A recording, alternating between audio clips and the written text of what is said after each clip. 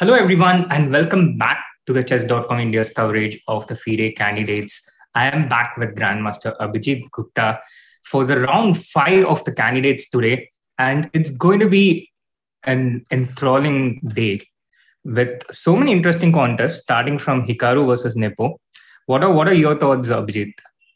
Oh, I think this is going to be a very juicy encounter, and we already know the history between these two. And Hikaru has always been a very tough opponent for Nepo. So I guess it's going to be a little bit tough for Nepo, but the form he is in right now, you never know. Like Nepo going always blazing, playing fast. And let us also see the standings first. Nepo is leading with 3 points, followed by Fabiano on 2.5 points, and then Jan Christoph, Richard, and Hikaru on 2, followed by Ding, Taimur, and Alireza on 1.5. Yes, Nepo and Fabi kind of pulling away from the rest of them. And as we have some pretty interesting encounters today, let's also have a look at the players' viewpoints from yesterday. Their interviews of Nepo, Hikaru, and their thoughts of their game so far in the event. Hikaru, it's great to have you here. Your game finished in a draw. Please take us through your emotions during the game. Yeah, I mean, let's just say I lost a game in the Rapid Chess Championship. I mean, I think already it's many weeks ago now, probably like 2 months, 3 months. But I lost a game in this Bishop G5 line to Fabiano, and then I looked at this thing that I came up with in the game, this whole H6, G5, Bishop E6, thought it was interesting.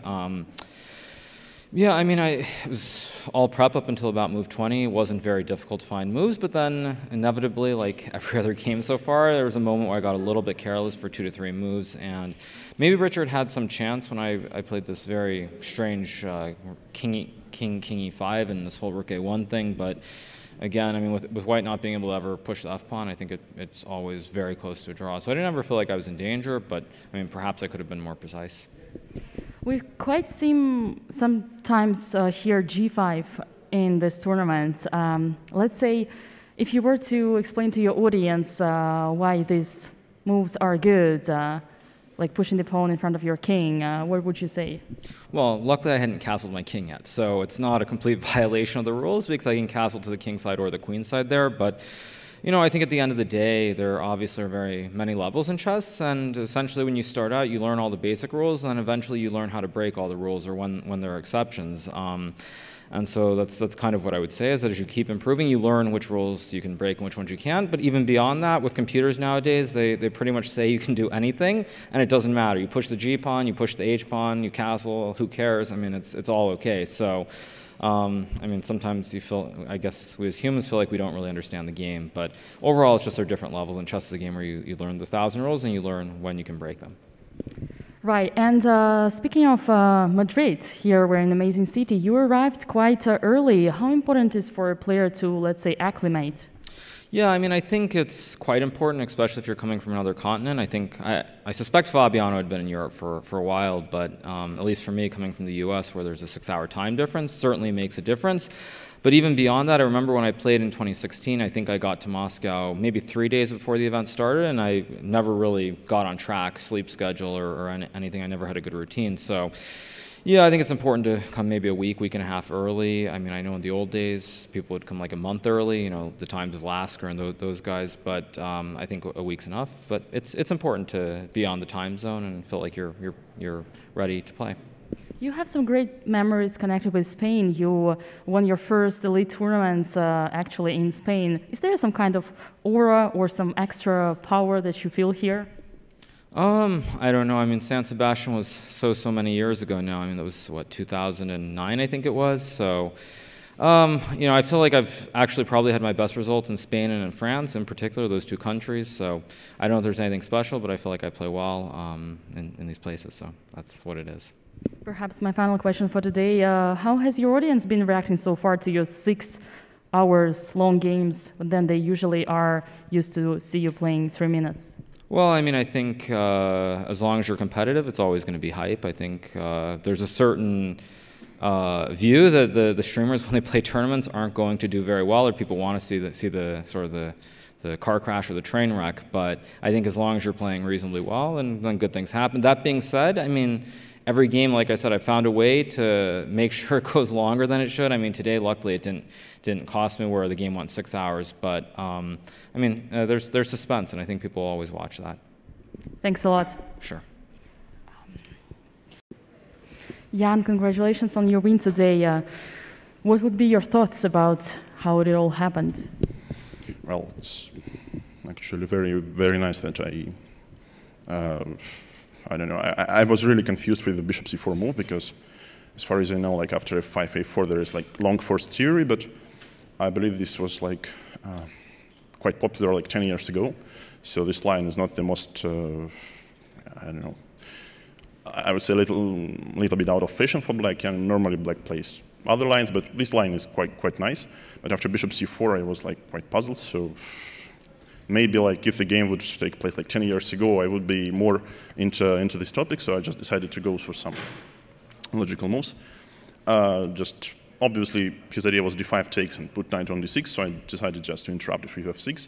I'm not sure if it's objectively good, but I felt like, okay, I just give a pawn, put my knight on g3, and at least I shouldn't be worse, as my like next 5 moves are very natural. So like knight g3, I don't know, some prophylaxis, maybe bishop h6. So I believe bishop f1 was quite unfortunate because, okay, he just develops me and gives away an important tempo, but I believe it should be analyzed with the engines here. In general, hadn't your opponent blundered the pawn on b4, would he be still suffering for a long time? Well, I'm not sure he just blundered it because somehow I felt he was quite desperate, but I obviously was expecting rook e5 or something. Rook e5, then probably I should go for something like d6, and then it's like a very curious position, so perhaps d6, if he takes on d6, it's like 2 minor pieces for a rook. And the pawn, and I mean, the question if these pawns like f7 and e5, if it goes somewhere, okay, black is okay. If they don't, I'm probably in time to take away like this b4, a3, like develop my king. So I mean, indeed, rook e5 was something I was expecting, but you know, other way was maybe to play d4 instead of king h8 and just try to play with an extra pawn. But maybe after bishop h6, I just go for knight d3 and I just try. I'm not even going to take the exchange. I'm trying to put some pressure onto e5. So anyway, it's very complex. And in general, many people were putting high expectations on Alireza. How would you rate his performance so far, yet only 4 rounds, but still? I believe he had like 3 games with black out of 4, so that's never easy. And I mean, there are lots of examples when you start like poorly, but then okay, you find your play, you find, I mean, the wind blows to your sails, and you start scoring a lot. So I guess it's too early to judge. And on another note, you used to be streaming quite some. Do you have plans to resume? Maybe not today. Tomorrow? Not tomorrow. All right. Have you ever fired a second? Why would you ask this? Great. Thanks a lot, Jan. Thank you.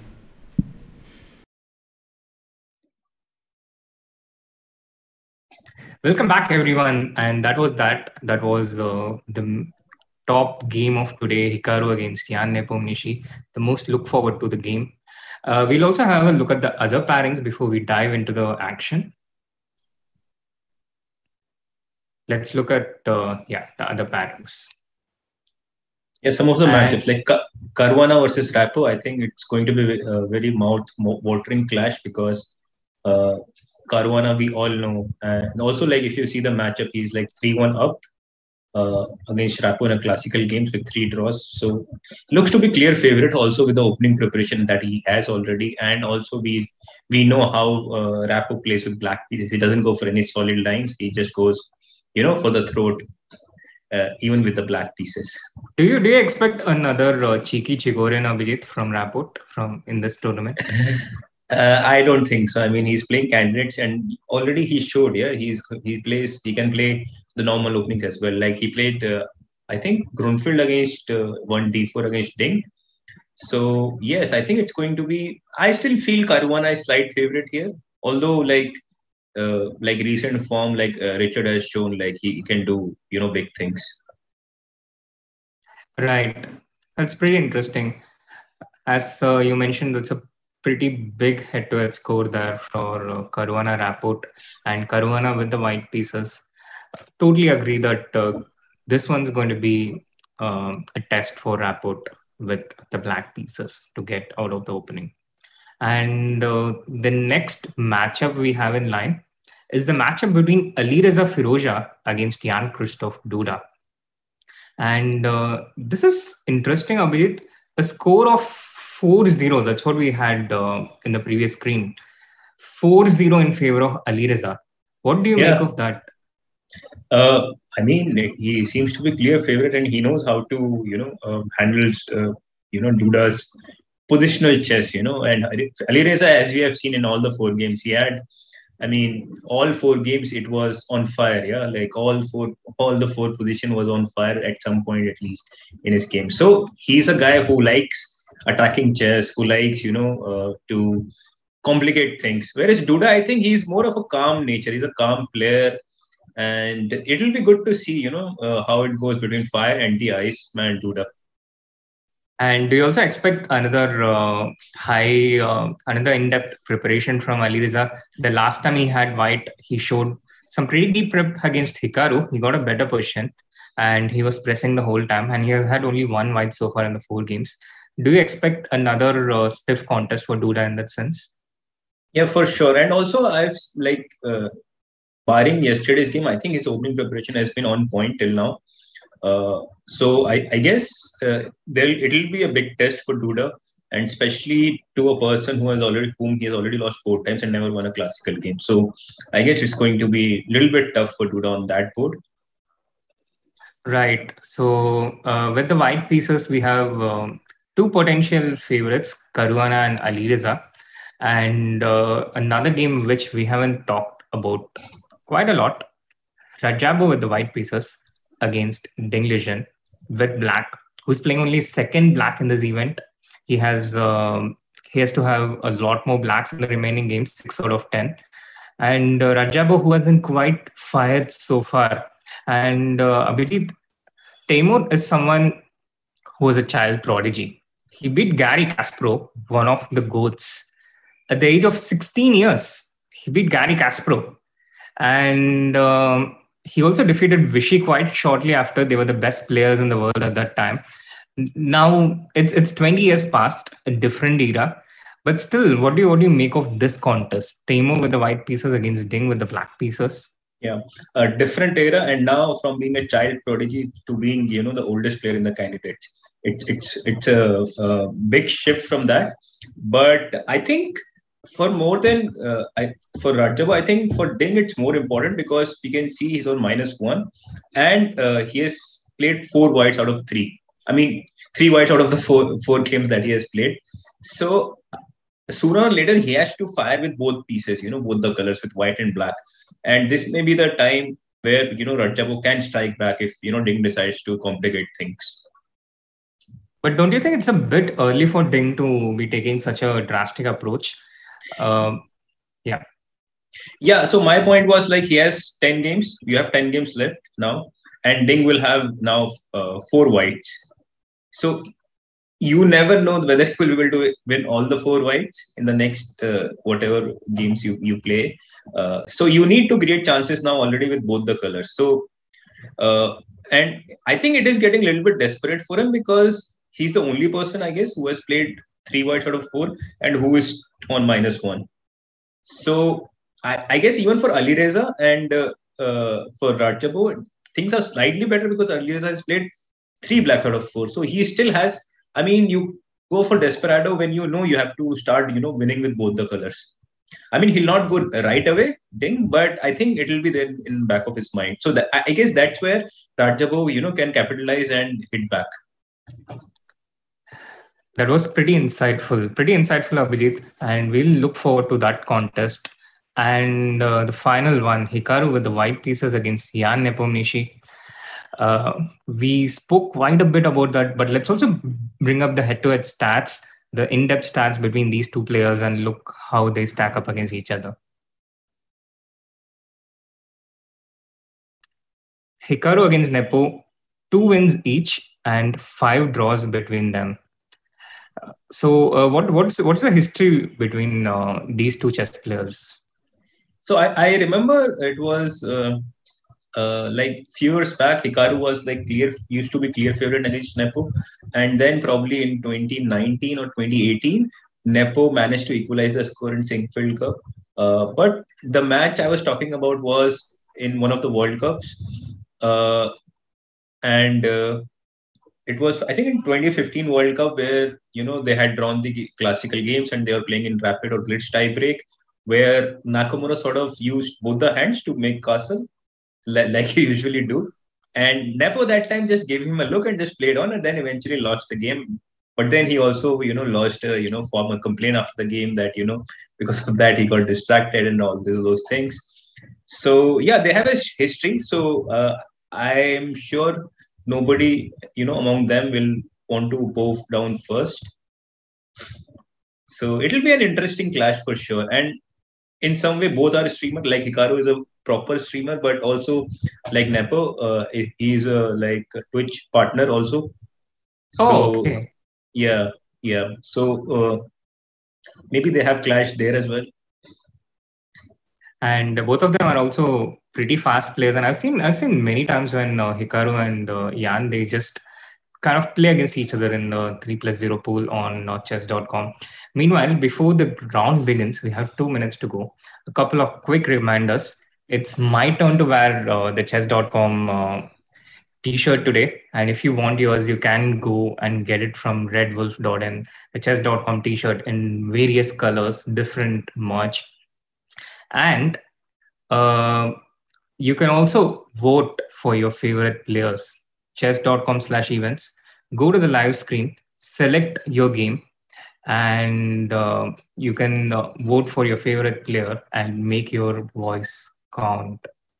And yeah, you can also find the link for the chess.com merch in the chat.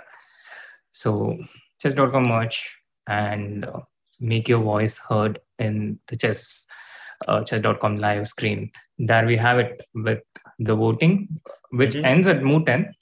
Yeah. So maybe you might want to have a look at how the opening goes before you make your vote. Yeah. No, let us just vote. Yeah, for just for the sake of it. Because whom do you want to win? You should not see the opening. That's where heart comes in rather than your mind. So I would rather vote right now, and I will ask you to do the same. What do you think? Who's going to win, or it will be a draw in this game? Sure, let's go for it. So, do you want to start first? Hikaru you go first. I'll also tell you what I think, but you vote on this one. I'll vote maybe on the next screen. All right. So this one I think is going to be a draw. Hikaru against Jan. I think Jan might get under pressure, but I think he will be able to overcome it. So I feel if Hikaru can dodge the opening thing, if the first phase of in this game, then Hikaru has a decent chance, of outplaying Jan. That's what I feel right now. But once you play a world championship match, your overall opening repertoire also becomes so bulletproof that it's very difficult to create problems with either color. So that is, I guess, the biggest concern. And I see, is Hikaru wearing the same jacket and the same shirt? Do you think it's superstitious or just he just carried one pair of formal clothing to the event, and he has to follow the dress code. What do you think, chat? And let's have a look at the other games, Abhijeet. So Alireza against Duda. Who do you vote for here? I think Alireza. I'll just go with the favorite here. Interesting. Radjabov against Deng. Okay, I'll pick the easy one. I'll go for a draw in this one. Right, that was easy. Yeah. And I'll pick the one for the Caruana Rapport. And I think it might. I just have a feeling Caruana might take this one. So, yeah, I would have also voted the same in this game. We are in sync. And chat, if you're also in sync, you can also make your voice heard. Chess.com/events and go and vote for your favorite player. We just have liftoff in the Hikaru game, I think. I see the first move has been made in the camera. I don't see the update yet on the board, but I think we have the first few moves. Meanwhile, chat, do hit that like button, subscribe to the channel if you haven't, so more people can tune into the broadcast. And we still await the first move here. What are your opening predictions, Abhijeet? Oh, I can already see. I think it's some sort of Petrov, if I can see on the camera. That feels because like I can see knight f6 second move. down. I can see the second move, and I see pawns are right in front of each other. So yeah, so it is a Petrov. So he took knight e5. And I wonder why is it not updating on the board. But as we await update, I guess we can have this this multiple board thing for a while, where we just see what are the different openings were played in the different games, if it is possible. Yeah. So another stat I would like to tell you about is that we all know, like, Hikaru is a professional streamer now, and he's been streaming before pandemic. Like, he's one of the first pioneers among many people who started it, and like you correctly pointed, like the pioneer. But also he's probably the only person who ever in the candidates who is still streaming during the candidates. Who's making content during the candidates? He's not literally streaming, but putting out videos. And not just during this candidates, Abhijeet, I think he's the first person in the history of candidates to ever do such a thing. Yeah. Also, did you know that he had arrived in Spain, I think probably a few days back, like probably a couple of weeks back. Just a couple of days maybe. So now we have this screen. So, okay, which one you want to go first? We have two Petrovs. Yes, we have two Petrovs, one Sicilian. But Abhijeet, if you give me the choice, which one I'll go for. Radjabov Ding Legend game. But I think we should ask the chat which game they want to zero in on first. And two Petrovs. Yesterday we had two Berlins. Today we have two Petrovs. Two of the most solid defenses against one e4. Are you a bit disappointed at that? Not really. I mean, Firouzja is not black, so we would have seen some Sicilian there. Right? Firouzja is white, unfortunately. But you see Rapport, yeah? Yes, so Rapport. And, again, he goes for some line which is not very conventional. And you don't usually see this line at the top level. But having said that, it's also completely fairly playable. And I don't think, anybody is better or worse for that matter. Right. The chat's quite divided. I see a Naka, and then I see a Caruana game. I see one comment, anything except Catalan. Mujhe ke toda. And there's also I think so. Which one do you want to pick, Hikaru? Let us try Abhijeet. Let us see your beloved Catalan maybe, because I've played few games with this move order as well, and right. So let's see which line he goes for. Actually, he goes for this d5, and also you are very well versed, this system, because I remember you also suggested something similar in whatever thing you have done before. Yeah. So I think the game continues with knight f3, b6, short castle, and here black has a few different options, right? You mean white? After bishop d7, castle, bishop d7, white has a few different options. a3, knight e5. I think two of the main moves. And aside from that, there are also a couple of other moves which I don't quite remember. You can take cd5. CD5, CD5. You can play basically every position with CD, ED. And then A3. Yeah, and I mean A3 or B3 or 95, like the moves you suggested, like 95 and B3. You could also include CD, ED also. This is another tab here. And yeah, otherwise A3, B4 is one of the ideas because generally black wants to play C5 to free himself up. So A3, B4 sort of restricts. So let us give them a sample line with CD, ED, A3. So bishop E7, B4, or somewhere bishop, yeah. So B4, yeah. And let's say black goes C5 here. And it's not probably the best move here, but just to illustrate why it is not. We take with the pawn. Let's say pawn takes and take twice. Take again, bishop takes. And now we reach a position where black has this isolated pawn on D5 and white can firmly block it with the knight, either with knight B3, knight D4, or with bishop B2 first, or whatever, works. And this will always be a slightly better position for white because black has, first of all, more pawn islands. White has only 2, black has 3. And the bishop on B7, because of the pawn on D5, has become a big pawn. Whereas our bishop will eventually develop on the B2, where it will be looking at this, this beautiful diagonal near the king. So this is one way to play this kind of position. Right.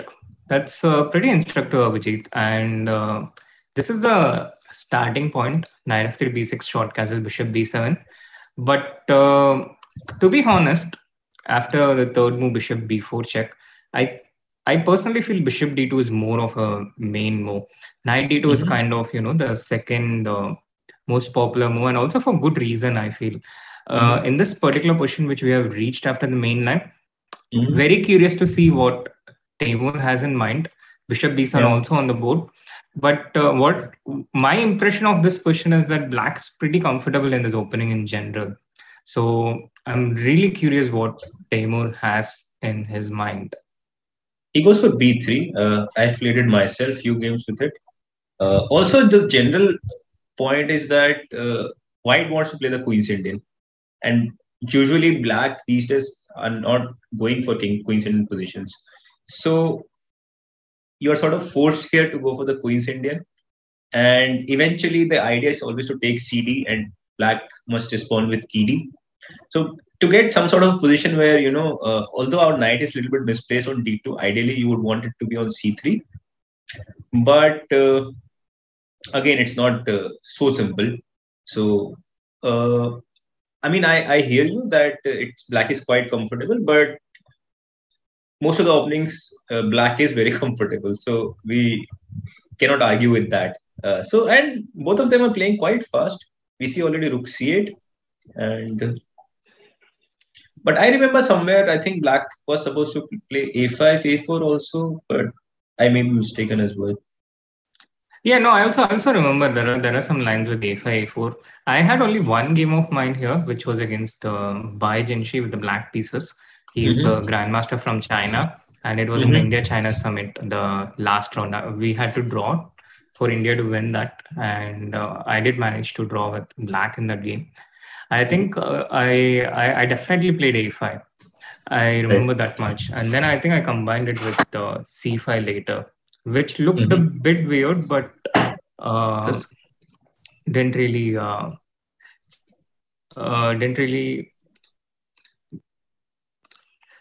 affect the chances for black. Meanwhile, I think, someone in the chat asking if the live position is stuck. It does seem like the live position is stuck. What we have in the analysis board is, in fact, the live position right now. And after playing rook c8, Ding has taken a walk, but I don't know where Temur has disappeared. No, I think it's the same, no? Live position and analysis board is the same position. So I guess... Yeah, it just got updated. Okay. And I have a fun fact for you, also maybe for the chat. Do you know what Ding has done what are his education qualifications? MBA? Do you know this, Srinath? Is it an MBA? Let chat also, guess for a bit, then I'll say the answer. That's interesting. But okay, sorry, it's not MBA. So maybe chat, you can write that off if you are going to go for MBA.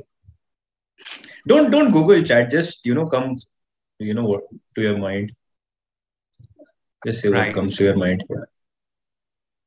Also, I have another fun. Sorry to interrupt you. Sure, you go on.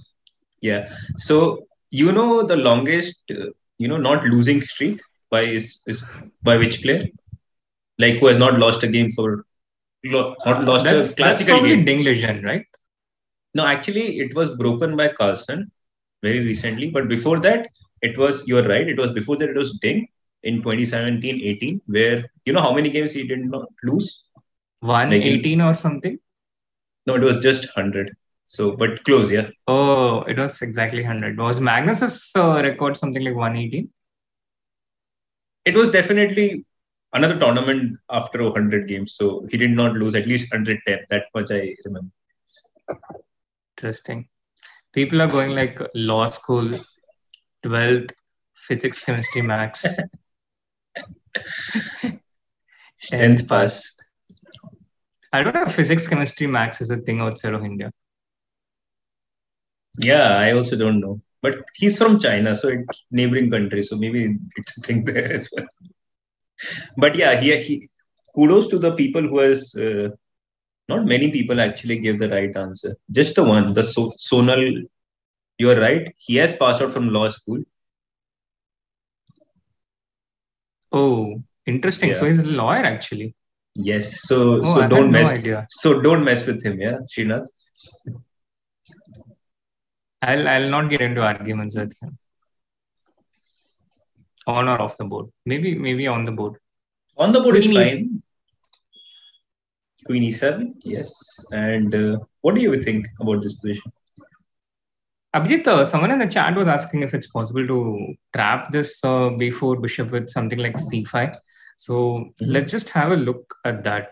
Why it's generally not a good option, because black always has the option to take on D2 in such positions. So you're never really trapping the bishop. Black will always take on D2, and you will just end up losing the C5 pawn. So C5 kind of just blenders away that pawn. And maybe a better version of it, maybe to first play knight B1, just to illustrate the point, and then go for C5. So let's say if black plays something random, let's say H6, yes, you can play C5. Pawn takes. We go A3. Bishop A5 is forced. And then we take DC5, and you cannot capture back because of B4, forking the knight and the bishop. And if you don't take the pawn, then anyway, white has, so much space. He has taken so much space, on the queen side. So I guess white would be slightly better. So an interesting idea. I see in the chat that Fabi has played somewhere G4. Oh, right at the start. Oh, yeah. Did you want to quickly change to that? Yeah, sure. Cool. So let's take it from the top, yeah? Yeah. The Fabi's game started with 1 E4, C5, knight f3, E6, the Sicilian defense, and 2 E6 is also what Rapport played in the first round against Jan-Christoph Duda. He got into quite a bit of trouble during that game, but he managed to survive and make a draw. And he repeats that, where Fabiano has probably sensed something.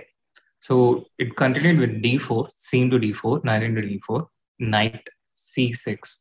And already we have a deviation from the first round where bishop F4 was played, which is not your most played move in this position.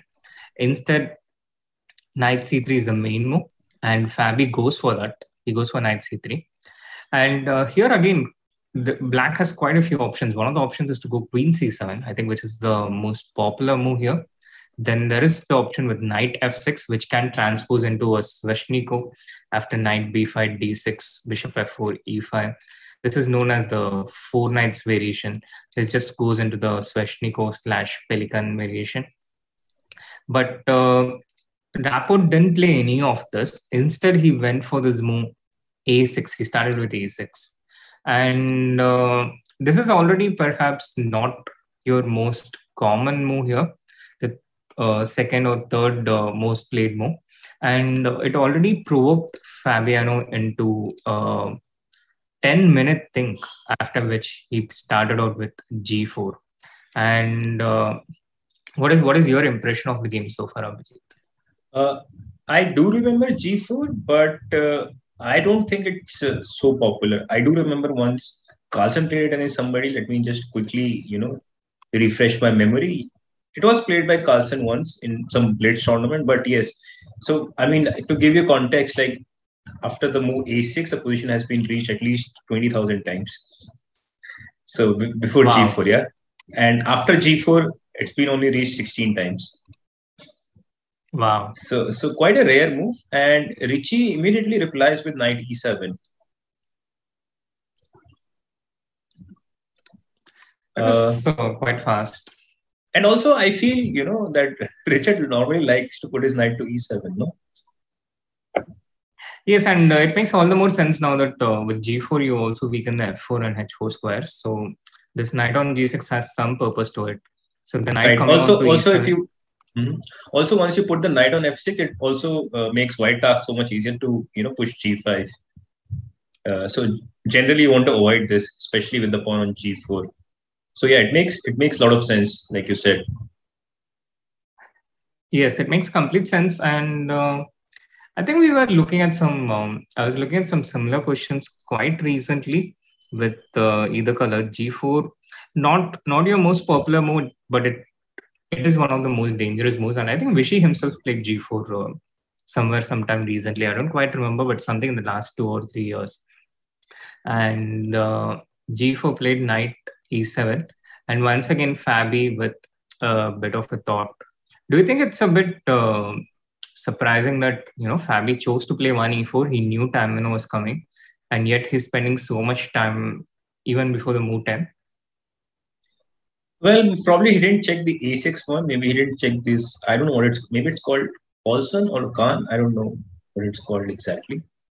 I remember Queen C7 is Taimanov, but with A6, I'm not sure. But okay, maybe he checked mainly Queen C7 because that is more popular.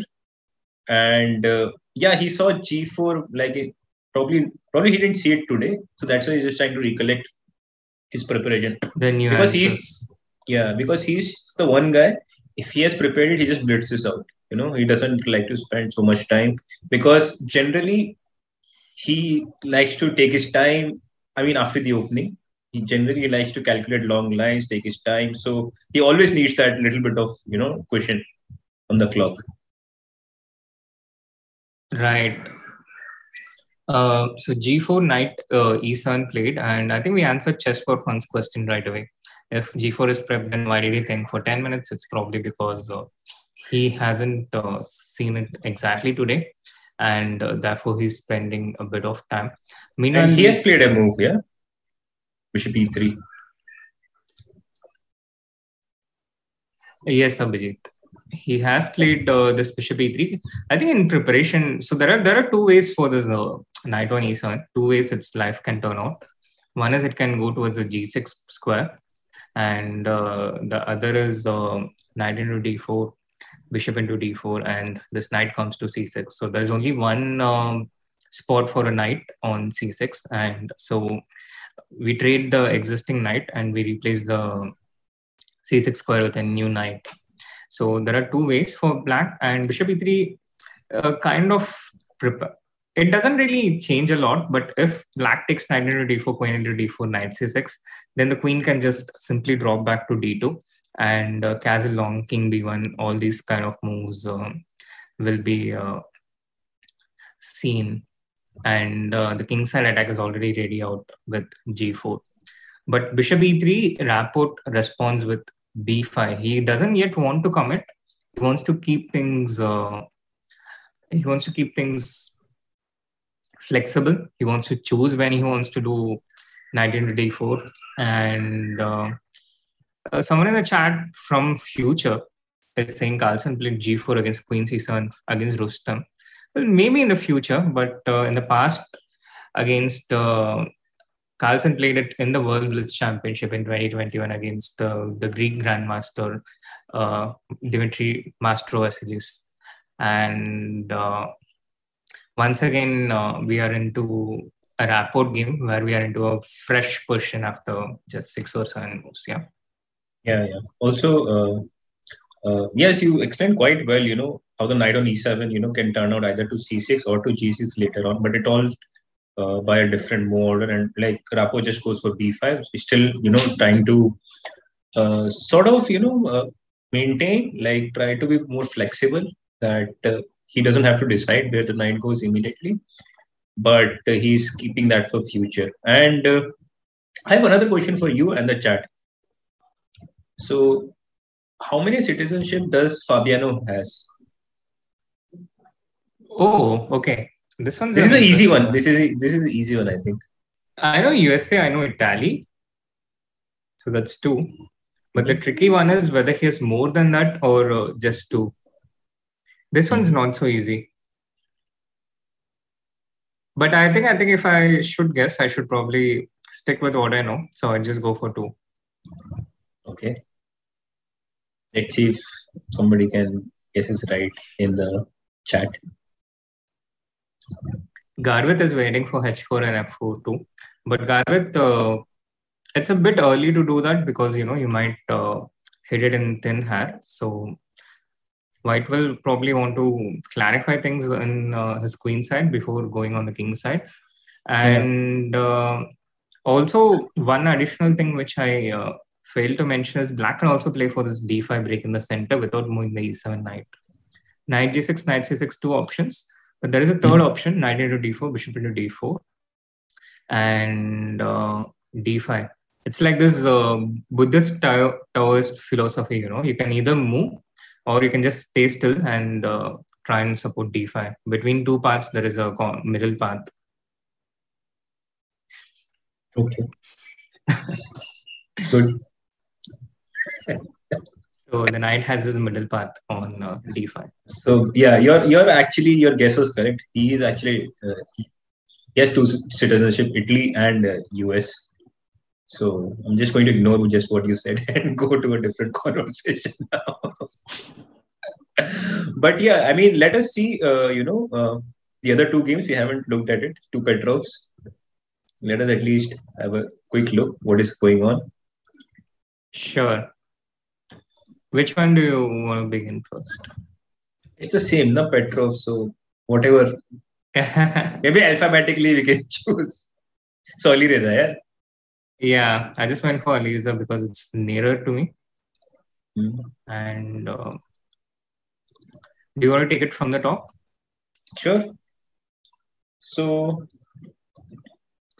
I think this has been getting quite popular. So e4, e5, knight f3, knight f6, and another. It's also called in Russian defense, but I guess we all know more like Petrov than a Russian defense. Yep. No? So yep. Knight e5, d6. Again, you cannot regain the pawn directly. So knight e4, there is queen e2. And so if d5, d3, and somehow you lose this knight, yes? But what happens to queen e7, Srinath, instead of d5? Queen e7, I think you just take and keep the pawn, right? Queen into e4, d6, d4. Right. I was not sure. That's why I was wondering. Yeah, I think this is one simple way of doing things. You just keep this pawn.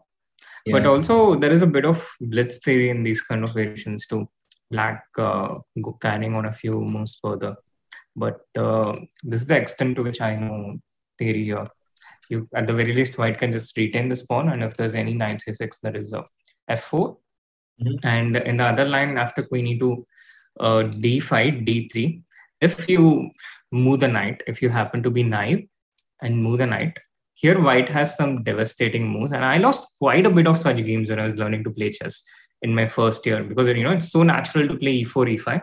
And then it's so natural to just copy our moves, opponent's moves. So I would just take knight into e4, and then when queen e2, I would just defend it. And then when the knight is attacked, I would move the knight. And then my opponent would play knight c6 check. And I would lose my queen.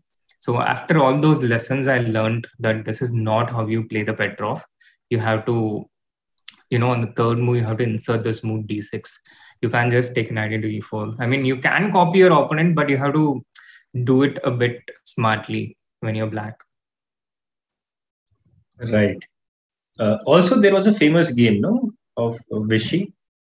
If yes, maybe Vishy against Liren. Let's put that on before he joins us today. So it was some knight into e4, queen, some bishop f5 related stuff. He played bishop f5 at some point, but where was it? Okay, let me quickly find it. So knight e5, he went. I think he went d6, knight f3, knight e4, queen e2, was it? And did he play bishop f5 here? Oh, this looks too naive, yeah. Yeah. And he was already like in top 10. He was like top 10 in the world, yeah. True. So, okay, till the time I figure it out, maybe we can see how the opening went. Arpan Mukherjee knows his history. He knows that someone spent 1 minute 43 seconds on that move. Oh, it was Zapata Anand. Yeah. I don't know. No, against Drave, I think it was, he thought for a long, it was Drave or it was who else? Yeah, it's not Smirin. No, where he spent Smirin, yeah? He spent like 1.5 minutes on the... Yeah, I thought it was Smirin. But it's all getting hazy and confusing, all these different memories of Vishy. No, Zapata was that 6th move. So I can show it now. So knight f3, d6, and knight e5, d6, knight f3 back, knight e4, knight c3. Yeah, it was knight c3 first. Bishop f5 and queen e2. And here he resigned because the knight cannot be defended anymore. And if queen e7, probably there is knight d5, I guess, yeah? If you try to defend the knight with the queen, then there is knight d5. So it can happen even to the best of the best. So, and Vishy's habit of resigning instantly goes all the way back to the 90s. Yeah.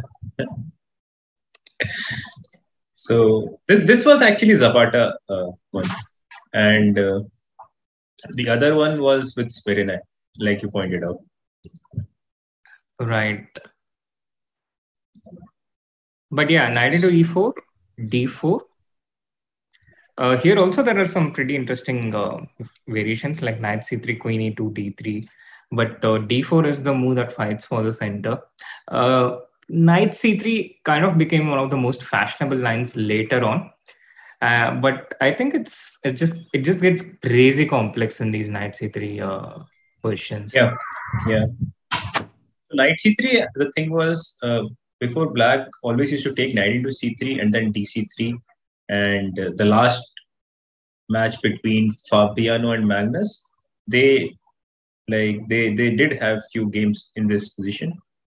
And but later on they also started playing for knight c3, knight f6, and which I found, so instead of knight c3, which I found at that point when I learned about this move was like, how can black play like this?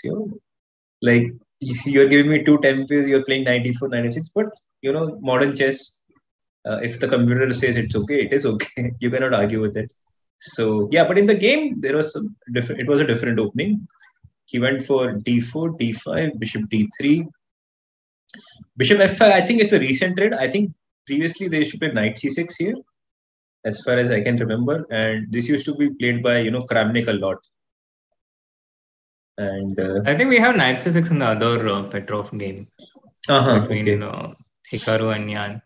But yeah, they played knight c6. They played bishop d6, which is still one of the main moves here. It bishop goes e7. Yeah, also exactly. Bishop e7. So there are many moves, and more or less all the moves are sort of okay for black. So bishop d3, bishop f5, short castles, bishop e7, rook e1, all pretty standard, I And guess. to add a bit more context, this bishop f5, bishop e7, this is a variation which Duda has played quite a lot, extensively. And I think this is one of his main lines against Petrov. So there is no way that Alireza doesn't know about this, or some that he hasn't anticipated.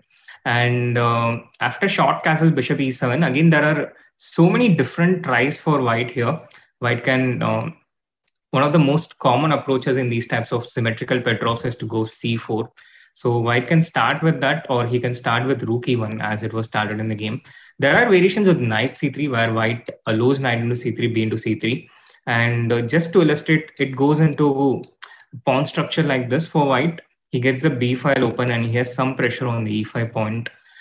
These are different variations where White always can set little problems for black. If black plays accurately, he equalizes, but white can try and push with a very slight edge. And there is the option to start with knight e5 and go for all these things.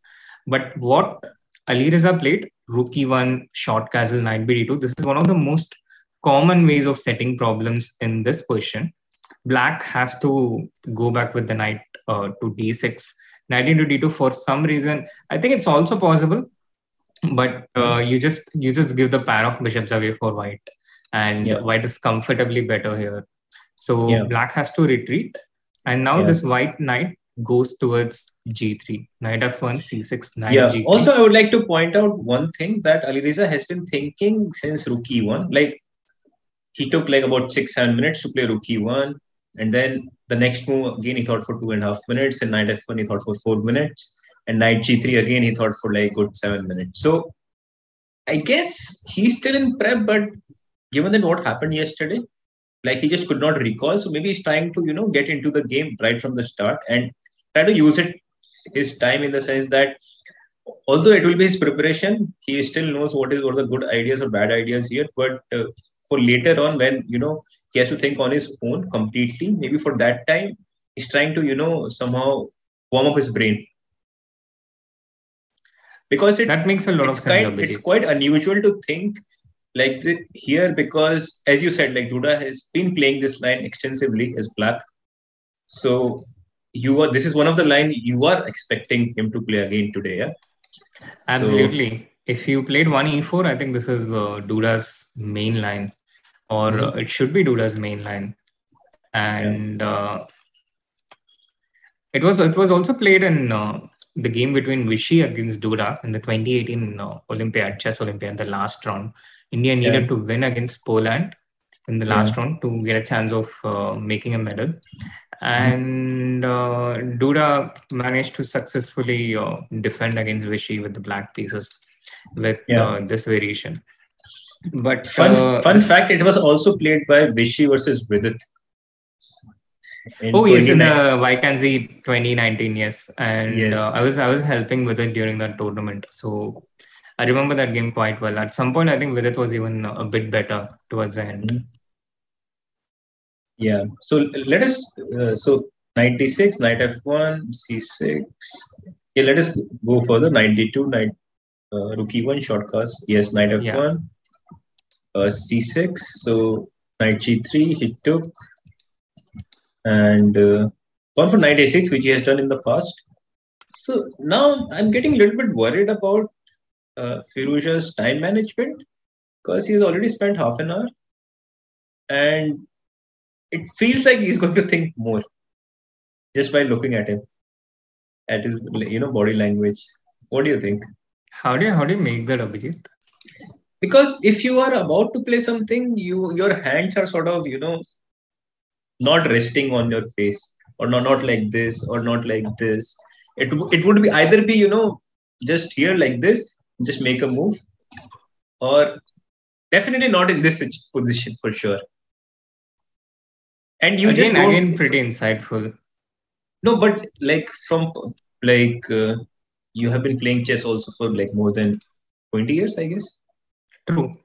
Yeah, so like you just don't immediately go from here to here. You put your hand first down and then you make a move. So he has played a move, and which is bishop d2. Yeah, I think he was clearly trying to recollect. Yeah, because again, what I can tell people is that Alireza is this was played between Idani against Duda, right, in 2021, and Idani is also Alireza's second in some of the earlier tournaments. So they definitely looked at this question together from the information that we have. And in that particular game, Idani went for b3. And also in, I guess, this question after knight f1, again, I don't exactly remember the details, but I think black starts with bishop into d3. That's the other option here. Bishop into d3. There are different options: knight d7, bishop d3, and c6, and it's been played approximately the similar number of times. So, your point was. So my point was, Abhijeet, when you start with c6, white also had this option of playing bishop into f5, knight into f, queen d3, right, which goes into exactly the same position where black plays c6, and here there is this one of the. It just transposes to the game if you play knight g3, but white has this additional option of starting with bishop f4, knight a6, and now h4 with the idea of knight g5. And this is known to be one of the more dangerous tries for black in this particular variation. You mean for white, yeah? Yeah, for white, dangerous, but also dangerous for black in the sense that it's dangerous for black.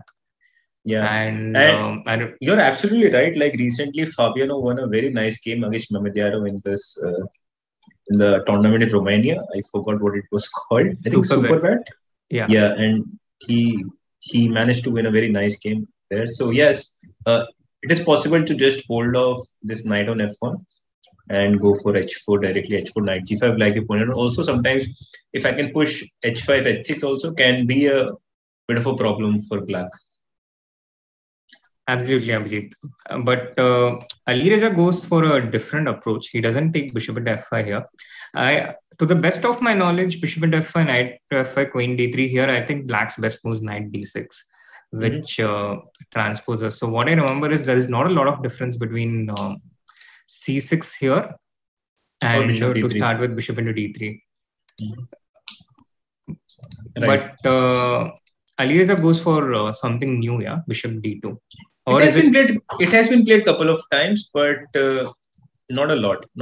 And to give you context that your idea h4 has been played many times, including the game I was talking about, and this one was only played by one of my friend who played it. It was Roland Projers from Netherlands, Grandmasters, and one of the 2200, which I don't know. So not a lot of opening theory here. So we'll see some excitement development, and I'm sure Duda will take his time here because for him probably this is a new concept, and probably it's good time to switch to the other pattern. Yes. Now we are getting more in sync. Oh, so this position, I think, if I'm not mistaken, this was played by Anand, I think. Maybe once or twice, maybe more than that. Let us just quickly go through what has happened from the start. Maybe we can start at this point, yeah? We have just covered maybe knight c6. We can start from knight c6, yes? Yeah. So knight c6, this is, I remember, I haven't played Petrov myself a lot, but the couple of times I played or I intended to play was this move, knight c6, for this line. Oh, okay. I didn't know you played Petrov. Officially, I played only one game, but unofficially, I've played many games. Like there is only one game published, which unfortunately I lost that game, but of course not with the not because of the opening. And so anyway, let's go through it. So knight c6, castles, bishop e7, c4, knight b4, all fairly logical. You want to drive this bishop off, and also knight c6 was sort of coming in the way for this pawn to come to c6, and try to hold up this important pawn in the center, which is holding knight on e4, this d5 pawn. So knight b4 is generally the idea, because you first want to play knight b4 and then sort of move the pawn c7 to c6, so that you can hold the d5 pawn together, which will also hold your knight on e4. So knight b4, bishop e2, short castles, knight c3. Another move which sort of white is trying to undermine, black knight, black pawn on d5. Black goes bishop f5, again trying to overprotect the square on e4, which is again very important, because once the knight goes from here, then white starts pushing everything back. You play a3, this knight also has to go back to some place. And then, white gets a little bit more space, and it could be slightly better. So bishop f5, a3 was played. Again, one of the main lines. Knight c3, bc3, knight c6, rook e1. Fairly logical. And now, I'm not sure what happened actually after that. Rook e1, rook e8 was played, yes? Yep. Again, the main move. And now rook a2 was played. And I'm being told that Anand has played this particular position more than 6 times. At least 6 times with rook e8. But yes, apparently rook a2 is a relatively new move. Well, okay, I'll tell you the main move was actually cd5 instead of a4. So the line was like cd5, queen d5, and now bishop f4. And if I'm not wrong, it was played in this World Championship match between Kramnik and Leko. And I think this was the first round where Kramnik actually bet Leko with the black pieces. And this match was also quite topsy-turvy. So first round, Kramnik wins with black pieces. Then the whole match, he lost 2 games, one with white pieces and one with black pieces, I think. So during the final game, all Leko had to do was make a draw with black pieces, which he could not, and Kramnik managed to win the game.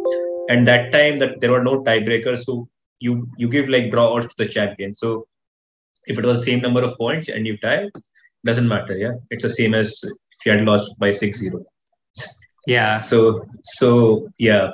And this was the most important opening back then for Kramnik. And I guess he was one of the pioneers who was playing consistently at the highest level, this opening, Petrov. True, Abhijeet. I think Kramnik was one of them, and Leko himself played quite a bit of Petrov during those days, right? Right. And the another move which I want to talk about, cd5, queen d5. I think, so bishop f4, rook c8. Let's go a little bit further. And to give you context, like why rook a2 is a move, like in general in such kind of position. So once Anand played this very good novelty with bishop f4, rook c8, h3, or has been played thousands of times, so we can probably go a little bit faster. So h3, h6, knight e2, knight a5. Again, I don't want to go too much into the detail here, but let's say bishop f3, which was played in the game, queen d7, knight e4, rook cd8, and now rook a2. This was introduced by Anand against Friedman, and it was a new idea. And the point was, like you were saying, like you have already pointed out, rook comes to e2. We don't care about the queen side anymore. We just want to give mate. So probably rook beat e2 and probably move the knight on the e file. There will be some pressure. So yeah, this could be the future, for the rook on a2. And this is one of the ideas behind rook a2 in the starting position without cd5. Maybe we can switch back to the game we have now. Yeah. Also, rook a2 has been played quite a number of times, and it was also played by Hikaru himself before against Jacobian, which he won a very nice game with.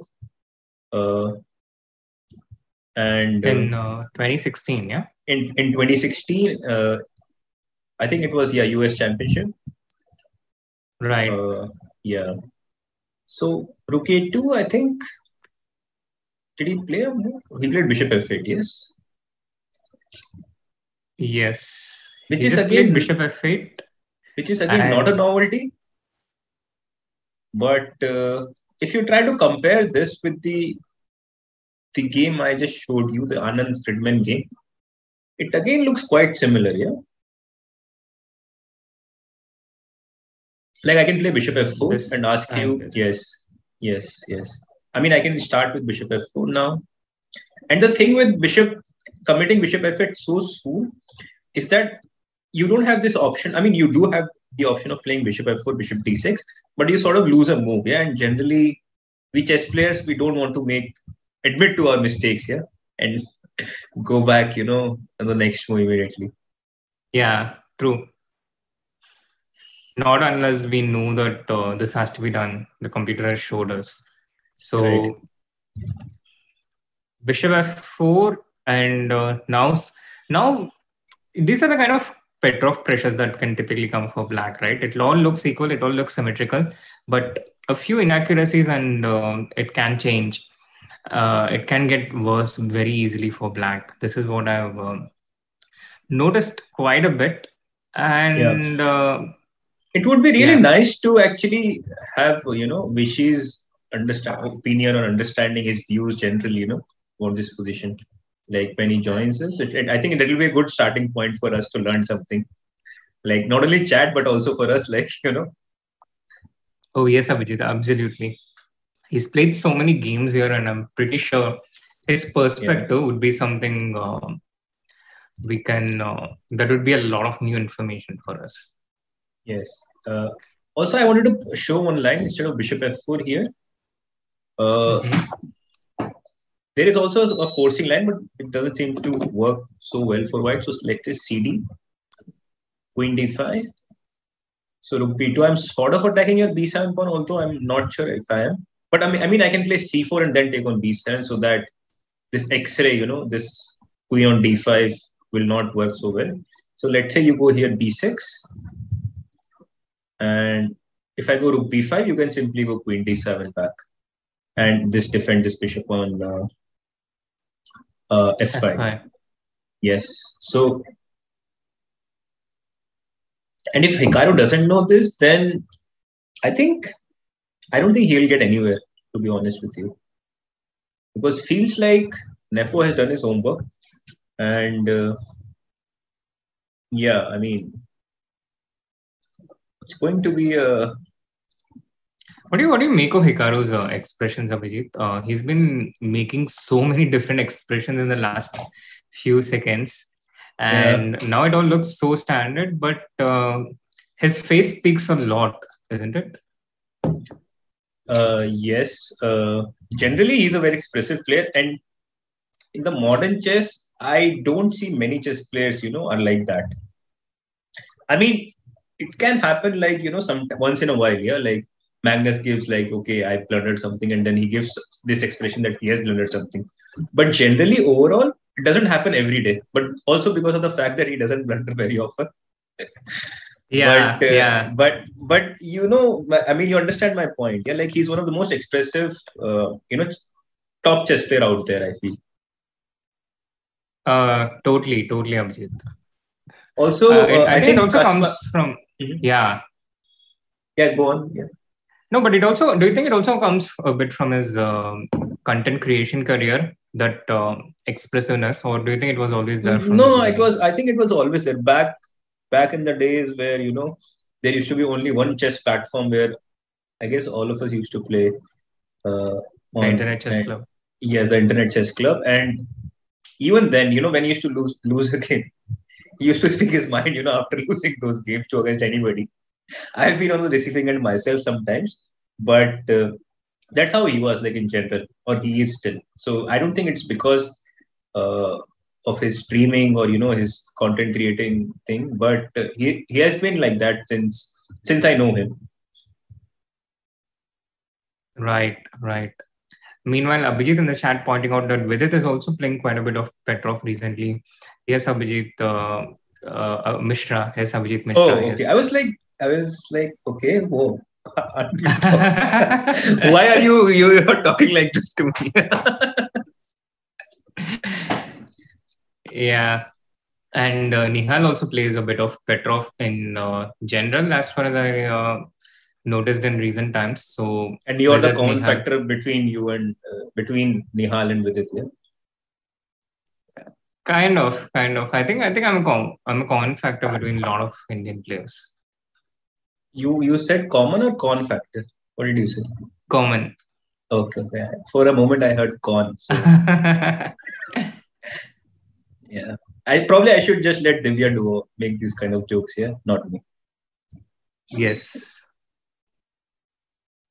That So would be. I think that would be so much more on point. So much more vicious. yes. So chat, if Divya joins the chat, be sure to hold my hand and take me through it, because it's going to be brutal for me. But I'm not sure what her exact schedule is when she's joining, if she's joining today or not. But we are going to see a lot of Divya in the candidates broadcast. Yes. I have another fun fact about, these two players. So like Nepo has been not only like at some point he was not really professional chess player, although he was very strong even like back then, like 2014, 2015. But he also used to play another game. It is like a video game. Not exactly. I mean, the people who play that game, they will actually kill me if I say that it's a video game. But you get my point, yeah? But which game is it? Yes, that is what I want you to guess, and also our chat to guess. Is it? It's not Counter-Strike, is it? No, I mean, should I say or not? I think we can let the chat guess for some time. I'll also guess for some time. Yes. But when you said, when you gave this clue that people will kill you if you call it a video game, then there I got stuck. Because even FIFA, you cannot call it but what do you call it? Like generally, this online game, what do you call it? Esport. Oh, yes. Yeah, I call it an esport. Okay. People are going like Dota, Hearthstone, and I see two Dota. Yeah? Like two people have. Yeah. There's a lot of Dota out there. Yeah. Civilization? No, actually, it is Dota, and okay. Yes, and he's like back then, probably in the last decade, he was like his team had won some actually professional tournament also in the in Dota. So Shainik says he's a semi-professional. Yes. Also, like at some point, I knew like he had given an interview in Russian, and he was very thankful, for some people had sponsored, his laptop and all this, and it was also for Dota, yeah, not for chess. So long story, yeah, like, and also he's like my age. He's just 1 year younger to me. So like, generally, yeah, all this. If they're around your age, like how these people are generally, because you're seeing them like since your childhood. Have you also ventured out into any other esport yourself, Abhijeet? Not really. I mean, I used to like FIFA a lot, but my problem was I was so addicted to it that I had to give away my PlayStation, because that would be the only thing I would be doing if I have it at my home. So yes, I mean, it is fun, but it was also very addictive. At least for me, it was. Interesting. Talking about chess grandmasters playing video games, I think Wang Hao is also another big professional who plays, at least who used to play quite a bit of esport himself. I'm not sure what is his current status on that now, but he played in the candidates in 2020 and 2021, and he's one of the top players out there, rated about 2700. But I think he had announced retirement from chess some time ago, but he still continues to play, yeah? Yeah, I'm also very well aware of that. Even before this candidates which you are talking about, he had said that, I'm retired, sort of. but I'm going to play this event. And you always see him, once in a while that he comes and plays, and sometimes also wins the super tournaments. Yeah, I think I relate with most of those parts except the part about winning super tournaments. I also kind of call myself retired / semi-retired, but it's so hard to stay away from playing tournaments, I think, in general. Yeah. So yeah, let's do a quick roundup. Let's see what all 4 boards are going on, how it's going on. So we have a lot of action which has happened. But I guess before we dive in, let us just take a very, very short break. All right, chat. We'll be back after a short little break. But meanwhile, get those likes over 100 and do hit that like button. Subscribe to the channel if you haven't. And we'll be back just in a minute.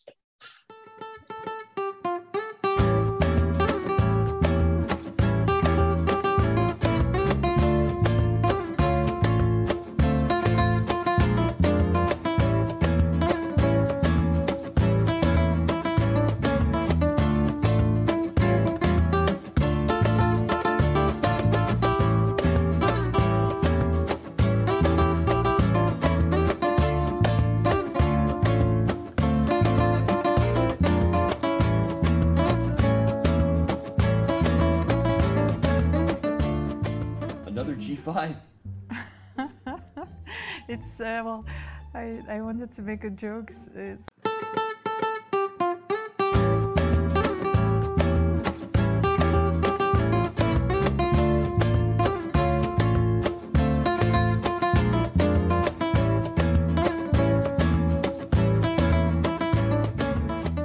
Another G5. It's well, I wanted to make a joke. It seemed that Hikaru spent like some time at a camp, where he was trained to be a gladiator, but in some kind of chess dystopia, with no pawns in front of his kings, so this like happens again. So right as you said, Hikaru spent time at a camp training to become a gladiator. Perfect timing. He looked at the camera as if he heard and kind of gave a little bit of a nod as if confirming that he heard you. He's like, you're not.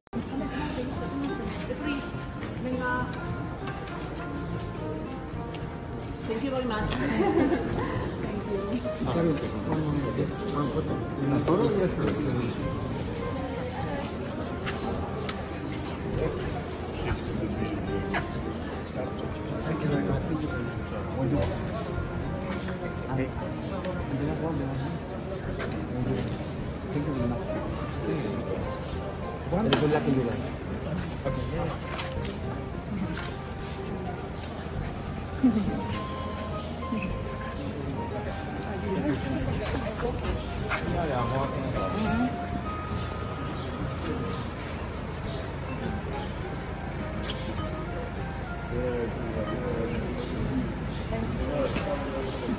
I love Hikaru. Yeah, thanks.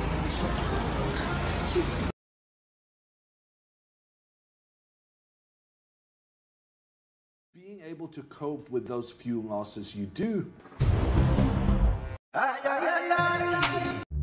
is incredibly valuable. And sometimes you don't even have to believe what you're saying.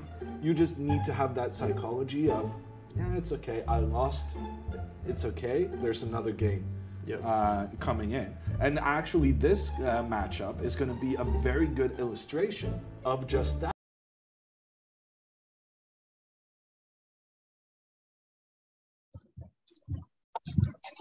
Welcome back, everyone, to the round 5 of the 2022 FIDE Candidates. And let's dive right back into the action. Let's have a look at all the different games, the positions which is on right now. We have 2 Petrovs today, 1 Sicilian and 1 Catalan. Talking about Catalan, it's also the birthday of one of our people in the chat, Anshika Catalanwani. So happy birthday and shout out to Anshika. And these are the positions on the board right now, Abhijeet. Yeah. Okay, then let us dive right into our beloved Catalan first, maybe. We haven't looked at it for a while now, and I'm getting FOMO, So we had left, I think, where did we leave actually, Srinath? I think around this point B3. That's usually the point where I leave everything. But yeah, we saw a couple of moves more. Yeah, I think we saw till Queen E7, if I remember correctly. Yeah, we saw till Queen E7. And not a lot has happened since then. But I think Queen E7 already, it makes it clear that black doesn't want to allow white to play A3. A3, bishop into A3, bishop into A3, queen into E3. I guess there is some rook A1 here. The queen has to go back somewhere, rook into A7. So yes. Can white still play A3 after queen E7? I think so. It is still playable because this sort of exchange is in white's favor. Because let's continue with this. Bishop A3 takes. No, I mean. Oops. Oh, you go back, yeah. Also an option, I think. Bishop A is also an option. Yes, but let's try to be more, forcing concrete. Yes. So queen A3. Let's go rook A1, and I think queen E7 or queen B4. You have. But I don't think it matters so much because I'll always have rook A4 and you don't really want to put the queen to C3 if you go queen to B4, yes? Right. So anyway, queen E7. Rook A7. Yes. And now, what do you play? I guess rook B8 or what is? Yeah, rook B8. Because bishop c6 somehow it's unguarded and you are never too comfortable with this bishop, right? Maybe I can just play queen c2 here and again ask you what are you doing, with this bishop. True. Existential questions for black. Yeah. And let's say if you play rook b8 instead of bishop c6. Now I was thinking if we can take cd here. So you cannot take with the bishop because c7 pawn hangs. And if you take with the knight, then probably I have much better center control. Maybe somehow maybe e4 could be a move. Not sure exactly, but generally you take with the pawn in such kind of positions with black. And here, I don't know, either queen c2 or maybe first e3 can be a little bit better for white. Yeah, it certainly seems so. It certainly seems a little bit pleasant for white here. So I think that was a critical and interesting point where Timur actually chose not to go in the direction of A3. He chose to go with something like E3 instead of A3. Yeah. And curious why he did that. He also seemed to have spent quite a bit of time before E3. He spent close to 15 minutes and then decided to go in direction of E3. But A3 looked a lot more principled, and if queen E7 doesn't really stop it, maybe we are just missing something around this point. Or maybe, it's what we discussed yesterday. What we feel is a slight pressure for white. Maybe they think it's totally comfortable for black. True. E3, C5 happened, and now I'm really puzzled by Timur's decision, because here at least you should play A3 to claim something. Yeah, you want to get the bishop. If he has to go bishop A5, then I never mind playing A3. No, A3 is always a useful move because you eventually want to play B4, and because let's say if you go bishop A5 after A3, maybe I can just take CD, yeah. And now again I'm posing this problem: how do you capture it back? If you capture like in the game, then I can simply play knight C4, I guess here. Like if you capture with the bishop, and now you don't want to get rid of this light square bishop. And if you don't get rid of my knight, then knight A5 is a big problem for you to face. So, absolutely. So at least, maybe this would have been a better move order. And after E3, C5, I think he took it directly. CD5, bishop D5.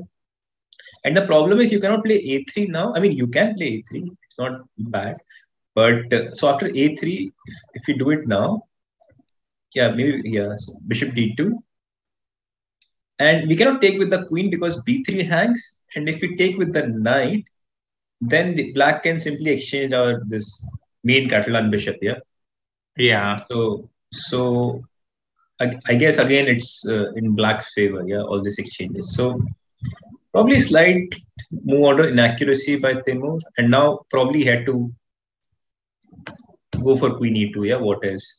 Or do you think he is still in his prep? Because it can be tricky in the sense that cd4 is a move, but I think I would still play bishop d2, yeah, just to be sure. Just to not, cd4 I was wondering actually e4. That's why for a moment I was like, maybe he can be in his prep, yeah, because e4, you have to go back with the bishop. Let's say bishop a8 or b7, one of them, yeah. Mm-hmm. And a8 because, somehow bishop is protected there. But yeah, bishop b7, e5, or bishop a8, e5, yeah, whatever. And you go knight d5, I guess. And I don't know how to evaluate this position. Like, I can play bishop d4. And I mean, I do enjoy a little bit space here as white. And my plan could be like knight e4, h4. And it could get a little bit dangerous for black if he's not careful here. It's not completely equal, yeah? Yeah. I mean, it looks 0.00, but it's not totally 0.00 in practical play. Yeah. So, well, Lepo is thinking, do you want to go to another game? I mean, he's thinking quite a bit. Sure. I think one of the more interesting games right now is Caruana against Rapport, where also there is not a lot of action going on, but the position is on fire right from the beginning. And we were last at this point after bishop e3, b5.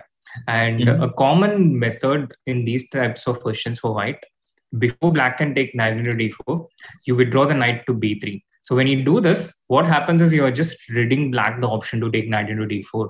You're just not allowing black to take this knight d4, get the knight to c6. And you start with knight b3. Black chases it anyway. He insists to trade that knight so he can get the c6 square or even free the d5 square for the bishop on b7 in the future. So he goes for knight a5, queen d2, in accordance with the plan we discussed earlier.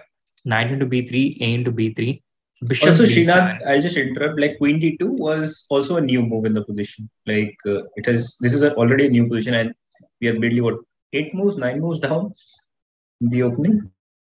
Oh yeah, it's just a 9 move. I think so 9 moves, and we already have a new position. So queen d2 played, yes. No, he first took a into b3 and now bishop b7. Yeah, this was a little bit strange to me because usually I've been taught like since my childhood that you should never initiate exchanges, you should not never exchange on opponent's turn. So for white, I would be very happy. You improved my pawn structure. My pawn is going towards the center now. And yeah, somehow I would actually start with bishop b7, then knight b3, but okay, he has played it. So let us not delve too much into it. So a b3, bishop b7, bishop g2, and knight g6, yes? Yes, with the idea of the knight getting onto h4. And I think this was already an interesting point. If you can even start with f3, something like or f4. Yeah, even f4 I was thinking, but f4 allows d5 here, and this is f4 also allows b4. Yeah, e4 hangs in some lines. Quite simply, true. Yeah. No, I think either f3 or bishop g2 both has its own advantages and disadvantages. But let's see, he played bishop g2, knight g6, and we have this position. Yeah. I was thinking, let's try to do it direct. Yeah, let's see if we can just castle. Long, I mean, yeah. Knight h4? What do you want to do? Knight h4, I wanted to play bishop g5, bishop e7, bishop h4, bishop h4, and just f4. With the idea to play e5 next. And yeah, maybe get knight to e4 later on. Basically play against his backward d7 pawn. It might feel like by playing long castle that I want to, go for the throat. But I'm actually playing quite positionally after that. Right. And knight g6 long castle, if I start with bishop e7 to avoid this. Yes, you can do that. So instead of knight h4, bishop e7, yes. Now I just think maybe I can just remove the rook somewhere, maybe rook e1 or rook g1. My idea is like when you go knight h4, I have this square to go bishop h1. Maybe rook g1 because you want to play g5, g6 here. And rook on e1 is not really doing much. I mean, it's matter of taste. Yeah, I'm not entirely sure which is more precise. Right. True. But it just gives the time for white to get this rook to g1, yeah. And knight g6 long castle. Yeah, I think this variation is likely how the game is set to go, Abhijeet. But also important to note that with black, you don't want to just focus on white's king. Go for some queen a5 related line, b4, start with b4, or even start with queen a5, because then you get checkmated in one move, queen into d7, and it's already checkmate. So queen a5 might seem tempting, but it just loses instantly, and you might want to be careful here. So long castle, knight h4. Long castle, and if bishop e7, we have this rook e1, and if knight h4, we have bishop g5. Looks like. Mm-hmm. Also, I'm not entirely sure how good it is because let's say after knight h4, bishop g5, this line which we were seeing earlier, bishop g5, bishop e7, takes on h4, we take back. So f4, yes. So let's say I just castle shots, and maybe g5 can be a problem or not. I don't know. I don't think so because you already have f6, right? Yeah. So let's say what else? I can go e5. Yeah. But then now g5. When you play f6, d7 can be a potential problem because e6 becomes a weakness now. Yes. Maybe g5. I can go e5 also. Just trying to undermine this pawn on g5. Right. So this could be some problem, I guess. I mean, I feel black is okay here if I can sort of bring back my bishop. And if e5, I was thinking maybe you can just take on g2 and maybe go f6 like you were pointing out for g5. And somehow it feels like black should not be that much worse here, or even like slightly worse. Right. I think black has counterplay here. Yeah, black gets counterplay because I guess you have to take ef6 and bishop comes to this long diagonal, and both sides have their chances here. So I guess Fabi is going to decide whether to castle short or long. Maybe it is a good time to switch back to some of the Petrovs. Or one of the Petrov. Once again, which Petrov do we start with? I think maybe go for the Alireza game because there has been quite a bit of movement in this game. Mm-hmm. We are last at this point when Alireza had just played the bishop to d2. Mm-hmm. And when black played knight a6, the obvious intention was to reroute this knight from c7, potentially to greener pastures. So black played knight c7. And now after b3, rook e8, c4, I believe we are transposed to the Idani Duda game already, didn't we? Yes, we did. And after c4, Duda is thinking still, which is, I mean, okay, Firouzja has already spent an hour, so that is more of a surprise to me. than Duda thinking right now because he has already played this position. Or maybe he got tricked into this position. What do you think, Duda? Maybe for B13 move B3, he had something else in mind, or what?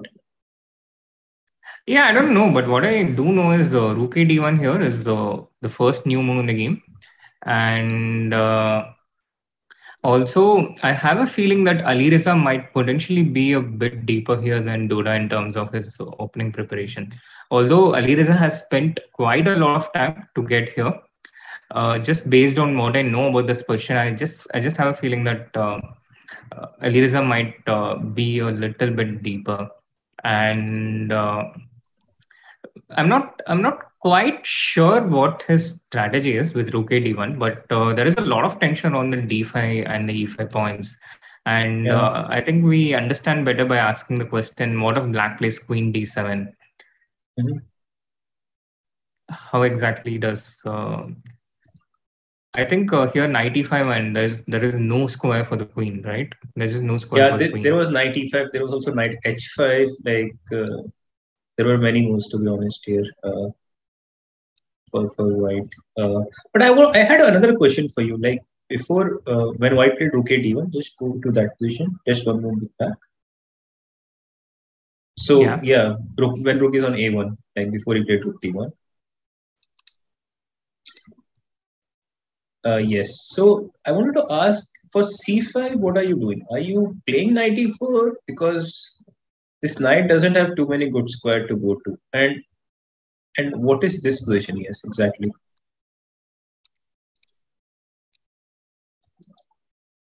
Here I'm not entirely sure. Do you get this pawn back after Knight E6 straight away?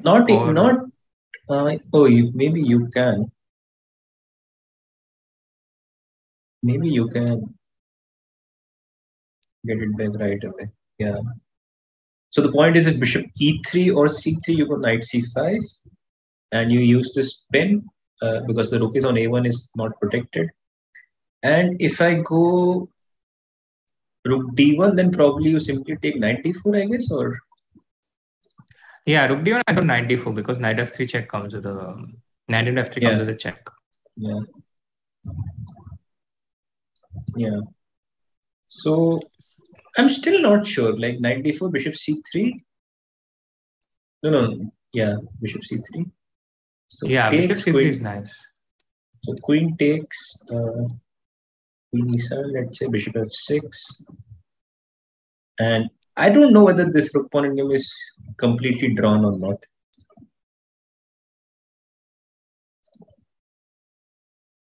I'm sure GF6 is for sure slightly better for me because you have a weaker king. And this endgame, I'm not entirely sure. Let's say Rook D7. And again, the difference between the rook is clearly visible. Like white rook is so much active than black. So my question was like, if you cannot take the pawn directly as black, do you still go for Knight D4 and claim that you have enough play against, my weak pawns and you have decent squares to put your knight and queen into? Yeah, I think so. I mean, Knight E6, Rook D1. Let's say Queen D7. This question, yeah exactly. I maintain a blockade on D5. As long as white doesn't get D5 so easily, I think it's not so easy to prove an advantage here with the white pieces. Right. Also, I cannot really move my bishop here after Queen D7 because you again have Knight C5 because the rook on D1 is also not protected. So maybe you're right in the sense that black can still, fight for the compensation in this position. So yeah, I mean, this was one doubt which I had, like in general, I do think these positions black gets pretty decent strategic compensation for the sacrifice pawn in this structure. I could be wrong, but as far as I know, this position with rook into e4, queen into e4 is not a lot for white. Okay. So let us go to the position which we have now. It's called rook a1, which is again a little bit strange to me. Like you could take rook e1, no, as black, and you would take back with the rook, I guess. Yep. And just some move. Yes, G6 looks like a useful move in general for black. Controlling F5 square H5. Oh, he has taken the rook. He has taken rook E1 actually. Right, rook into E1 on the board. I expect rook into E1 to be taken back pretty quickly. And after G6, how do we increase pressure? No, but I think the thing is after G6, you have to be careful with this knight coming onto these squares. Yeah, yeah. And in some cases... but maybe 95, 96, yes? Like, and I say, okay, how do you move this knight? D4 is always hanging. Yeah, right.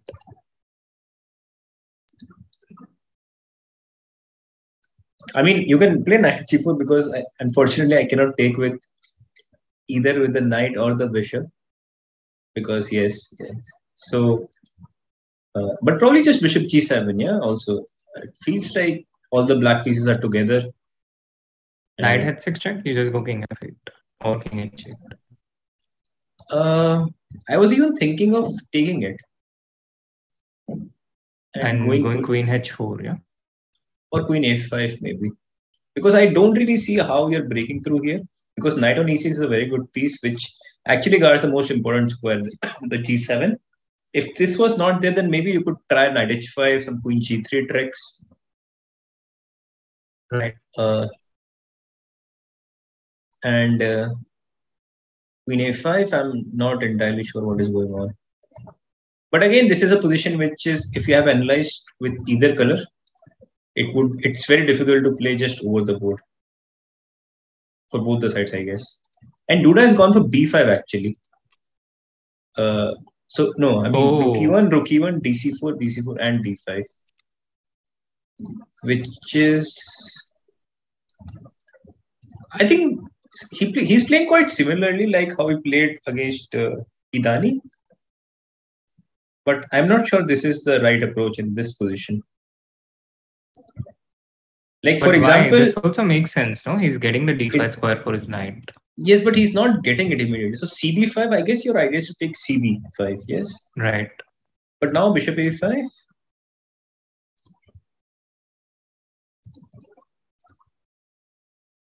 Queen d7 is a move. Maybe knight c4 is also a move. Queen d7, you want knight d5? Yes.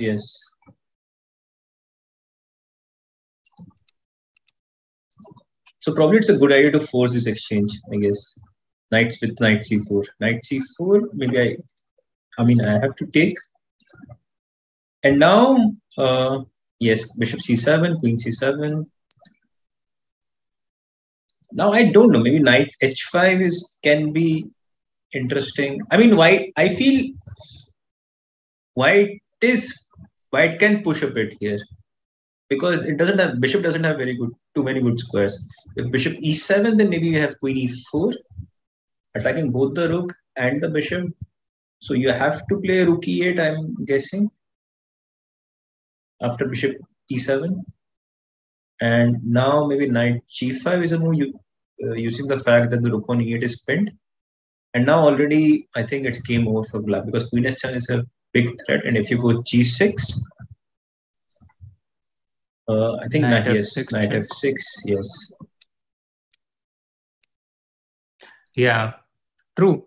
Bishop a5 is a concrete spanner in black's plans, after which it's not so easy for black. There is certainly a bit of pressure for white here. Yeah. Also, why I'm going for this concrete line chart is because I see black is coming to d5. Like once he lands his knight to d5, then I think it's going to be like little bit difficult for white to equalize the game, right? You have outside passer, you have good blockade, you have decent minor pieces. So unless if white can do something forcing or something fast, then otherwise it's going to be a big problem for white. And that's the reason I went for this line, CB and bishop a5. That's actually a pretty good point, Abhijeet. And with that, I think we can have a quick overview of the different positions in all the games before Vishy joins us. Mm-hmm. And We haven't looked at the F1 second. played. Rook F. Oh, In Caruana's game against Rapport, he played yes, rook to F1. yes. I saw at the corner of my eyes, but I was like, yeah, I think the idea is pretty similar. Like knight h4, he wants to play bishop h1. Yeah. That's why rook f1, and maybe also it helps you to play f4 later on. So it makes perfect sense actually. Also, he didn't like the line which we were actually discussing after knight h4, bishop g5. That's why probably he didn't go for long castle. And what is happening to Hikaru's position actually? So c4. We left it around rook a2, I guess. Yeah. Yeah. Rook a2, bishop f8, and then he took on d5 and played c4, I guess. Yeah. Yes, c4 and queen e4 on the board. Mm-hmm. And yeah, and I think here Vishy would be the perfect person to explain the position and guide us in this particular position, having played so many games here already. Yeah. And I think the Radjabov Liren game, we kind of hasn't changed much. Let's put it that way. Exactly. I think we were on point there that Raja isn't really getting anything great out of that game. And the other game, Firouzja against Duda, it looks like White can get a slightly better position with bishop a5. With that, we'll be back after a short little break with the legend himself, Vishy Anand. So stay tuned, don't go anywhere, and we'll be back.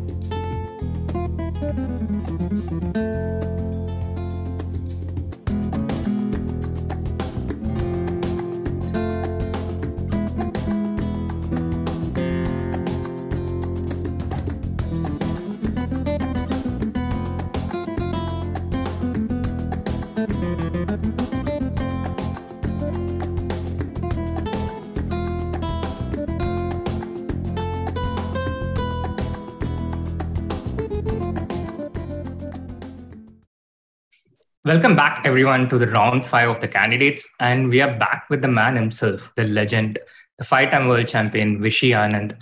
Welcome back again, Vishy. Thanks a lot.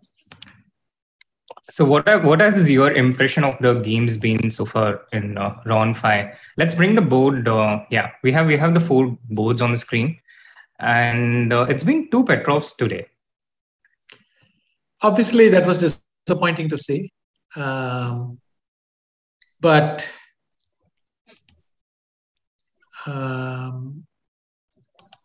I think even in the Petrov, you can expect quite some struggle these days. So should be interesting. And talking about Petrov, Vishy, I think this there are a couple of games, but I think we have a critical moment in one of the games between Alireza and Duda, where perhaps you could take us through a bit, starting from this point onwards. Knight a6 was played, and here after b3, there is already a game between Idani against Duda, and Idani has been known to work for Alireza. So good chances that Alireza has already discussed this particular position, and Duda in particular, he plays a specific line of Petrov. And the first question I had was that Alireza took quite a bit of time getting here already, and he spent about an hour to just reach the point of move 15, move 16. So how do you think the preparations went around, and what can you tell us about this particular position and variation?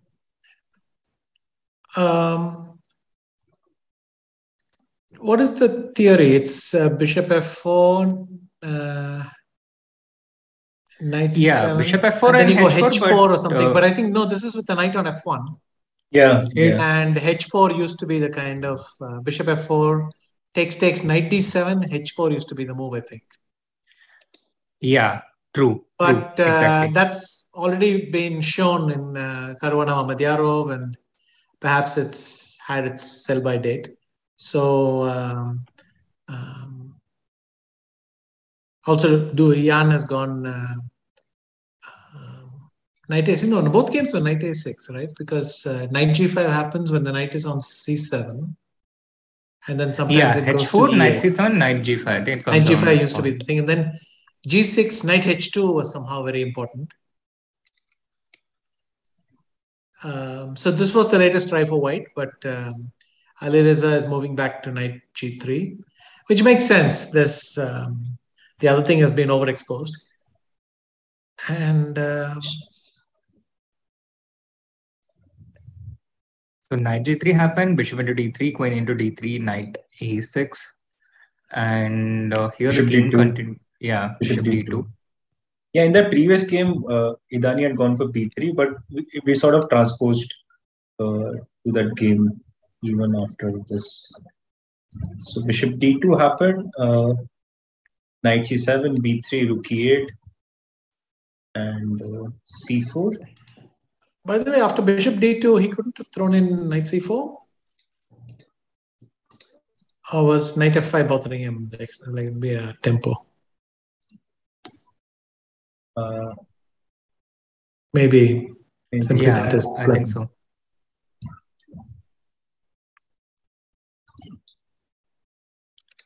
But yeah, also he had played something very similar against Idani with the similar setup, knight c7, and then going for b5. So maybe he also wanted to stick to his zone of familiarity with knight c7. And also I was curious what happened after b3, rook e8, c4, bishop f6. And at this point, what if white goes c5?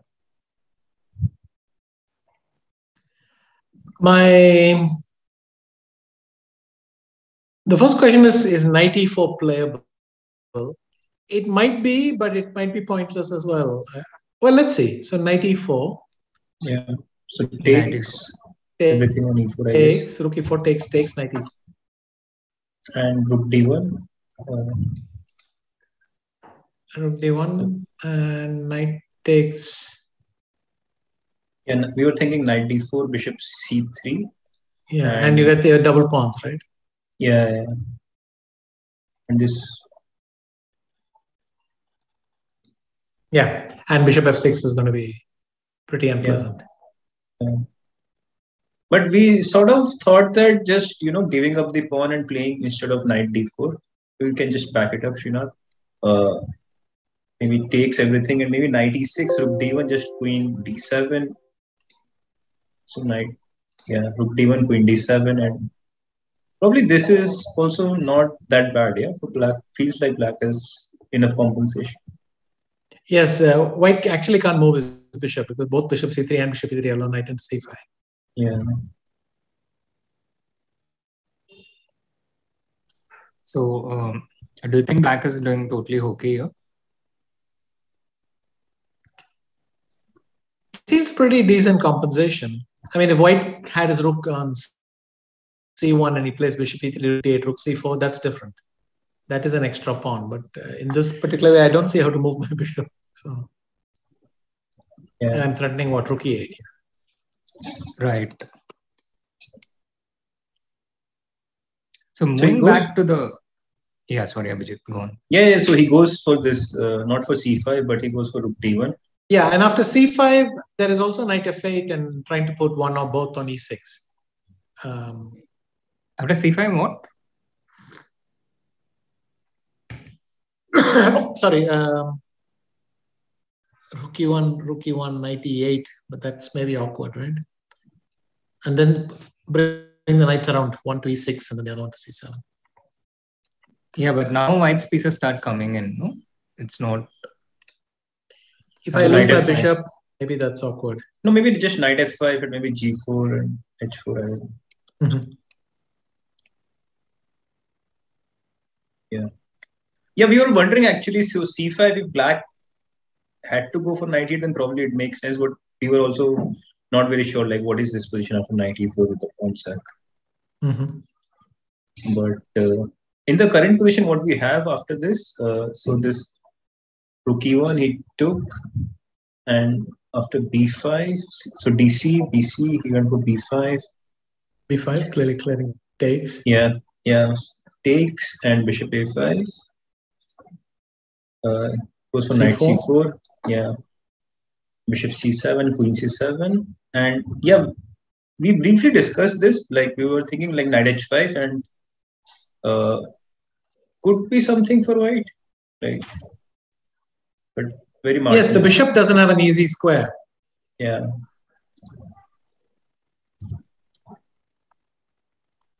So maybe queen d6 or queen d6. Yeah. Queen d6 looks normal, I guess.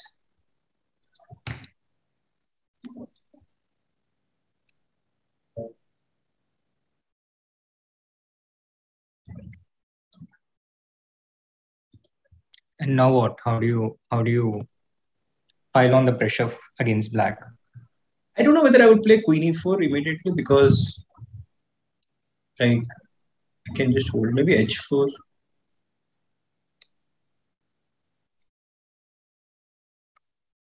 H6 maybe. Unless you're going to claim that g4 is possible.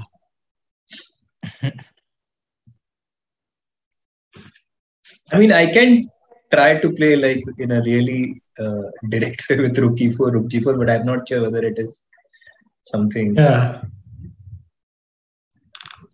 great. But yeah, rook e4, queen e2, maybe some.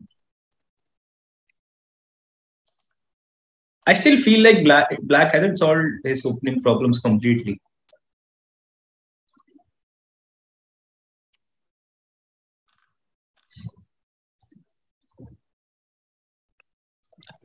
Rook e4. To me, it looks like white needs a miracle to actually squeeze something out of this one. Once again, it's a bit thin to me.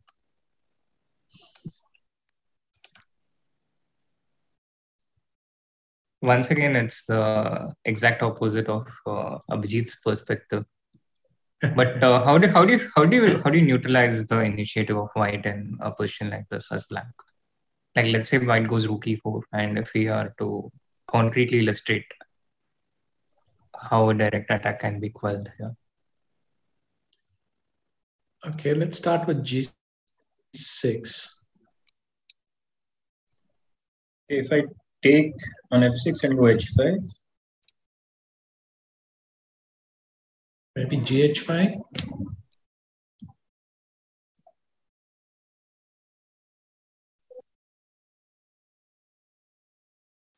There is just too few pieces to bother black here, yeah? Yeah, that's true. The counterplay is coming very fast on the other side. Well, at least I have also all the knight squares. D6 and rook C8. Yeah. Let's say I go rook H4 here. Queen G6. So Queen E2.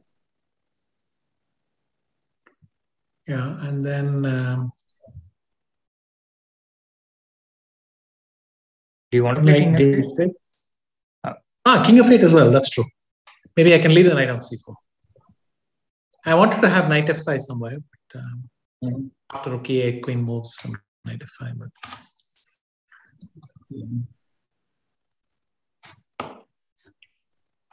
I have a move like Queen E1, but probably you can just play A5. Yeah, just going for some cheap tricks. Yeah.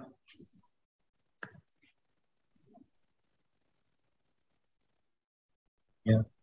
Okay, he's gone knight E4.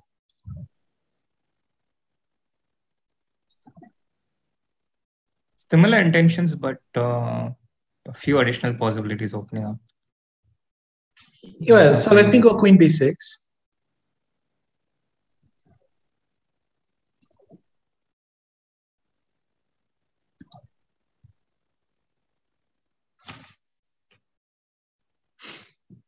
Yeah.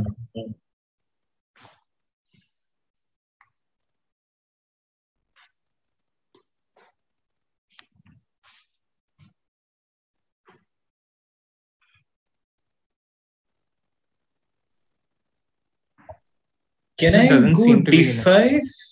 D5 and just try to... But now I could play Bishop E7.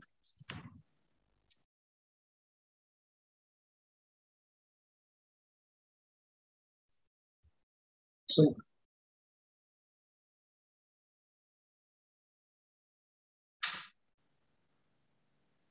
And probably after knight G5, you simply take and play Queen G6 or... Yes.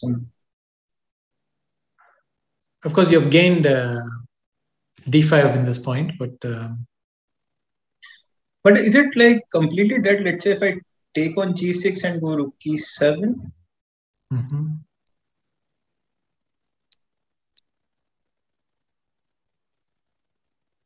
Yes. This seems a bit unpleasant, yeah? Knight D6. Rook D7, rook E8, maybe. H4 or F3? Yeah, one of them. F3 okay, something, yeah. Or G3, some move, yeah. Yeah.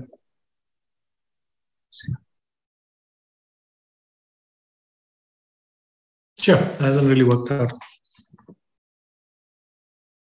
Maybe then Queen H6.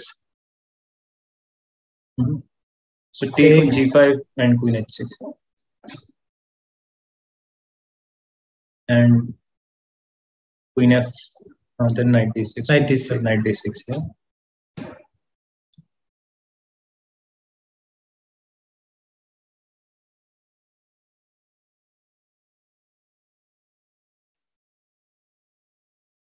Yeah, maybe, but still somehow not. Let's say I go Queen G3 here.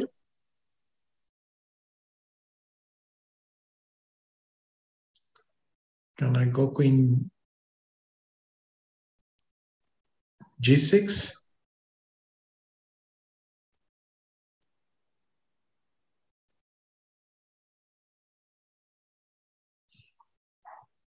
Yeah. Yeah.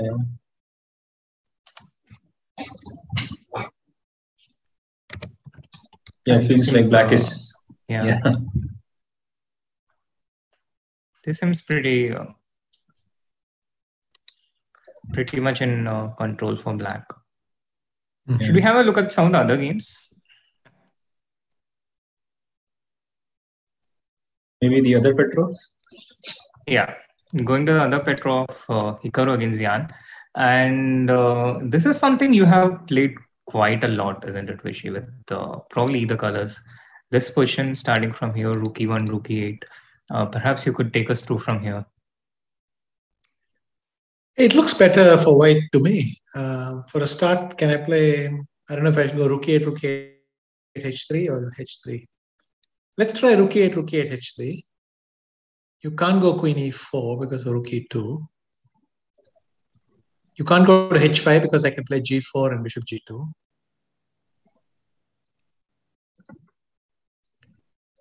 And I think that only leaves queen g6. And I was hoping that knight h4 takes f5 and then bishop e3 might be a little something, but maybe rook d8 is just strong enough.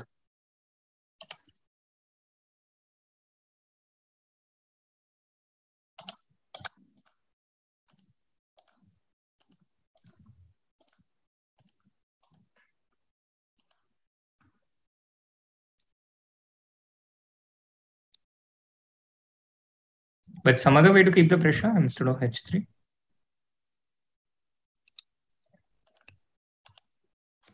The comp shows a pretty good evaluation here for white. Okay, let's try and figure it out. And it doesn't like queen g4. Oh, it wants to go queen b1 or? Queen g4. Oh, in fact, Hikaru has gone on h3 here. But his thing was to do it without taking on e8. So maybe that's making some difference. Maybe he wants to play d5, yeah, and knight e5. Yeah, and push the knight aside. Right. Actually, yesterday I realized that Hikaru showed quite some strength, mental strength. I mean, I would, I'm not sure what the arbiter was looking for, but but scanning his purse at the very least must be quite irritating for a player before a game. But he managed to not be too affected by it. So full marks to him for that. And he also struck back instantly after losing in the first round, yeah? Yes. So he lost in the first round, he made a game review, and then he came back, and then he won the second game. I think Hikaru's always had the strength that he can, even in a tournament that's going badly, he can generate some late wins. So while maybe other people have switched off, he's still fighting very hard. Would you say that's quite the opposite of Jan, who's known to be a very strong starter, but after a setback, Magnus pointed out that after a setback, he finds it very hard to immediately get back. Right. Yeah. Also, coming back to this position, like, how does black play here? Because it feels like white. Well, he is getting pushed back, right? No, this is seriously better for white. Yeah, how did we get here? Like, can you take us through from around this point, rook e1, rook e8, where I noticed that you had played quite a few games here with either colors. And, but I went bishop f4 here. I don't think rook e1 is rook e8 the main move. He can't play knight a5 because of cd5 and c4. I think. Yeah. No, I think rook e8 is the main move here. Like, it has been played like thousands of times. And the second move is dc4, but it's already been played by a couple of hundred times. So this was the famous Karpov-Potish, right? Bishop c4, bishop d6. Bishop g5, queen d7, knight h4, knight a5, bishop a2. Wasn't it this position? Bishop a2? Yeah, it's the exact same thing. Yeah, in fact, then it's also my game with Adams from Delhi. Wow. Yeah. And to give context and I think Pottish. Chat. It's a nice game. We can show it. B5 here. A4, A6. AB, AB. Yeah. And now Knight F5, Queen F5, Bishop E7. Yeah. And goes Rook FB8. Rook Fe8, and now G4 happens. Yeah, Rook FB8 actually. Oh, okay, G4. And if Queen D7, then Bishop takes F7 check, King takes F7, Rook takes A5, I think. Wow. Yeah. Beautiful. Rook takes A5. And you get Queen D3 coming. Yeah. True.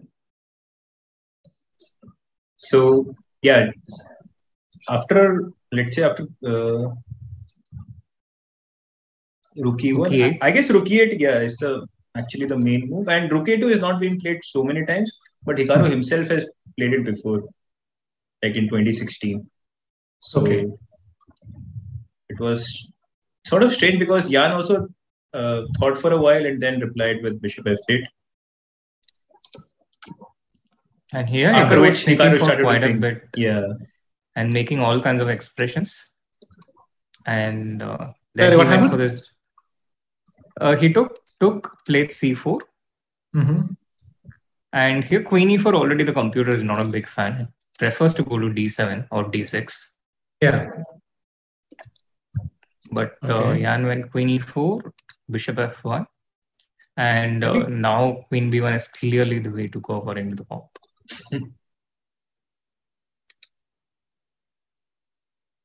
Queen G4, and now after H3, Jan seems to be in significant trouble.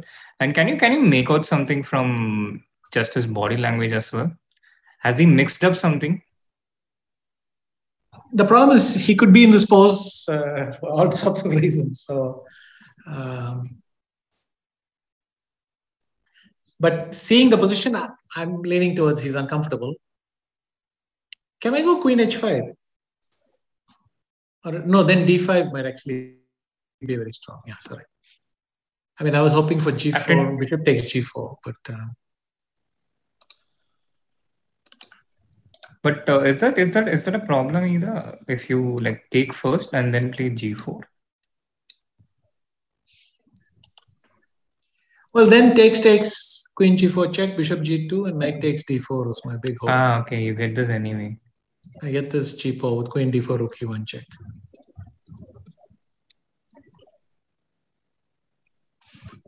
But if I take on E8 and play D5 first and then go G4 after your knight is moved away, you have nothing. So you'll just be a piece down. You mean right here, D5? Yeah. But knight D5 anyway?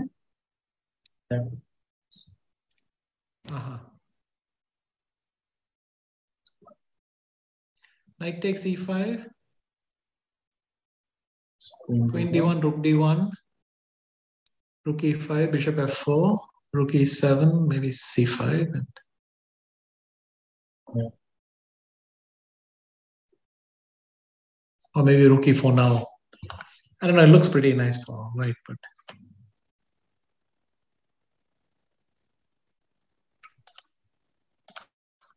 But what's the point? Rook E4? You can just take here and play Bishop D3 if you take. Yeah. C5. Rook D4 then?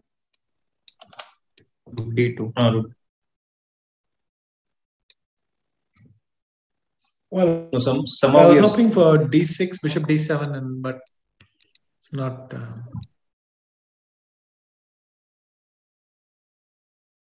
Oh, can I play Rook B2 and Bishop B5? Seems so. In which case it's impossible to defend for black, yeah, against the D pawn. Yeah. So this is also trouble for black after H3, Queen H5, D5. Yeah. So my impression is Rook A2, you cannot meet by Bishop F8. There's something else, but good question. What? Maybe Knight A5, maybe it's possible.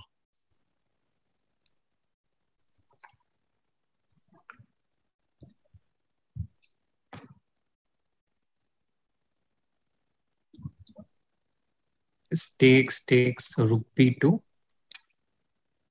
Probably something, yes, C6. No, A6 or C6. A6. Or...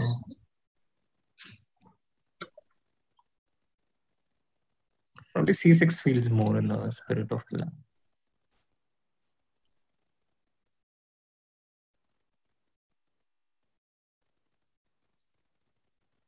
Maybe play like, how you played against Fred Major, knight e5, bishop e3, bring this rook to e2. Mm-hmm.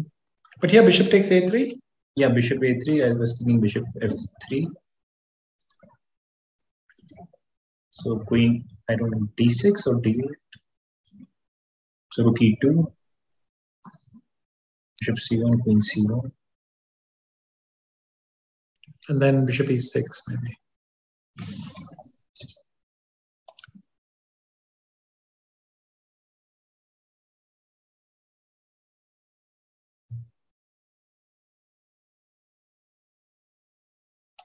Maybe bishop h5.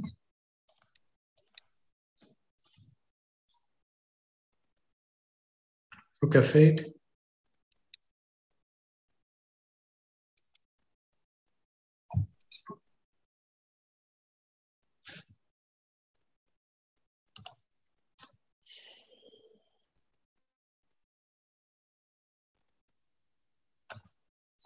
Yeah, maybe not bishop h5, maybe something else, but yeah, I mean, feels like there is composition, but easier. I'm not quite sure. Okay. But yeah, getting back into the game, we have this question right now after h3, and Jan seems to be in a bit of trouble. Yeah, h3. This is the live question right now. Jan seems to be in a bit of trouble. In the other Petrov, Alireza Duda, it looks like Duda is doing. Black is doing quite well here for the moment. Queen d8 was played, a4, a6. This is the present position. And in both the games, White has spent a bit of time. So this is where the games stand. And in the other two games, not a lot has happened. But we'll have a look at all of the games after a short little break.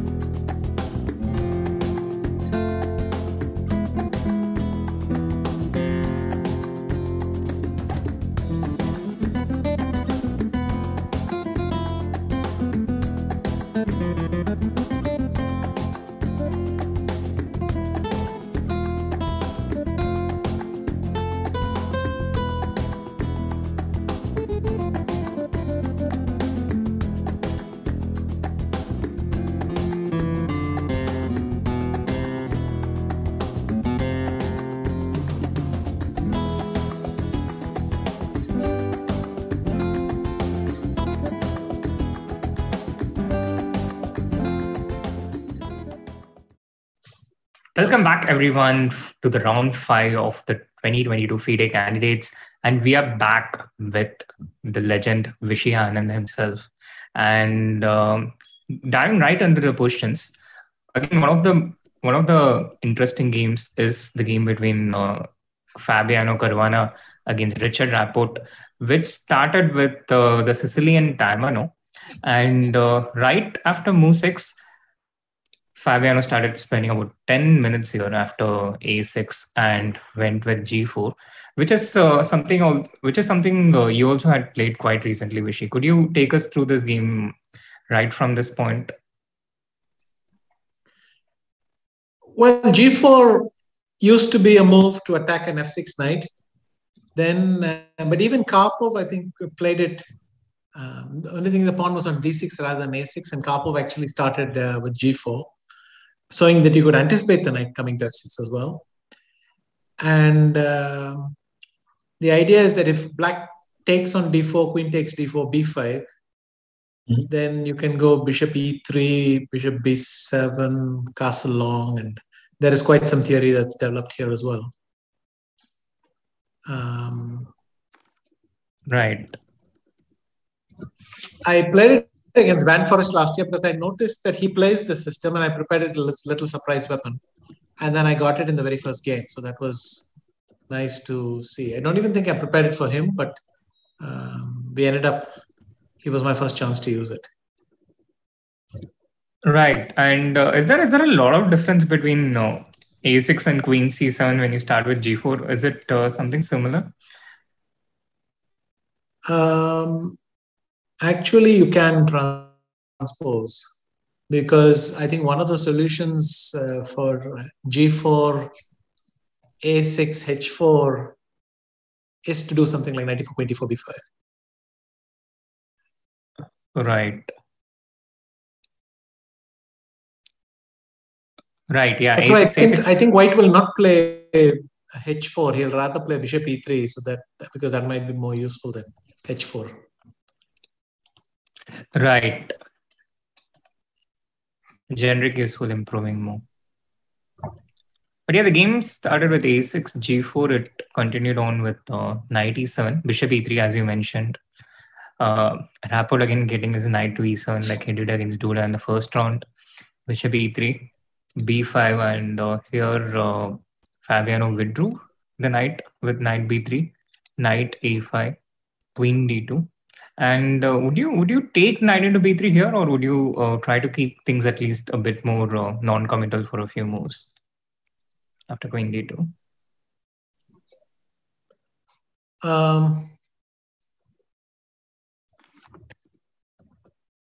I would probably prefer to delay it, though I don't know how long I can do it. Here, if you go bishop B7, what can White do? Can he go castle long, and do you have anything better than knight takes B3? Yeah, but then E4. Is there some B4? Nice. So takes and B4 probably, yeah, because yeah, otherwise queen takes D7. And knight A4, bishop E4, and maybe something to D5.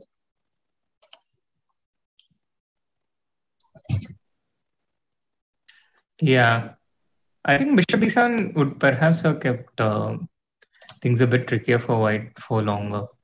Maybe maybe something like F3 here.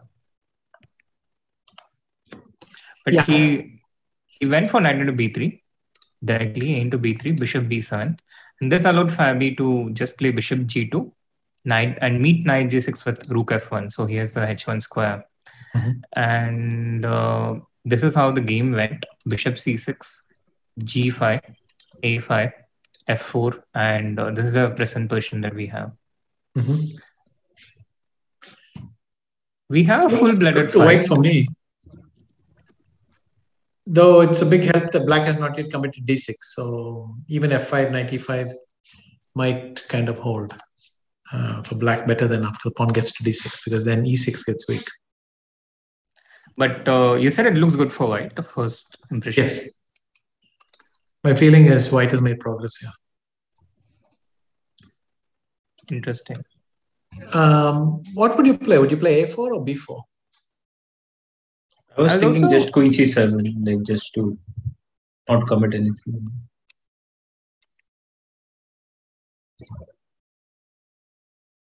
Yeah, and if castle long, then a4 is strong. yeah, I guess white be okay with keeping the king in the center for some time, yeah. But this would be a legit no castling position. Yes, this is a good moment not to castle, probably.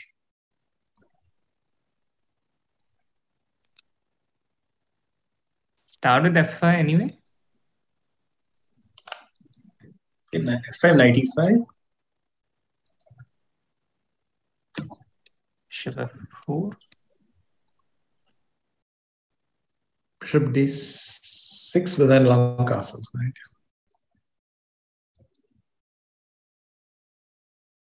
There's no knight d3 because of cd3. Yep.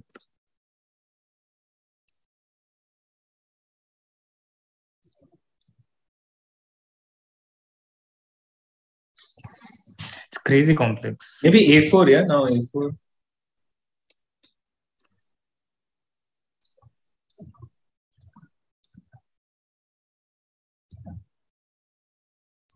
Can I go knight d5 here?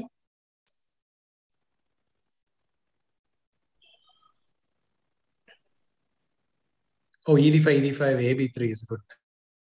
Oh, nice. It's a very nice tactic.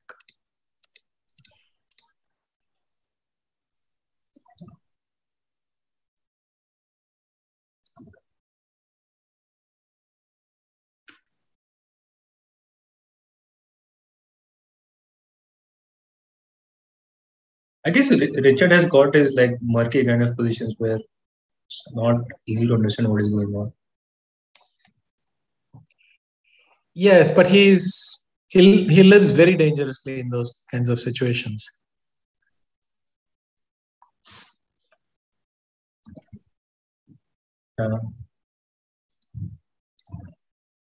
But he does it well. So what can you do? It's his safest way of playing, I guess. Yeah, he has played a4. He's gone a4 actually.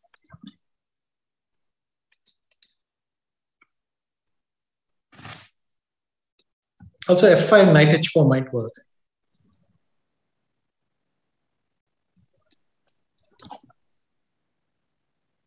a4 and rook d1 on board. So it is a totally no castling position for white now. Yeah.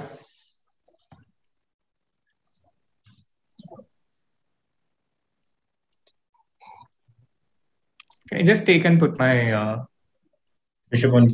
No, but yeah, but then some f5 and I can't really go knight e5 because of queen yeah. d4. Bishop d4 feels loose, yeah. Yeah. Some queen d4. Just bishop. Well, queen d4. Then maybe I can just take and play castle, yeah. Yeah, but do you want to give up that bishop? I mean, no, but I don't see a big problem also, like after the bishop, after that.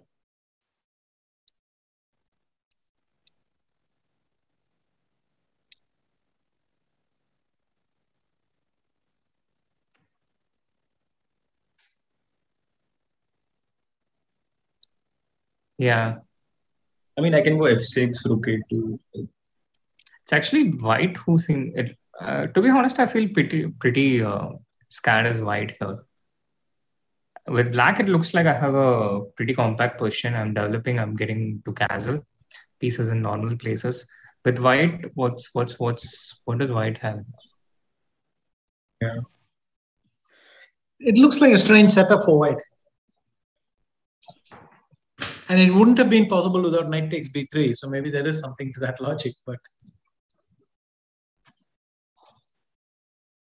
right. But do you still think it looks good for white? after No, spending a few minutes suddenly here? I don't see how to proceed. I kept trying one or two things, but I don't see how to proceed. Okay, let's try F5. It's a black's move, right? Yeah. Yeah, so AB, CB, bishop B4. Can I go bishop E7? Yeah. Also bishop E7 looks. Also, you want to take AB, CB, or you want to also, you can also play directly, right? That's also possible, but what is the difference for me if I Start with bishop E7 here, you mean? I mean, not much, but like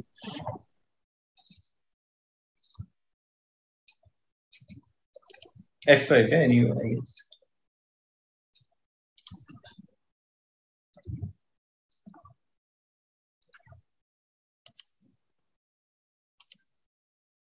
Knight H4.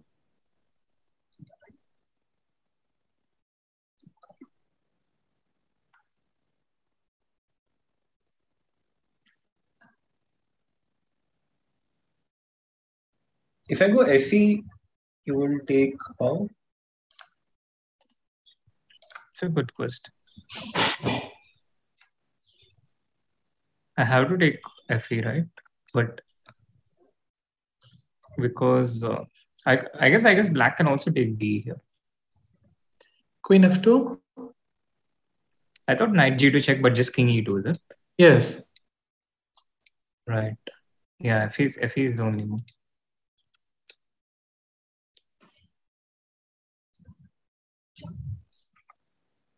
But maybe knight E5, yeah, or knight H4. I don't know, just to have some card. FE then DE, I guess. Mm-hmm. Now it's fine, probably. Yeah, with the knight on E5. Yeah, but I think black, from a variations, it looks like black has many ways to get an acceptable position. Yeah. Yeah. More than acceptable position, in fact. Yeah. Meanwhile, there's been quite a bit of action in. Sorry, Abhijeet. Yeah, the same thing. Yeah, there's been like quite a bit of action in the Hikaru Yan game. We were last at this point. Rook into E1 happened. Oh, Queen D3. Yes. And Queen E4 happened, and I think now Hikaru just repeated once. Rook E2, Rook B2. But now we are at this point. 18 moves to go. And how does white make something of this advantage?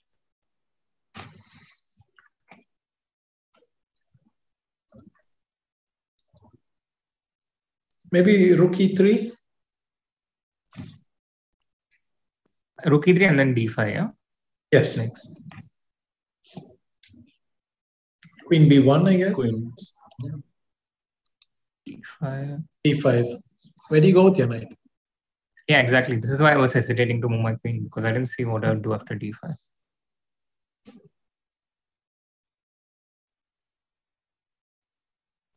So, knight A5, you simply... Maybe then Queen A5, Queen C1, Queen C7, I was hoping. Yeah.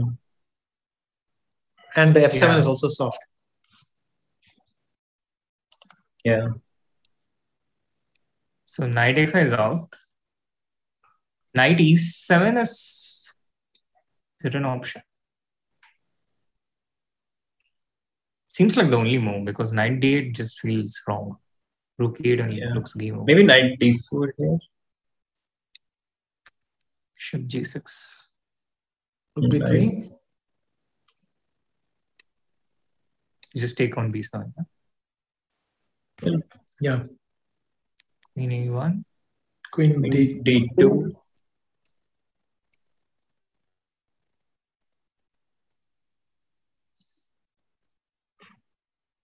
Black is hardly surviving, yeah?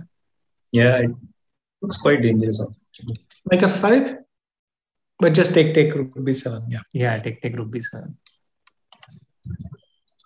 No, I think black has to go b6 here. Bishop b2, queen a2, and fight on.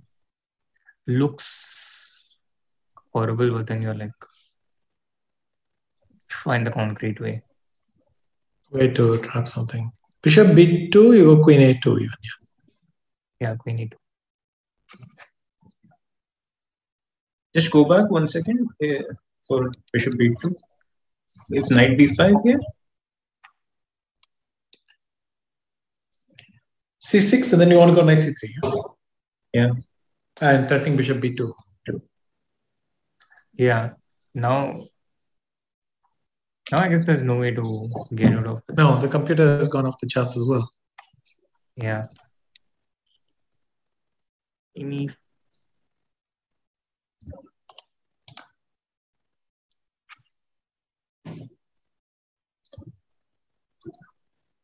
Yeah, this feels so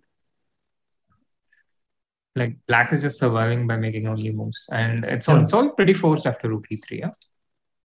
Yes, both squares are mined. In fact, the c2 square might be even harder because you'll run into knight d4 as a fork. Right. So, that'd be impressive. That's a pretty dramatic result if it happens. Yeah, it also opens up the field because then the leader would have 3 out of 5 and no one's running away with it. Sure.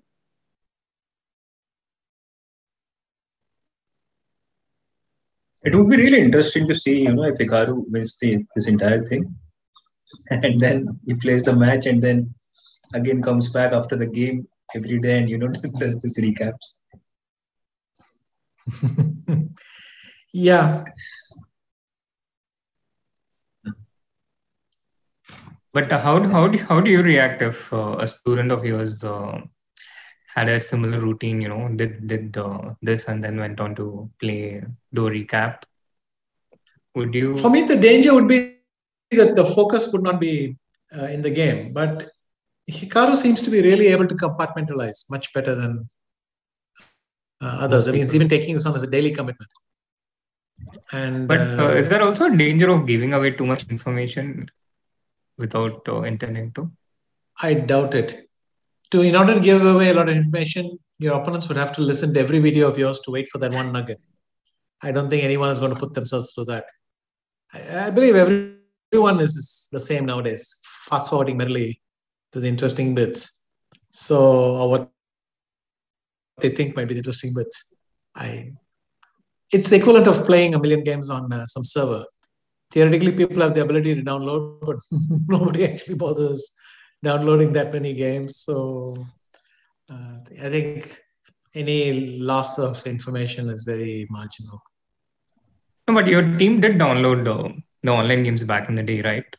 They were, I think I remember reading it in the Anand files. Yes, we downloaded games from the ICC. And there was one variation which I had not realized was decent, but then I studied it as a result of seeing that quite a lot of the ICC games had it.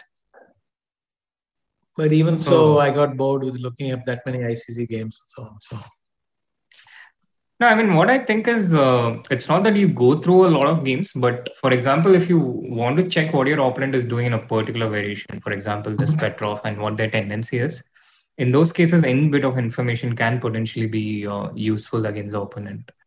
Right. This is what I've observed in my experience. Sure.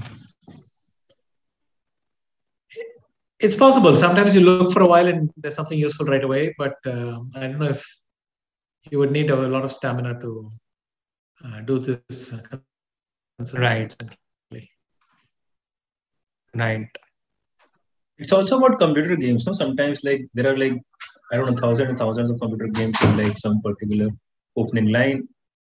Sometimes you want to study it, but sometimes there are just too many games and you feel like, okay, I don't know how that information is, how relevant it can be. I agree. Once upon a time, I also used to download these computer games and then I realized it's hopeless to study them, but you leave them in your opening tree so that as and when you encounter anything interesting, if it turns out a computer played that position, you can take a look at it. And then I got bored with even that, and I stopped doing all this. There was briefly a time when I thought that this might be very useful, but I gave up on it. Give me 1 second. I just need to run on something. Sure. So Hikaru is still thinking, yeah, for the move. Yeah, he hasn't yet played Rook E3 at chat. He's still thinking. And he has 33 minutes for 18 moves remaining. So that's basically just about 2 minutes per move. Yeah. Also, I think Knight H4 is also an interesting move directly here. Like, it's not like the point being is like, let's say after Knight D4, can simply play Rook D. Yeah. Queen C3, Bishop B2. Also, I wanted to ask you, that we see Hikaru is, in the same suit, the same shirt, same blue suit. Do you think, like, do chess players are superstitious, or generally are you superstitious? Yes, but in this particular case, it may simply be that Hikaru thought, in warm weather, why should I wear this jacket all the time? I'm literally quoting him. He might have just thought, let me bring one for the closing ceremony, and that's it. I think they could easily exchange jackets and not notice till they got back to their rooms. Almost the same color. Yeah, there are 3 jackets, similar looking jacket actually, people are wearing in this tournament. 3? Yeah, I see. There is another one if we have that shot, top angle. See, Duda is also wearing Duda, that's right. So, wow. Maybe Hikaru just didn't bring that many warm clothes, and he thought for the rounds he didn't need it. I think that dress code is probably not necessary. It's my humble opinion. By the way, Rook E3 played in the game. Rook E3 has been seen. So I guess Queen B1 will be there shortly, and also expecting to see D5, Knight E7. And then something strong. Yep. Yeah, I guess what we looked quite decent. Yeah, Knight D4. Right?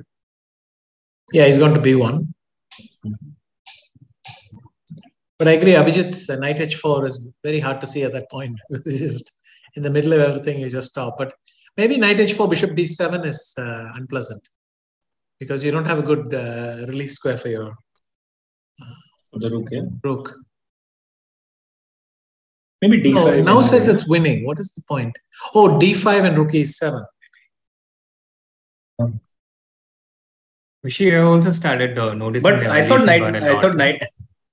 Well, you've got it, and once I see it, I can't pretend I didn't see it. So I figured I might as well, if it's being waved in my face, I might as well do it. So, I mean, it's like having the engine running. If you see it, once you see it, you can't say, "Oh, let's think." You can't unsee it. It's gone. So, it's gone. Okay, so then Knight H4. What was wrong with it? I don't think anybody would seriously play Bishop C8. And might not be very good to begin with. But what is the move here for black after Knight H4? Is there, do you just play some Queen B1? Rook B2? But then Rook B2, no? Queen E4. No. Yeah, Queen E4. Just taking my queen out of the danger.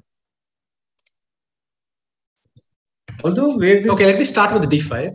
Let me start with D5. But even that looks like completely like better for white, no? Rook B2, Queen E4 takes, and F3. Yes, but I was going to do the same thing here after D5, Knight D4, Rook B2, and then take on E4 and take on B7 and hope that was something. So.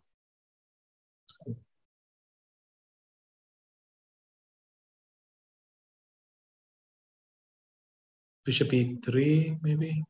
Or Knight C2, yeah. So Rook B7. Yeah, and this is just pawn up, yeah.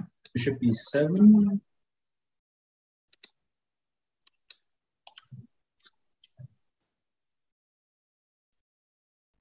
Bishop B2.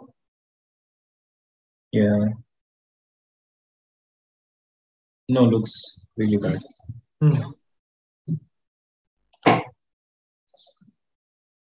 But I guess even Rookie 3, what we saw was like, I guess it looked good enough at least. Yeah, what he played might be just fine. Let's see what has happened. So it Where did that knight happened. go Queen after all? B1, D5, knight E7. Okay. Now we had looked at knight D4. Mm-hmm.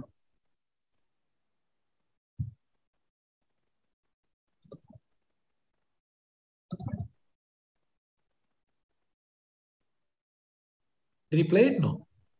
No, he hasn't played it yet. Knight E7 is thinking, but what are the options of white here?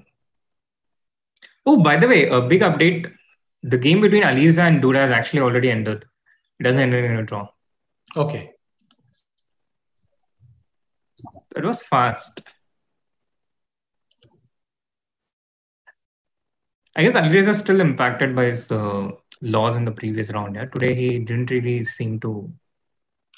Well, to be fair to him, there was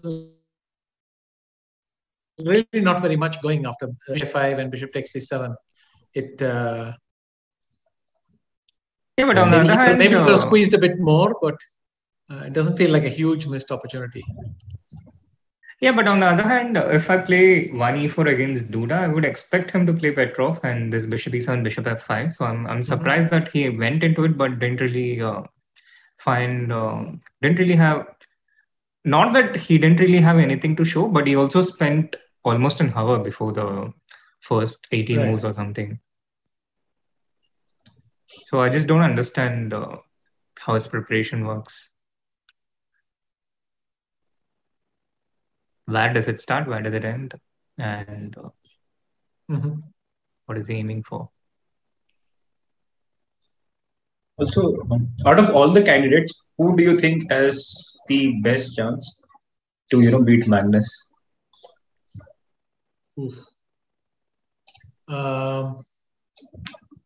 Just one name. Yes. I would like to see Ding try it. Because he has a style, I think that's a good fit to neutralize Magnus. He's able to stop Magnus breaking out very easily. Fabi used to have it as well, but somehow Magnus still managed to win a game or two. I think Ding's style is a better fit for Magnus, but look, somehow in the end, you have to say Magnus is the favorite with every one of these players. Right. Can't disagree with that, I guess. Yeah. I can't disagree. Yeah. I mean, I'm tempted to ask a hypothetical question, but I'm a bit skeptical if we are going too much into the fantasy world. But I'll go ahead and try and ask it anyway. You have played against both Magnus and Gary at the peak of their powers. When they were at their prime, and how do you describe your experience against both these players when they were at their best? For Magnus, that's a more recent phenomenon. He's, for me, still, I keep saying that what I saw in 2019,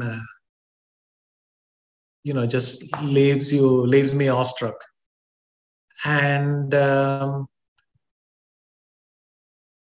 Gary feels remote in the sense that after the years pass, you stop feeling it. But of course, Gary was equally intense, and it was a heavy experience playing him.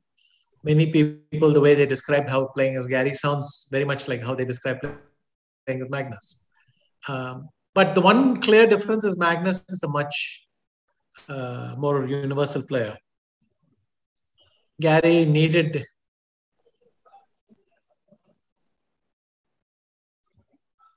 dynamic positions more. Even though he played many quiet positions excellently, he never chose them.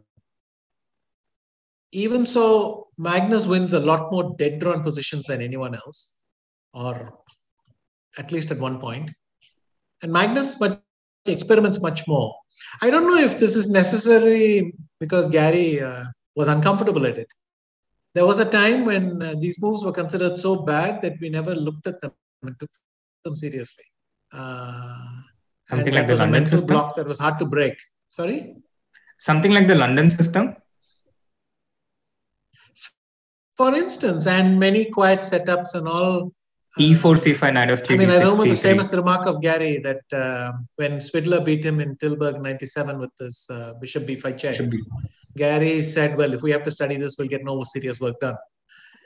And now I would gently remind him that there's quite a lot of serious work here. But I think they're also creatures of their time. Magnus seems to be a more complete and universal player, but on the other hand, he came at a much later state of computer development. I can't really compare the two very well. But Magnus being more universal than Gary, I think that's fairly uncontroversial. Right. Knight D2 on the board, by the way. Yeah, I mean, he seems quite happy here. So what does he want? After Queen A1, you're going to play Knight B3? I say Queen C2, no? But maybe anyway Knight B3, yeah? Well, Queen C2, I thought the point is maybe G4 and F4. Oh, you mean no, instead of Knight B3, the Knight is on D2. Yeah, G4. Where do you go? I thought Bishop G6. But then G6, Bishop D3 sorry, is very strong. Yeah, sorry. Bishop G6, so F4, Bishop G6, yeah? F4. Can you do some Knight D5, Bishop C5? Yeah. Just, I mean, it sort of helps that the bar 0.00. That there might be some tactic coming. Yeah. Mm-hmm. Yeah.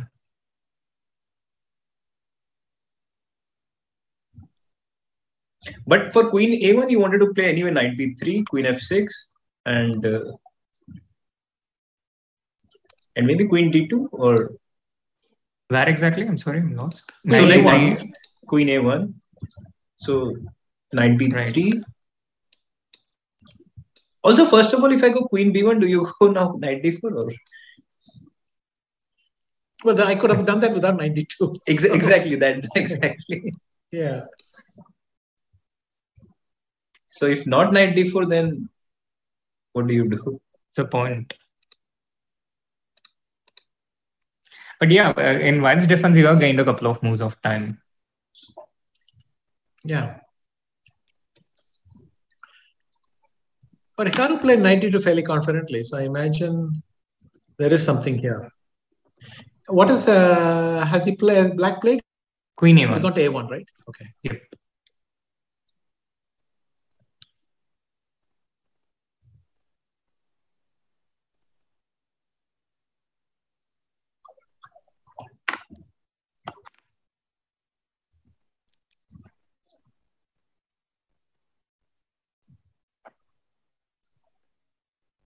Queen A1 and I guess Knight B3, yeah? Or is there any back to B1? G4 was the other move we saw, but it didn't quite work out, did it? That maybe was it works out now. Knight B3, Queen A2, Queen B1, G4, Bishop G6, F4. You don't have this Knight D5 trick anymore. Let's see if so you start with Knight B3? Or G4 right away? Knight B3, Queen B1, Knight B3 and G4.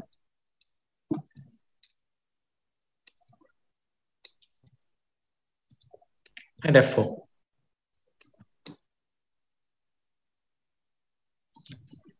Bishop, I guess, has to go to C2, yeah?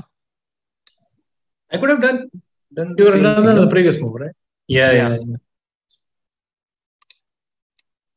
But I go Knight D4 anyway. Now I'm threatening to take and go Bishop D3. Maybe that's going to lead somewhere.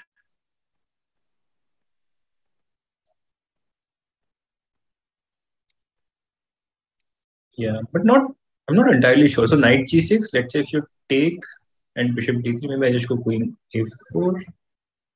Wait, just give me a second. Don't do that. Mm-hmm. Can we go Queen D2? Yeah, after Knight G6.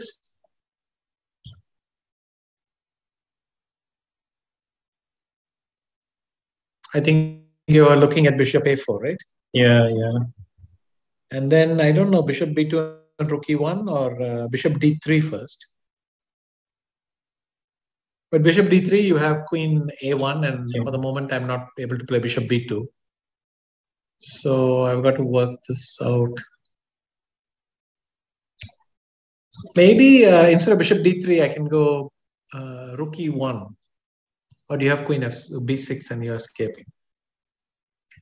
Yeah, so maybe bishop b2 then. Bishop b2 threatening rook e1. You can play queen d1 maybe. But you queen c3, and I think you're still... you can play bishop d7 and now get the queen out via a4, but it's not looking great. True. I mean, I might just play c5 somewhere. Yeah, it feels like it should be very, very good for white. If we put in a little effort, I'm sure we could solve it.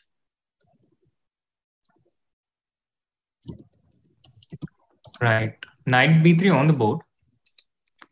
So now I guess queen b1 is the next move. Or queen a2. No, he's gone to f6. And bishop d2 also makes a lot of sense here. Bishop c3. Bishop c3 and bishop b4. Yeah. I mean, we can safely say like it's white is clearly better, yeah? At least. Maybe even more, no? Yeah, it's kind of the kind of positions I would have with black, I think. Very some mess up in the opening. I would have with the black pieces, some mess up in the opening, and then I would be scolding myself, being angry at myself for not being able to find places for my pieces. Let's just have a quick roundup. Also, we haven't looked at Taimur's game, Taimur Ding. Maybe But just are we really missing anything there? I don't know.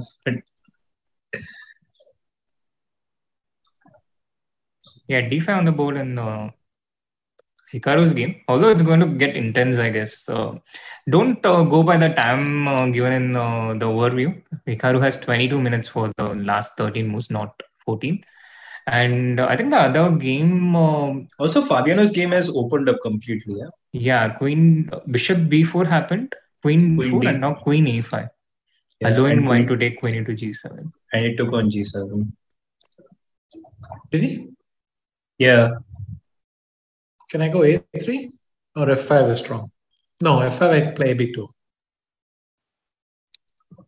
Yeah, he has gone a3. Let's see what... Now bishop d4 or what?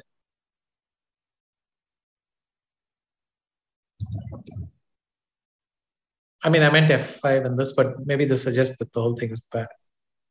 Right. So what is it? f5, I go ab2. Bishop d4.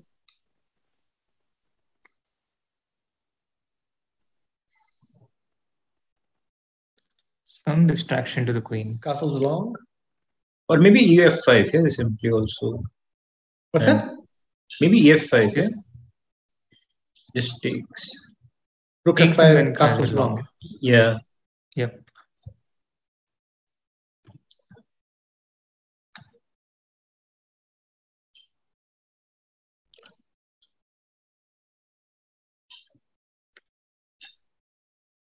So white has to be really careful after a3. a3 has been played in the game.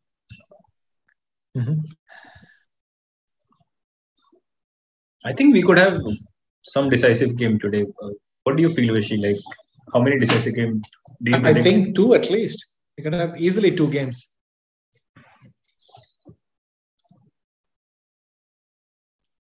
Interesting. This is great stuff. Can I go rook a1? And ab2, a5, b1 queen, king d2. This one king d2, and you'll go rook a1. Yeah. Maybe king. Yeah, b1 queen doesn't work because of king d2. So yeah. Rook a5. Now king e2. I think E2 is better so that I can move my knight. Yeah, I just mouse slipped.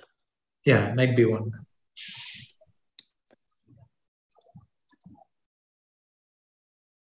But this is also bad, no? For black. Yeah. Yeah. AB2 doesn't just work? Queen is not. But Rook A1, hard to. Also, I might just be able to play Bishop F8 and B4 and do something along those lines as well. Yep. Knight E2.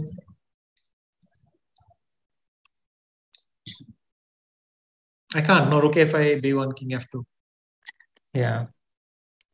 Maybe simply long castle, yeah, and just play this. Maybe it's not an easy position. Do you need to castle long or just Rook C8? No, not here. Before Bishop F8. Ah.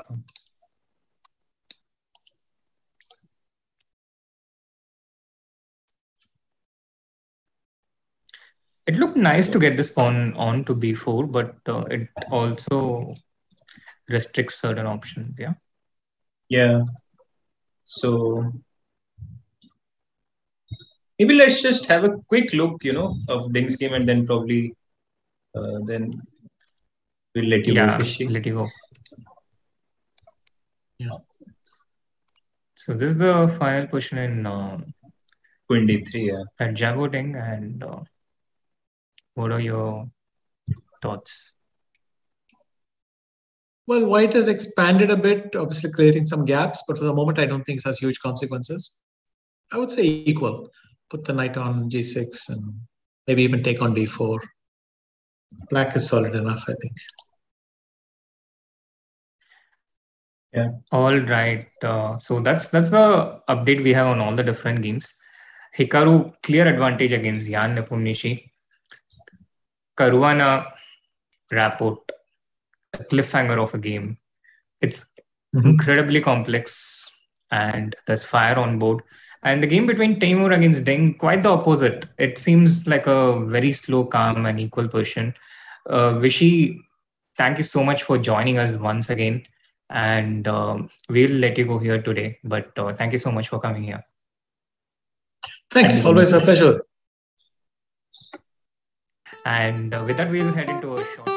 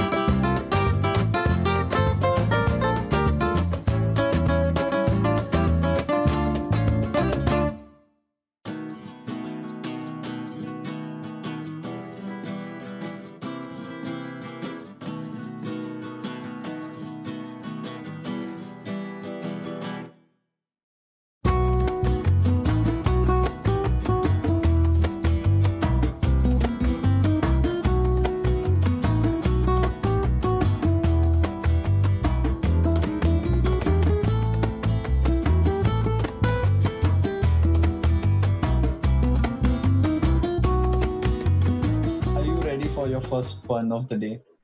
Yes, I'm ready. Okay. So, it's not mine. Someone anonymous sent it. Okay. Okay. So, what is the favorite strategy of a person who has OCD? Favorite tell me. Double check. Oh, look at you go. Look at you go.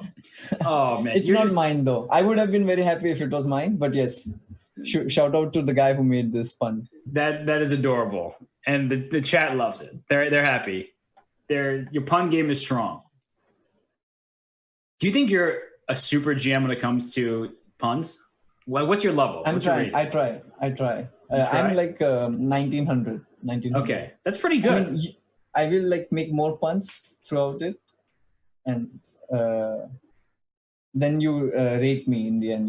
Rate my pun game.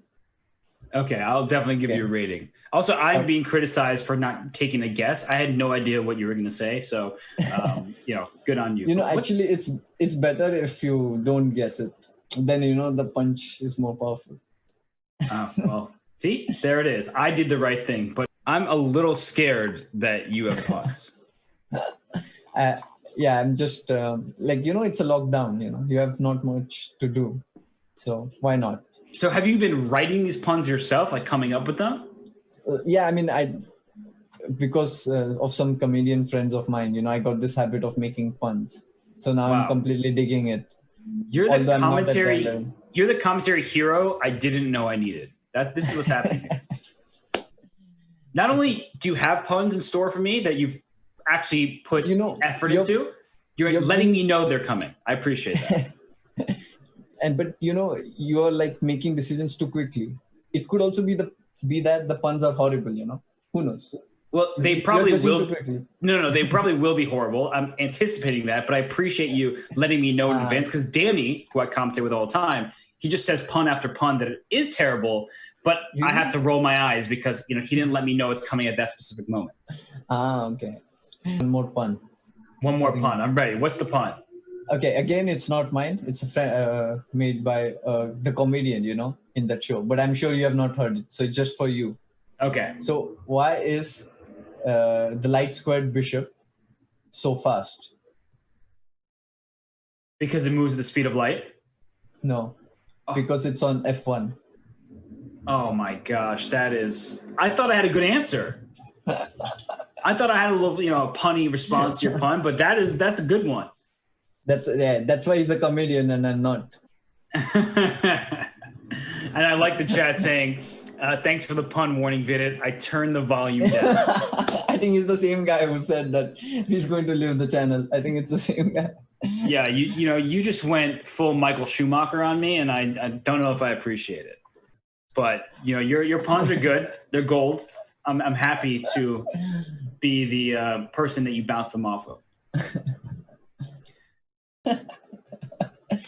And because I have really bad ones and I don't know what I'll miss next.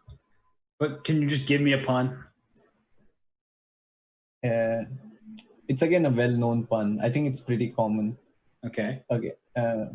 Why did no one apply at Capablanca's company? Because he had no opening. Oh my gosh. That actually was kind of good. I like that one. I never heard it before. If I had heard it, I would have. It's not mine. It's a friend of mine's. So do you have any puns yourself, or are you just all recycled material?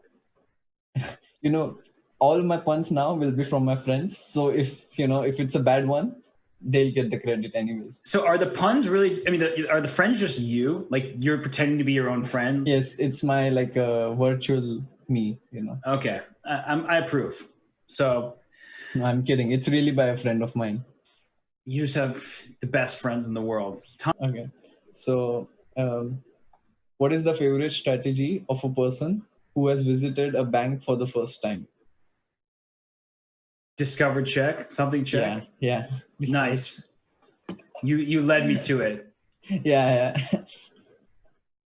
You just are a man with limitless puns.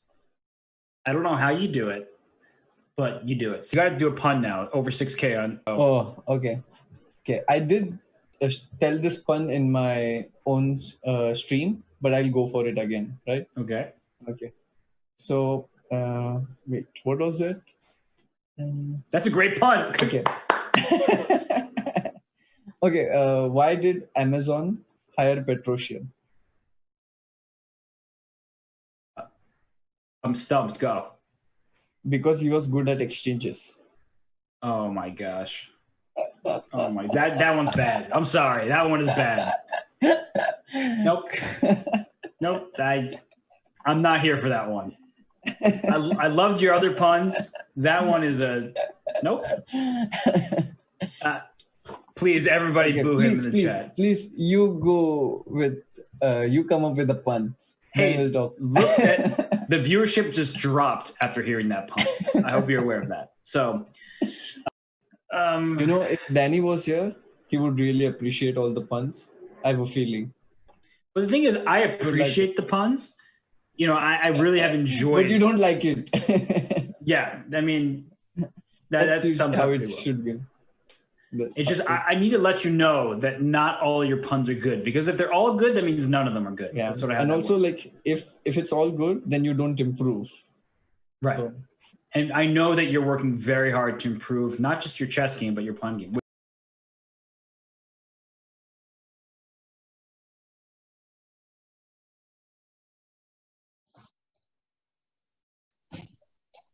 Welcome back, everyone, to the round 5 coverage of the 2022 FIDE Candidates. And while we were away, there has already been a result in one of the games, the most exciting game. Actually, 2 games. Oh no, just one game. No, there was a result in Alireza before. Duda. Okay, yeah. I didn't realize, but yeah. So 2 draws. So let's quickly jump right into Fabiano's game. And we were discussing this off stream. Also with Vishy, that this is a nice trick, yeah, with e5, f5, bishop f8, bishop e7. Maybe let's just show the end. Yeah, let's zoom into it. Let's get the big board on screen, and here we have it. e5 was played, kind of telling the queen you can't come back, and there's no way to break through this prison that the white queen got into. And after f5, black found a way to defeat with bishop f8, queen f6, bishop e7, queen g7, bishop f8, queen f6, bishop e7. And it was a draw right here. Abhijeet, are you disappointed? Well, because I feel it should have gone a little bit longer, but like what we have, like 25, 27 moves, whatever, it was always like topsy-turvy, and there was no dull moment in this game. So little bit disappointed, but in general, very exciting game. And this is what you get from Rapport. You know, you put Rapport against anybody in this field, he still gives you, you know, this weird Sicilians, and then, you know, this weird draw where both sides hadn't castled yet. And the rook on h8 hasn't moved till now. Also, probably the rook on a8. So, and the pawn all the way to b2, it can only happen in Rapport's game. Or if someone was playing actual no-castling chess. But Abhijeet, this feels like a relationship where, you know, you feel like things are going awesome, you're having a lot of fun, and then it just ends without any warning. As a spectator, I feel very similarly about this game, you know. It felt awesome. It felt like the game to watch. It felt like the one game. And then it just got over without any warning. I think it's one of the most frustrating aspects of chess. I feel you're talking more like from a personal touch, I feel. But yeah, from a chess point of view, yes, it was a little bit disappointed. We all thought that it's going to go and maybe it will give us a result. But I'm still happy what we saw. Yeah. And such an exciting game. And Hikaru seems to be shaking his head. Maybe it's time to look at his game. And there are a few moves which is... Hikaru has also repeated once. Please, not another game. Yeah. So, also he has very less time. So maybe he will repeat it. But that would be we had left it around bishop d2, yeah? Or bishop d2, knight g6. Yep. can we go back a bit? Yeah. So yeah, knight g6, and now knight a5. And again, we were discussing something like bishop c3 here. Yeah, Hikaru seems to. I think he's going to take the draw. What do you think from his face? I think chess.com India is to blame, Abhijeet, because ever since we started having Divya, it's just ending before 10:30. The players are ending the games before 10:30. I think I'm extremely disappointed that this might be the second draw in like 3 hours. Also, like all the 3 draws happened within like 15-20 minutes to each other. Yeah. So at some point we were like, we thought like it's going to be... Yeah, I mean, Alireza's game, I totally understand. It was shaping up to be a draw. But these 2 games, even Vishy predicted that it would be 2 decisive games. At least that's what he said. Yeah, at least I can see 2 decisive results. Yeah. So yeah, but I think practically now it does feel that you do want to take a draw, because you have what, 8.5 minutes to make what, 8 moves? 8 moves.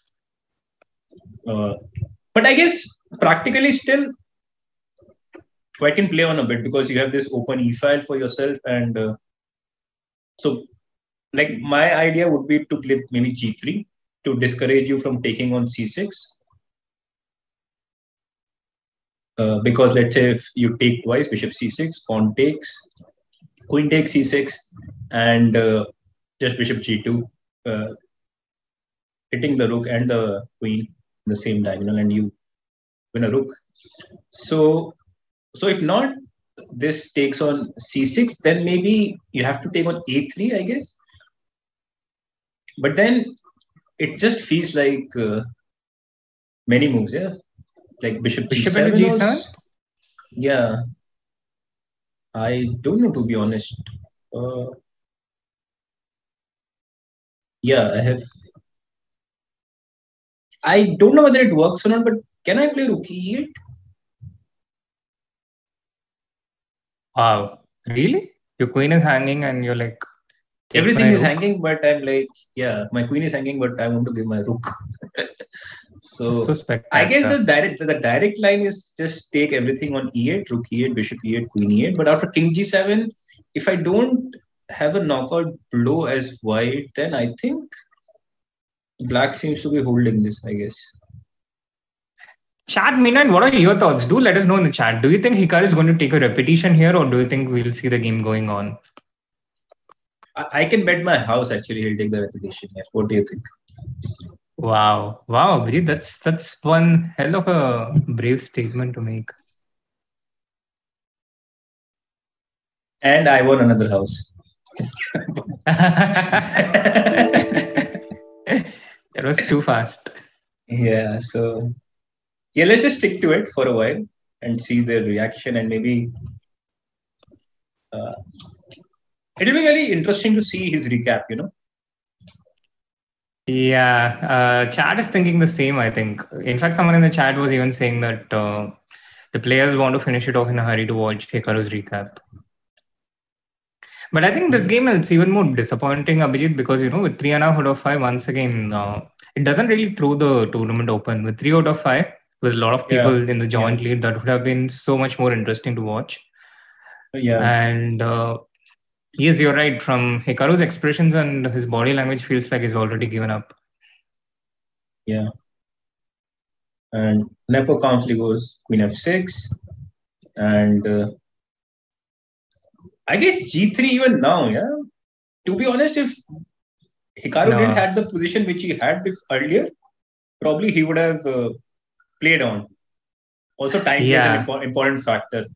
Because it still looks very pleasant, yeah. Instead of bishop c3, if you go g3, h4, like you take that position any day of the world, no? Any day, I mean. They shook on it, and maybe Hikaru was saying, "Oh, I was just winning. You didn't see this. Oh, I could have played bishop b4. I could have played knight b3, rook b3, and maybe Nepo responded with Nepo saying, okay, queen e4, queen b1. I think I forgot queen d7 was the move, and I can imagine the clip coming on Chess.com India, Bad Lip Reading Part 2, Episode 2. Have you subscribed to my channel? Yes. Okay, so do check out my game review today, and I'll show you what you missed. All right, I'm up for it. I'm not a streamer. I don't play professional. I'm not a professional streamer, so probably I'll just stick to my chess right now and try to win this candidates again and have a shot against Magnus. You see, on this move, maybe if Magnus was there, he would have played this move. And yeah, but do watch out the content anyway. You might learn a thing or two about chess. And really, do you really think so? You know.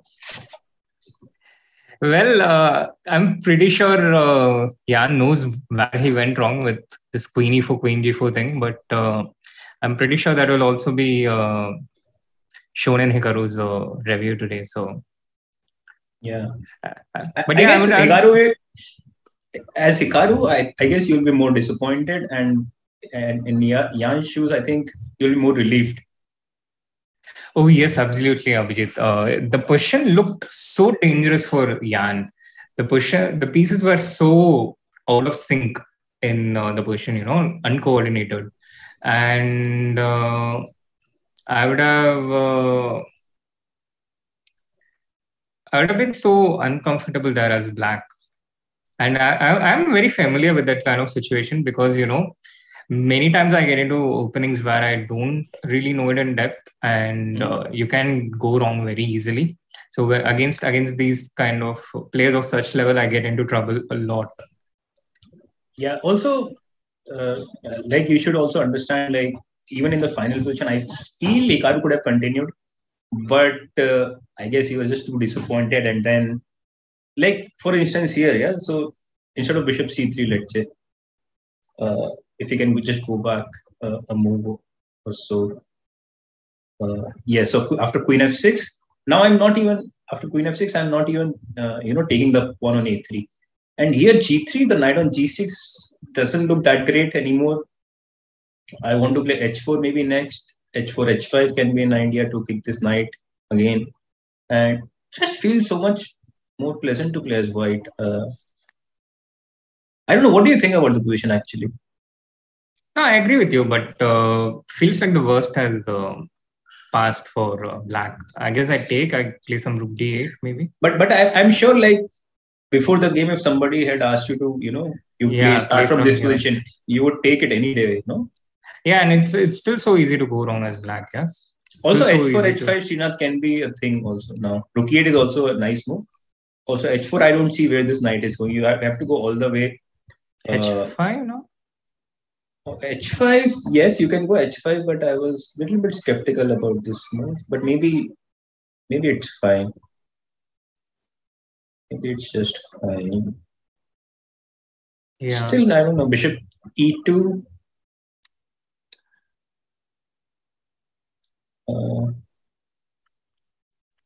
Because knight e5, I have bishop c3. Can I take the pawn now?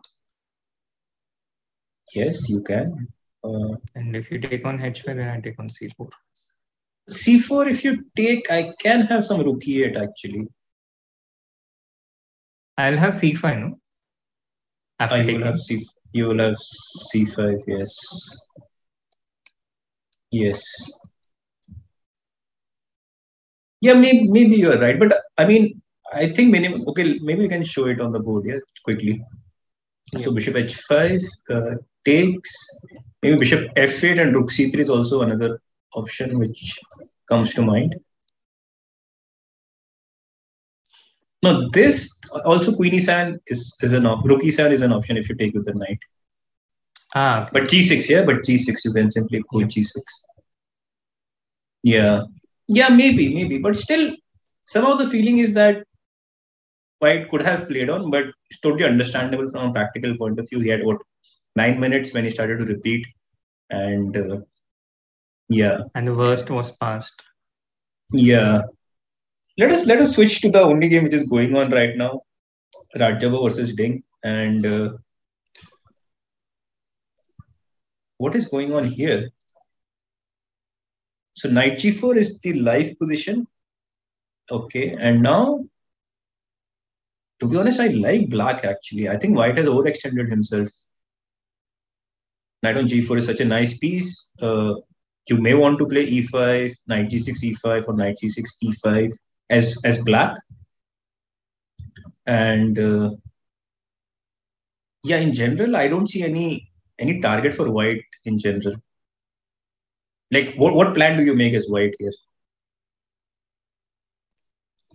I think for white, you have to already start defending, yeah, being on the defensive. Try and stop black's plans. So maybe I'll start with b4. Mm-hmm.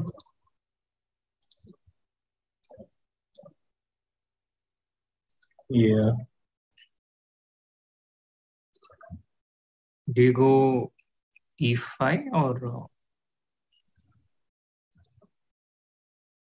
something else? Also, rook c4, you just come back, yeah? Knight d2. Yes. Mm-hmm. Oh, knight b3 you play. Okay. Yeah. What were you expecting? Knight c. I thought just even knight d2, but maybe this one's better. I thought knight this was d2 my idea when I played b4.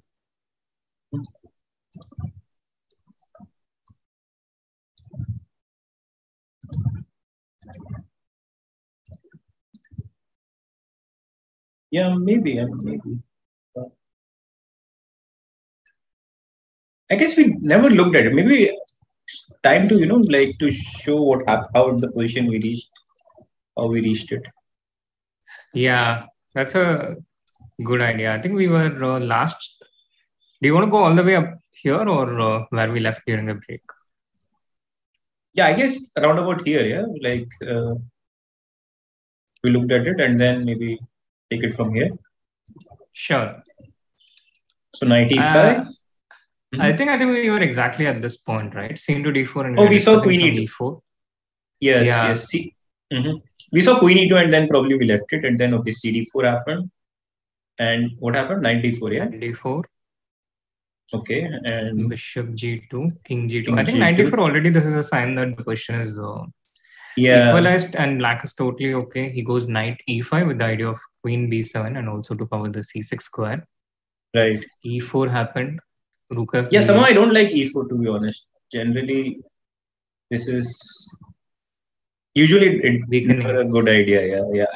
Generally, you want to play like knight f3, try to exchange a pair of knight, and then probably I don't know which knight or two, this one or the other one, because other one sort of forces black to take it. Yeah. So maybe the fourth one, and so probably you have to take. I take back. Then basically. Who reaches the c6 square first?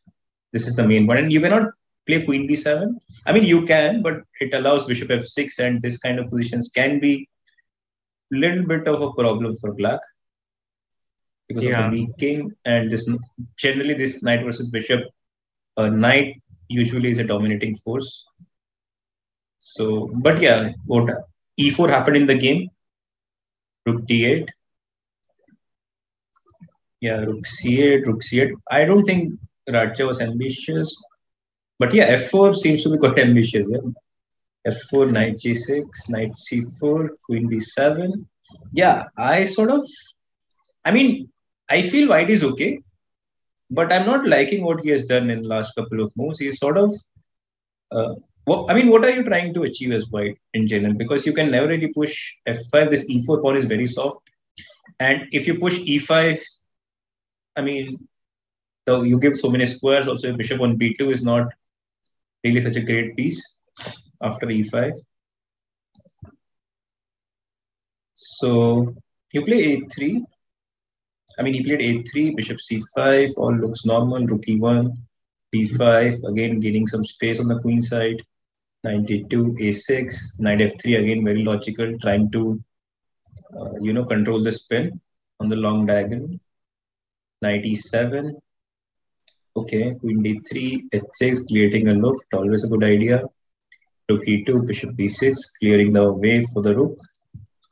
h3, rook d8, queen c2, rook c8. Actually, Ding refused the repetition here.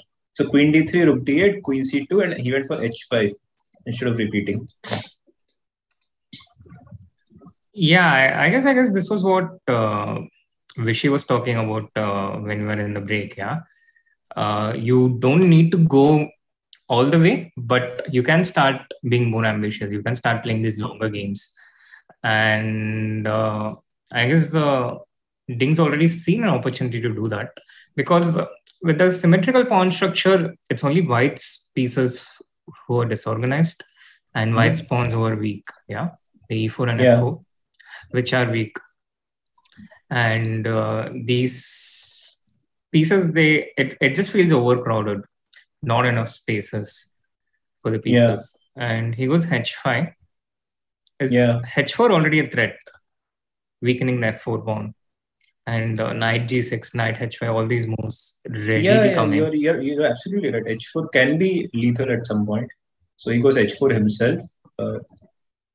Raja. So knight G4, queen C3, and now some weird moves. Yeah, knight F6. Okay, I guess he wants to control this diagonal and not to. Yeah, you're right. So knight F6, knight C6 was a threat. So he goes back knight F6, and now goes queen C2 again. Yeah, Raja, to defend this pawn on E4. Ding goes rook C8, queen D3, knight G4, and now B4. I guess we were discussing something like this. Yeah, you were saying B4 and B4, queen D7.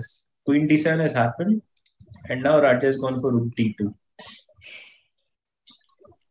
But it looks super scary. Yeah, like I don't know how. To me, it looks super scary. I don't know. What do you think? Some more like knight C6. Yeah. Yeah, it can so easily go very wrong very quickly. Yeah.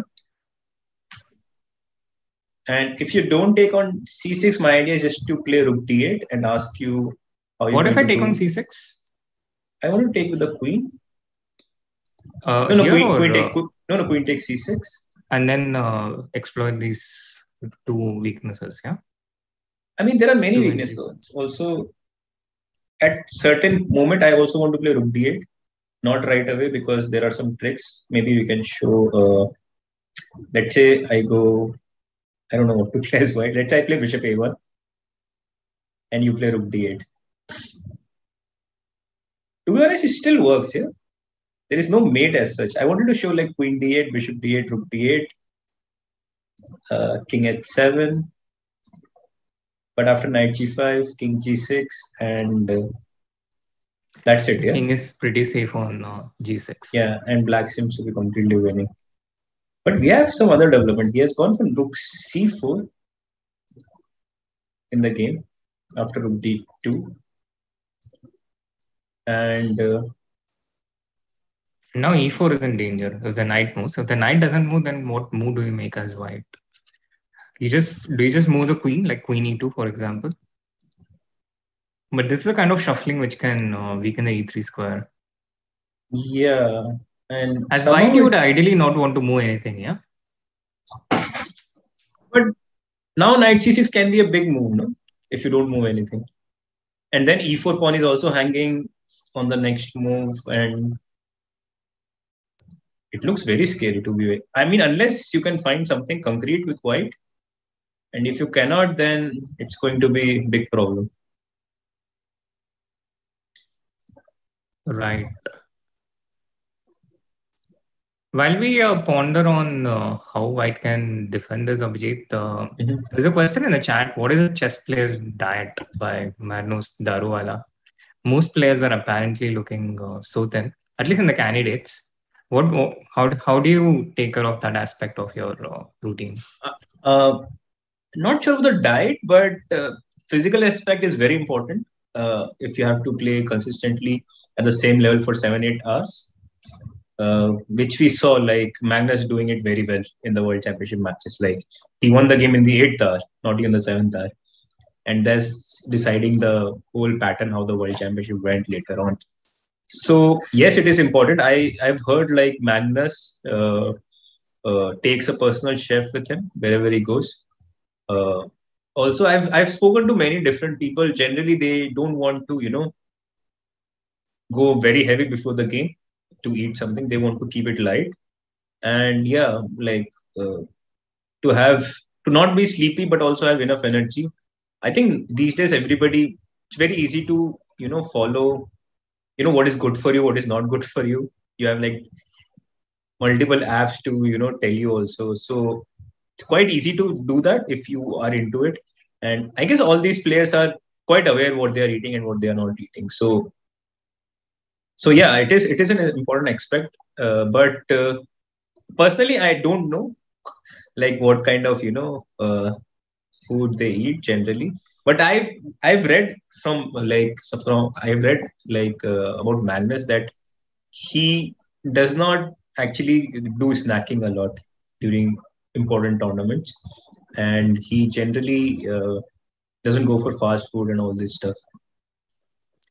Yeah, I think the only people who do that are the juniors and the teenagers. They eat burgers and they eat the KFC and all these things just before the game, and nothing seems to happen to them. Yeah, but that's normal, no? When you are young, you're full of energy and you don't care in general.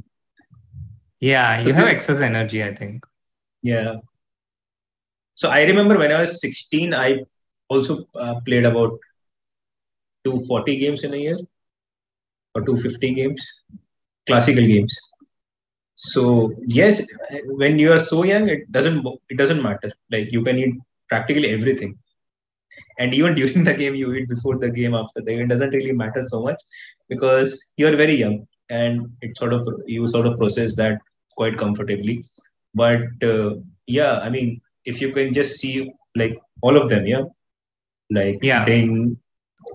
Fabi, especially Fabi. I've seen his work ethic, like how much he works out like just before the tournament, especially the important tournaments, and it's quite amazing. Like he might look very thin, but trust me, he's quite strong as well.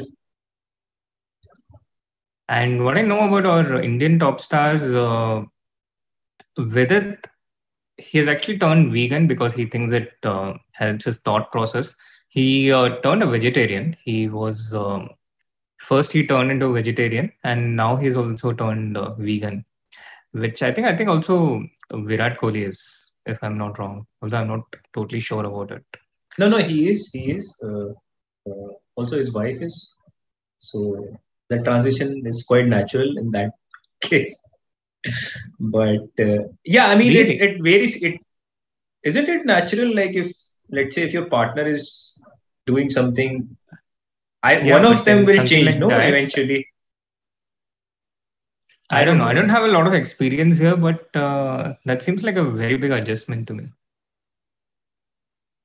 Yeah, that's why maybe you are not in a serious relationship. Okay, let's come back to chess. Mujhe kiyo thoda. Oh, he is? You are? I don't know. So I just thought that you are not. So that's why I made that call. No. I didn't say I am. I was just going for the meme. So yeah. Anyway, like it varies from person to person. Like maybe for some people it works better if they are vegan or vegetarian, not eating meat. But also I know for a fact that for some people they actually require good protein to sustain the tournament. Right. Abhijeet, recently I was reading this book called something like 10% Human. It's a book basically which talks about all the different microbes in your gut, and it's very different for each person. And what you eat and how you digest, it also matters a lot which kind of microbes are there in your system. So it's a very, very individual thing how well you can digest what food. And the same person can be eating the same food, the same number of calories, but how the body treats it is very, very, very different. So that's why I said it differentiates between person to person, and what works for you may not work. Like what works for you may not work for you, and the vice versa. Yeah? So yes, but yeah, they do take care of their diet. I mean, that is for sure that they know what they are eating and they know what is right or wrong, what they should be eating, what they should not be eating. So as long as you're aware, I think it comes automatically. Yeah. So you don't sort of go bonkers, on the menu. So yeah, I think that's about it. Yeah. And while talking about these things, I'm sort of thinking, can we also play knight f5? Just wow. It reminds me of a recent interview by one of the stronger players, how chess players think about chess 24/7, regardless of what they are doing. And while we are talking about diet, you found because I had this idea, but somehow you sort of distracted me with all this vegan talk. It was Mr. Daruwala. Okay, that was a good question, Mr. Daruwala. Wow, he asks it's a good question. I ask it's a distraction. Yeah. Knight d7 check, king f8. Yeah, and rook d3.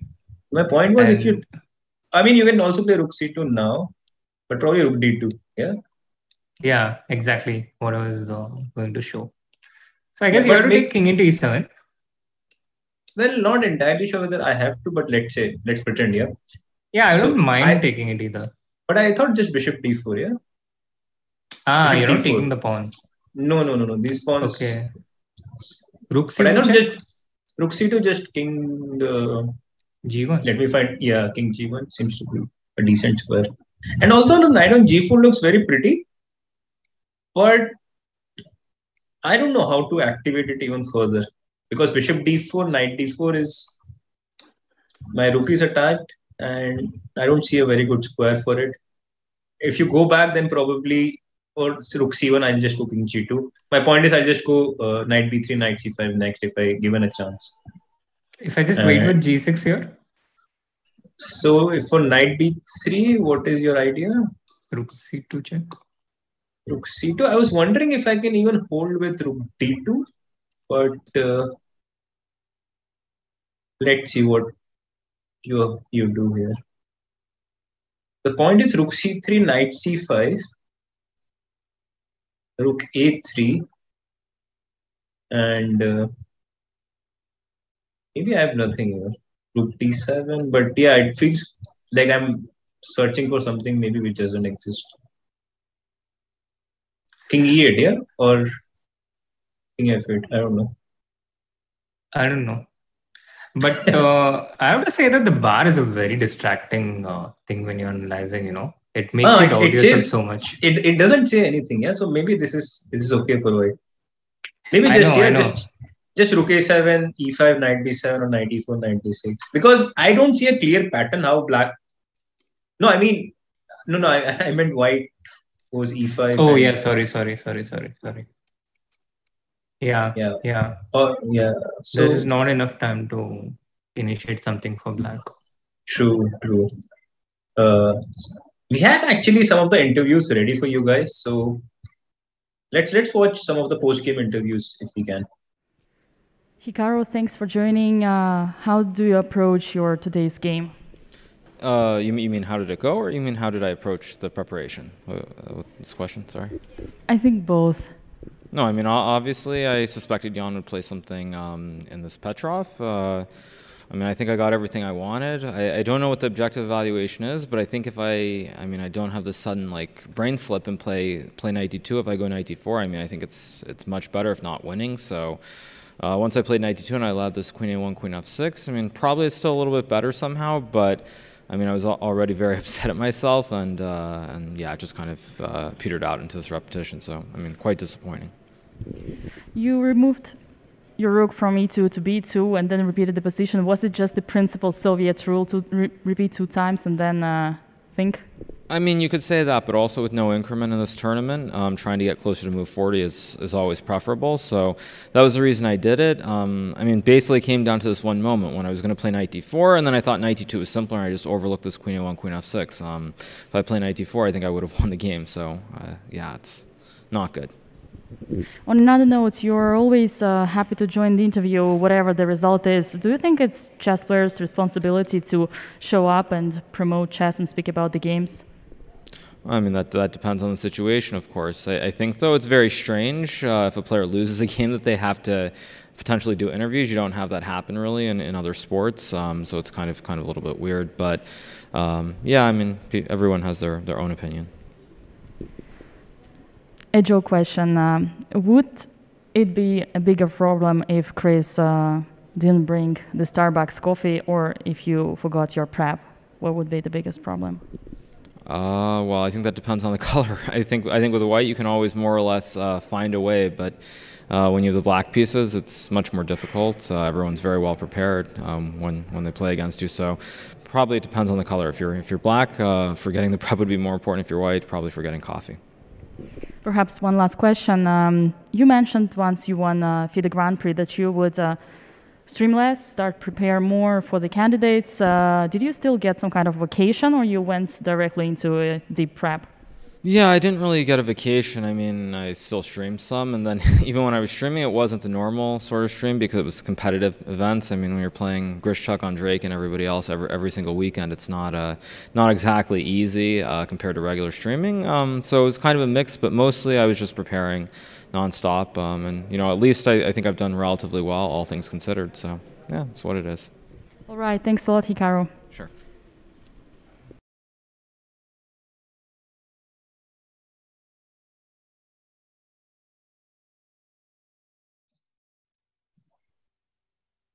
And welcome back. We are back, but we spoke about diet. We spoke about different moves. We had an interview of Hikaru, and Teemu still hasn't made a move. This probably shows two things. Yeah, one is his position. There is a bit of crisis going on, but there also seems to be something to calculate and fight his way out. Yeah. Do you think he's going to find? Sorry, go on. No, I mean, not an easy position to play as white, because here it's very difficult to make any move without blundering something else, So yeah, knight f5 is one of the moves which we were looking at, and if he's thinking for so long, maybe obviously he sees all this, because forcing moves are the first thing you sort of calculate in general. So he has seen knight f5, but maybe he does not like it so much. Maybe let's have a closer look of knight f5, queen d3 maybe. Yeah, queen d3, knight d7.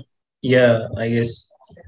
Knight d7 check, king f8, rook d3. We get onto this point by force, and only here black has some options.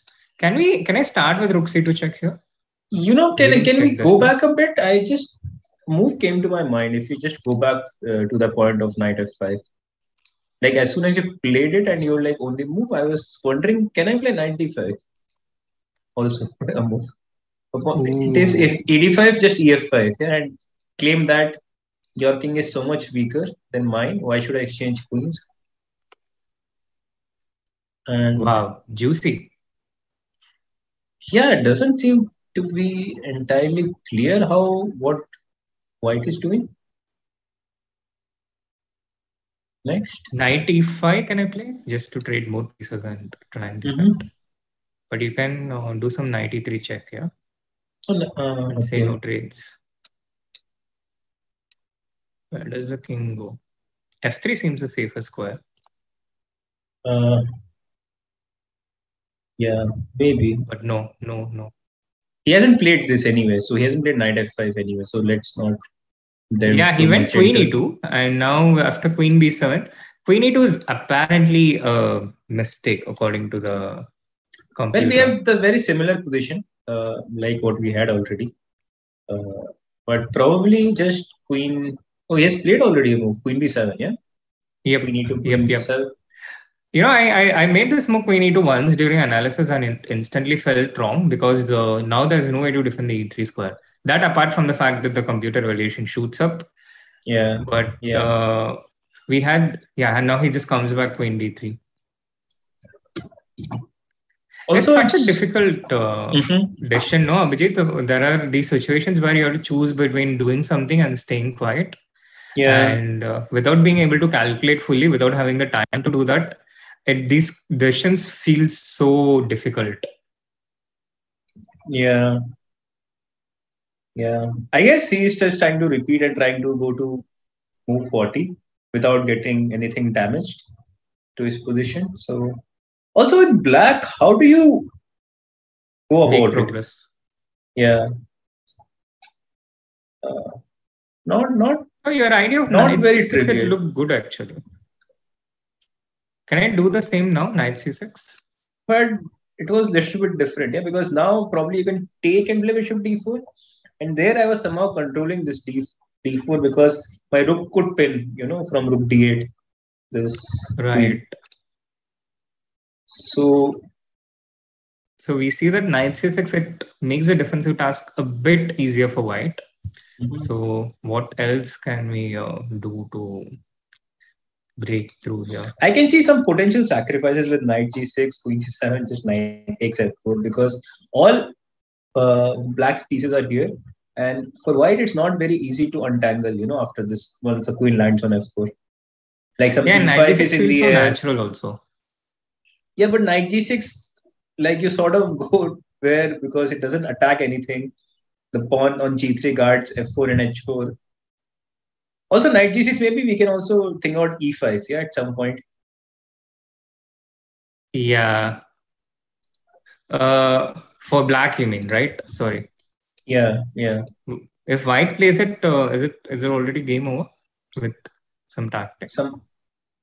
Knight into e5. Like, yeah, just knight e5, yeah?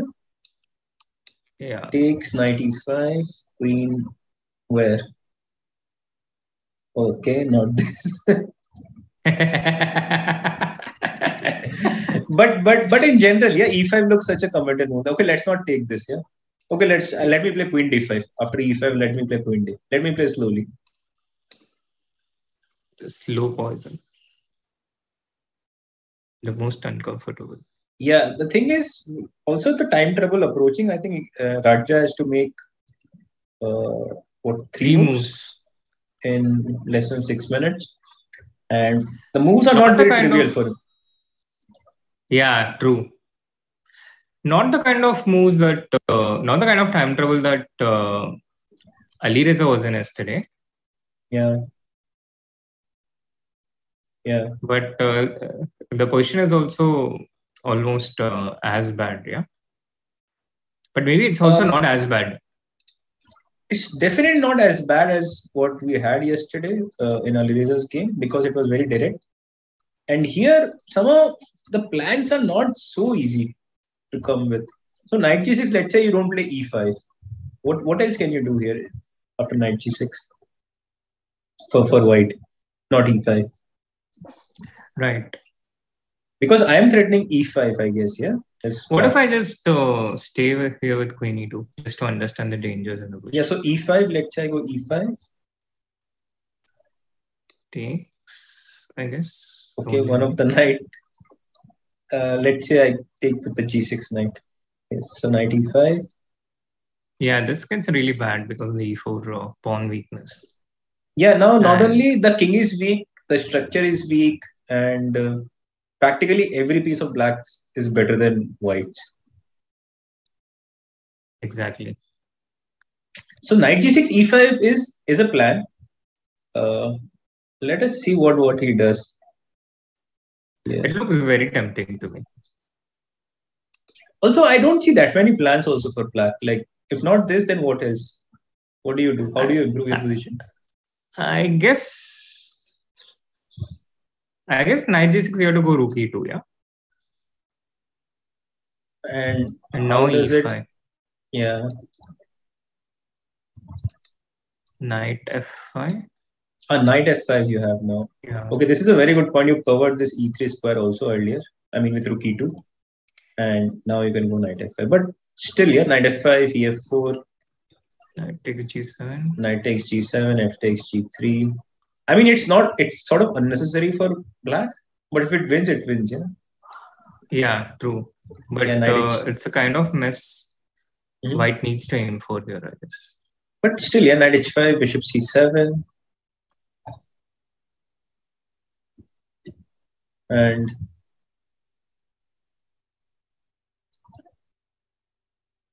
can I play queen? I mean, still it's losing. I thought maybe I can take on e4 or maybe not. Yeah, I was also worried about this, but aren't you losing g7 if I take rook e4, queen e4, queen c7? No, queen e2, yeah. King into g3. Okay, maybe let us show this line. It's quite relevant. So queen e2, maybe knight h4, yeah? Oh, that the position has come on the board. Knight h4, maybe g3, knight f5, or no, I think, oh, then you just go back, yeah? Yeah. Queen e2, now it's game over, is it? Yeah, yeah. Okay, he's played f6 actually. Crazy. Let's go back. He didn't go knight g6, he has gone f6. With the same idea, e5 and the same point. E4 is under pressure, but with f6, he has defended any potential counterplay on this diagonal. And the knight isn't going to. I guess he can also go for now knight c8, knight d6 is also an idea now that I see the pawn on f6, guarding this diagonal like you pointed out. Yeah, knight c8, knight d6 also can be a thing now. The direct route is e5, right? I'm not entirely sure, but yeah, it is hard for me to figure out what to do after e5 also. Also, Radja is down to threat. Yeah. Radja is down to 4 minutes and he still has to make 3 moves. So, I mean, it could very well decide between these 3 moves. Yeah, what do you think, Srinath? I think so. At least White has to try and get his head above water in these 3 moves. These players are fantastic at defending when they have less time and when they're under such pressure. Yeah. If it was, but having said that, yeah, having said that, Timur is not been best of his form. He's not in form of his life. The last tournament he played, he lost about 10-15 rating, and in general, since 2020, he has hardly played like maybe a couple of tournaments here and there. Yeah, so, but also playing all these online speed events, I think it really helps your shape in less time. I'm not entirely sure because to sit for 7 hours and to concentrate for let's say 15-20 minutes at a time, or let's say when you play this speed chess, you concentrate for like 7-8 minutes continuously, then you have a break for 1 minute maybe, or maybe 15 seconds, 30 seconds. So these kind of things, you cannot train yourself, for 7-hour session. True. And there that one mistake is not going to cost you the whole entire thing, yeah? Like one mistake is going to cost you that particular game, and then you can always come back in the next game. So, True. And he's still thinking. Does not really look very good for Radja fans, yeah? Absolutely, Abhijeet. I love this tool of watching games on chess.com though. It gives me instant feedback on whether the move is a good move or a mistake. And when I was doing it, it was sort of distracting me. But it is of course a good thing. But it's like sometimes you sort of don't need this, but it's of course good to have an option.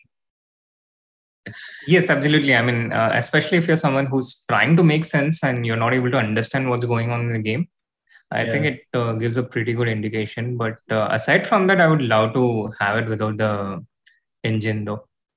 Yeah. It would be, as we saw, I think even Vishy was getting a bit distracted today. Yeah? Like you make a move, the bar goes up and then you start doubting yourself. And it really disrupts your flow of thoughts.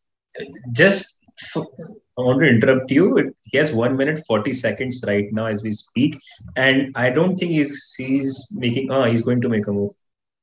He's going to make a move, but it feels like.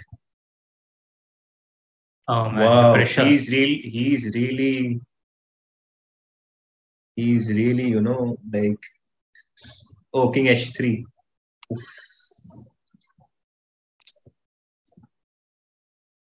A decent move doesn't really do anything. Also sidesteps this X-ray, from Queen to B7 to King to G2. And maybe if you go Queen C8 or Queen D7, he'll come back again to G2. Yeah, giving him some much needed time. Yeah. But what happens if I play E5 here? What's the... So let's say I take FE.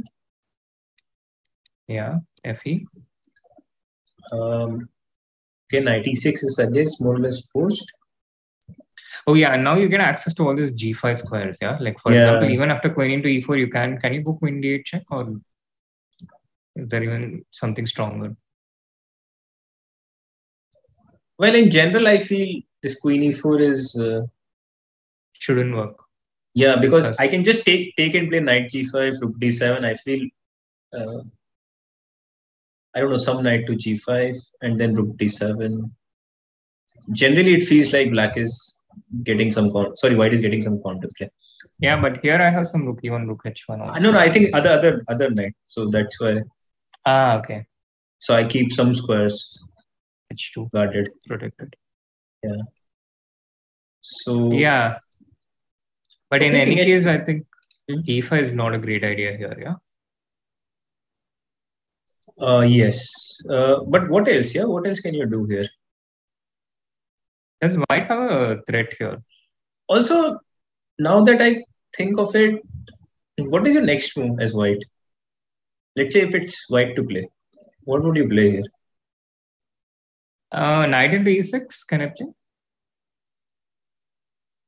Okay. I was not entirely sure, but maybe you can. Rook e4? Yeah, rook e4. I was a bit confused here, but maybe knight g5. Oh, wow. I don't think you can do that. Can we? I'll just make a blank move so we can put it on the board. But no, bishop a7. Yeah. e8. It's hard to make a blank move. Maybe queen a8, but also then I control the 8th rank. Yeah. I mean, your tricks with knight e6, knight g5 will not work so much. But my point was in general, like, it's not very easy to make a move as white. This is a better way to do it. So let's say knight e6, rook e4, knight g5. So if I take on g5, you take back like this. Yeah. And the point is, I cannot move the rook anywhere, yes, because of queen h7 is coming. And also you're threatening queen d8 mate. Yeah. So maybe you're threatening to take on e6, yeah? Yeah, it seems like, yeah, so he's played queen c8, king g2 back.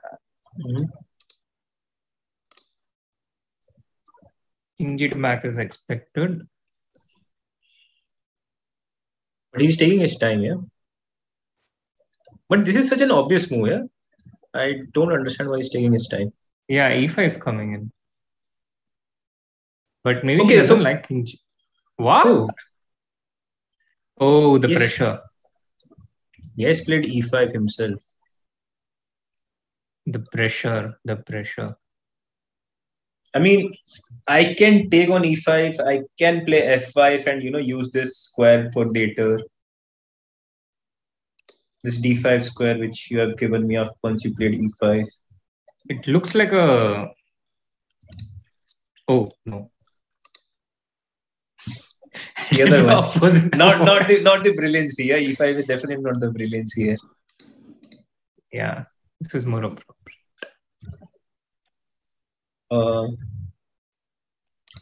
Also, if I play bishop d4, how are you going to take back? With the knight or with the bishop?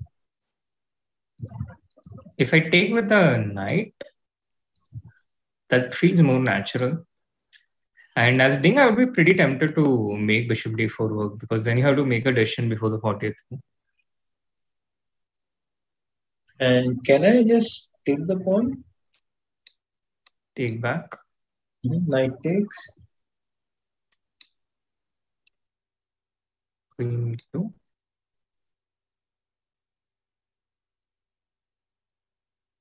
And this is not exactly what we want, yeah? So maybe just go back. So we move the knight, you probably... Yeah.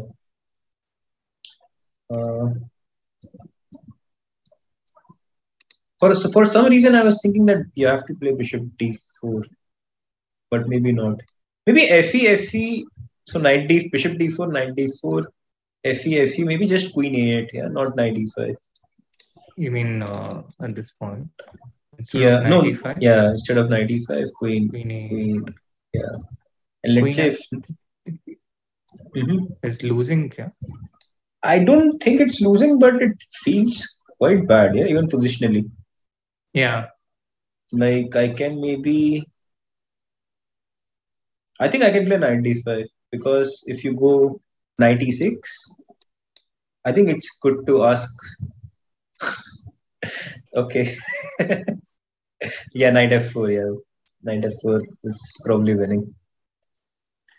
I thought you were testing me, Abhijeet. No. I mean, come on. Who am I to test you? So but okay, black has many moves here, not only this. Like e5, f5 also looks so much simpler. Like you block everything here, and maybe next move, either you play knight d5. I mean, but you are sort of hinting that you have to take on d4 yeah, at some point. Because let's say white goes knight g5, it will be very hard to defend this pawn on e6. Yeah. But we don't really mind, yeah. We just play knight d5. We have two beautiful knights, all the light squares. I guess. Hey, this actually feels more tempting to me. You know, you don't have to calculate so much, and you feel like you're just having a very comfortable advantage. Right. And yeah, I mean f5, you just block it, and he still has to make one move, yeah, 1 minute, which is he can, but his position is not getting better by any stretch of imagination. Yep. Yeah. Totally. So f5, Ding is e5, Ding is thinking, yeah, right now the live position, or. Yeah, e5 is thinking right now. He's just scratching his head and. Yeah, actually, let's just see what Ding does. I think he sees it. This is confident Ding.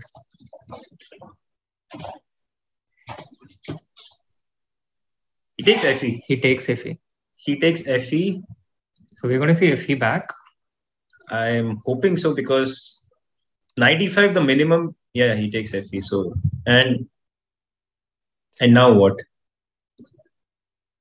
He has made the time control. Raja has made the time control, and now.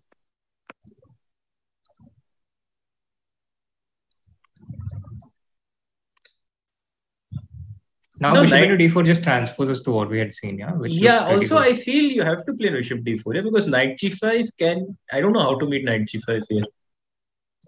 But if you wanted to do this, why didn't you start with bishop d4? I mean, it's the same thing, yeah? It's the same thing. Like now bishop d4 is the same. I mean, if you don't take on d4, let's say if it's white to play, white is threatening to go knight g5, and you don't have knight f5 blockade because knight on d4 just takes it, yeah? Yeah, but the thing is, when you took bishop d4, white had to decide with 50 seconds remaining, but now he can decide his move with 1 hour remaining. Yeah, but I don't think it matters so much. I guess, like here, let's say bishop d4, you want to take how?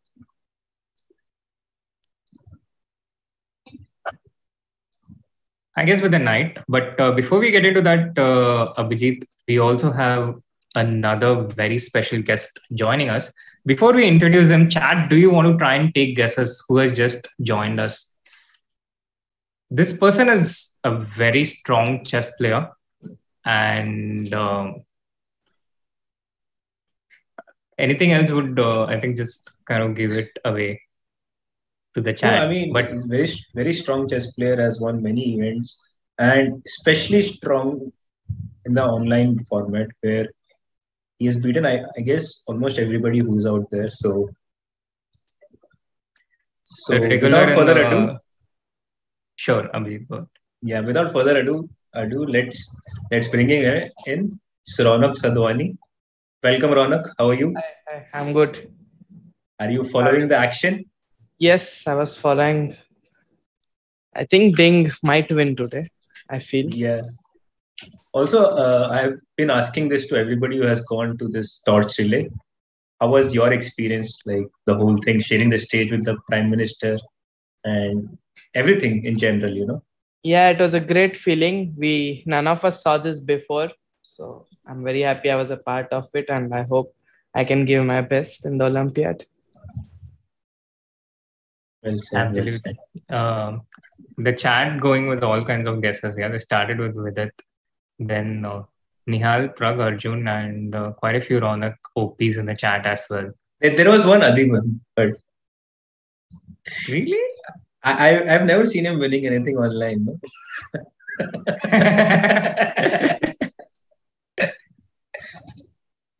So, but I don't. Yeah, I don't need to hijack the topic. So carry on.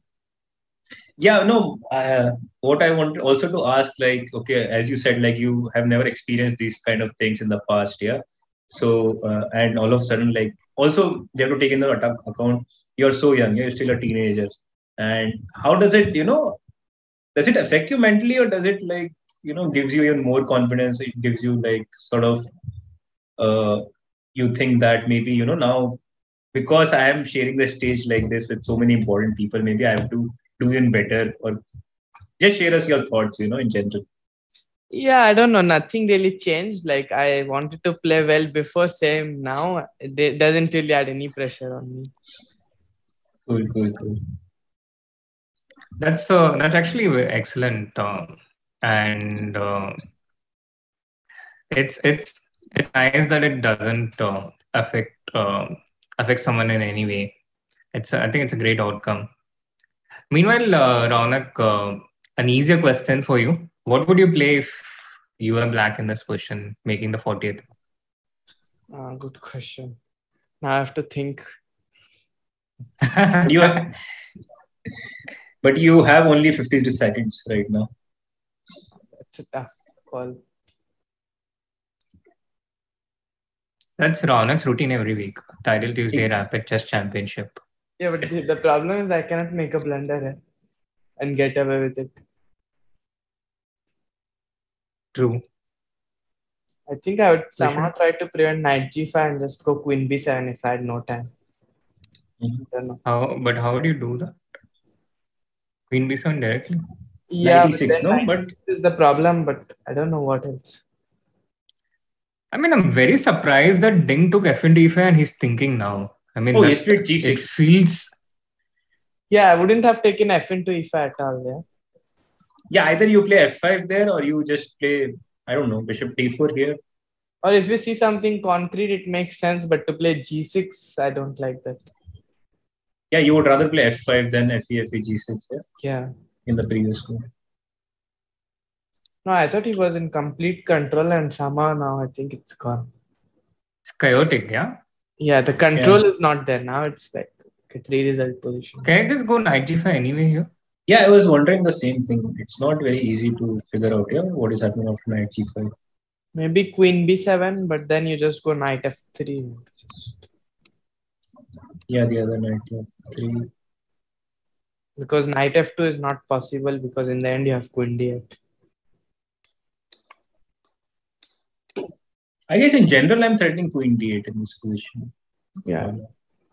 I think Ding has realized that he has made something wrong. But won't you take bishop d4 if the sword is hanging at your neck? Won't you take bishop d4 here, which feels like a normal looking move and doesn't really throw anything away, the position? Whereas g6 is sort of a little bit more committal in a way. No, I think bishop d4, he was worried about bishop into d4 and bishop c5. That's what I feel. But yeah, it makes more sense than g6 for sure. I should have just taken it here. But Ding not looking happy, yeah? At least from his body language. Exactly, yeah. I feel bad myself looking at Ding. No, you should have just played f5, just make 40 moves and then just calculate. Knight g5 on the board, by the way. Yeah. No, now it's okay. Yeah, I think the worst for Taimur has passed. For sure. Yeah. Do you think this can even see a turnaround now with such a late change in the momentum? But I can always play bishop d4 and queen a8. Yeah, I guess you have to I don't see black ever losing this in general. If black wants to make a draw, I think it should not be very difficult. Yeah, that's true. Okay. Yeah, the danger is when you can't accept it and you keep trying. Yeah. If something goes very wrong, then only this can happen. Yeah, otherwise, I don't see. Yeah. Would you go for this as black now? To try and liquidate? But queen f3, what's that? But I don't imagine black ever, getting worse in this kind of position. You can, no? I mean, with... Yeah, I mean, I take on f3 and maybe do something now. Not sure what though, but... yeah, somewhere with the knight. I think fr c6, I go to b2, d5, I go knight g5. I don't know.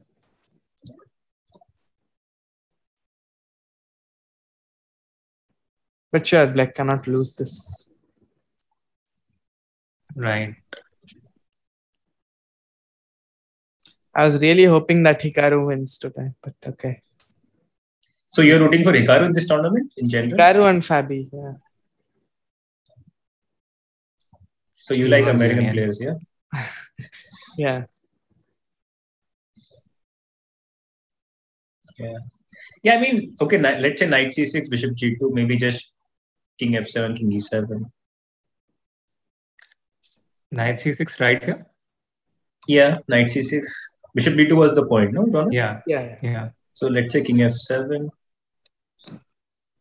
I mean, this is not like playing forward, but I'm just trying to show that I don't think black can. Black is not in danger. Yeah, it's only white. Yeah, I mean, still in danger. Yeah, I would rather take black here than white, I guess. Yeah, and if Ding sees a way to keep the game going in a safe way, I think he should be happy with it. Yeah. Yeah. But knight c6, can I go bishop c5 and try to create some mess, or it's just too much? If the pawn, try to get knight g5. But black can never lose it. So. Yeah. You never have this rook d7 check also, yeah? After that. So. One knight is defending d8, one will defend d7. Yeah. But I guess, yeah, it's quite a turn-off event, yeah, last few moves. Yeah. If I get a lot of counterplay, still I don't see a way how white can try to win it. Yeah.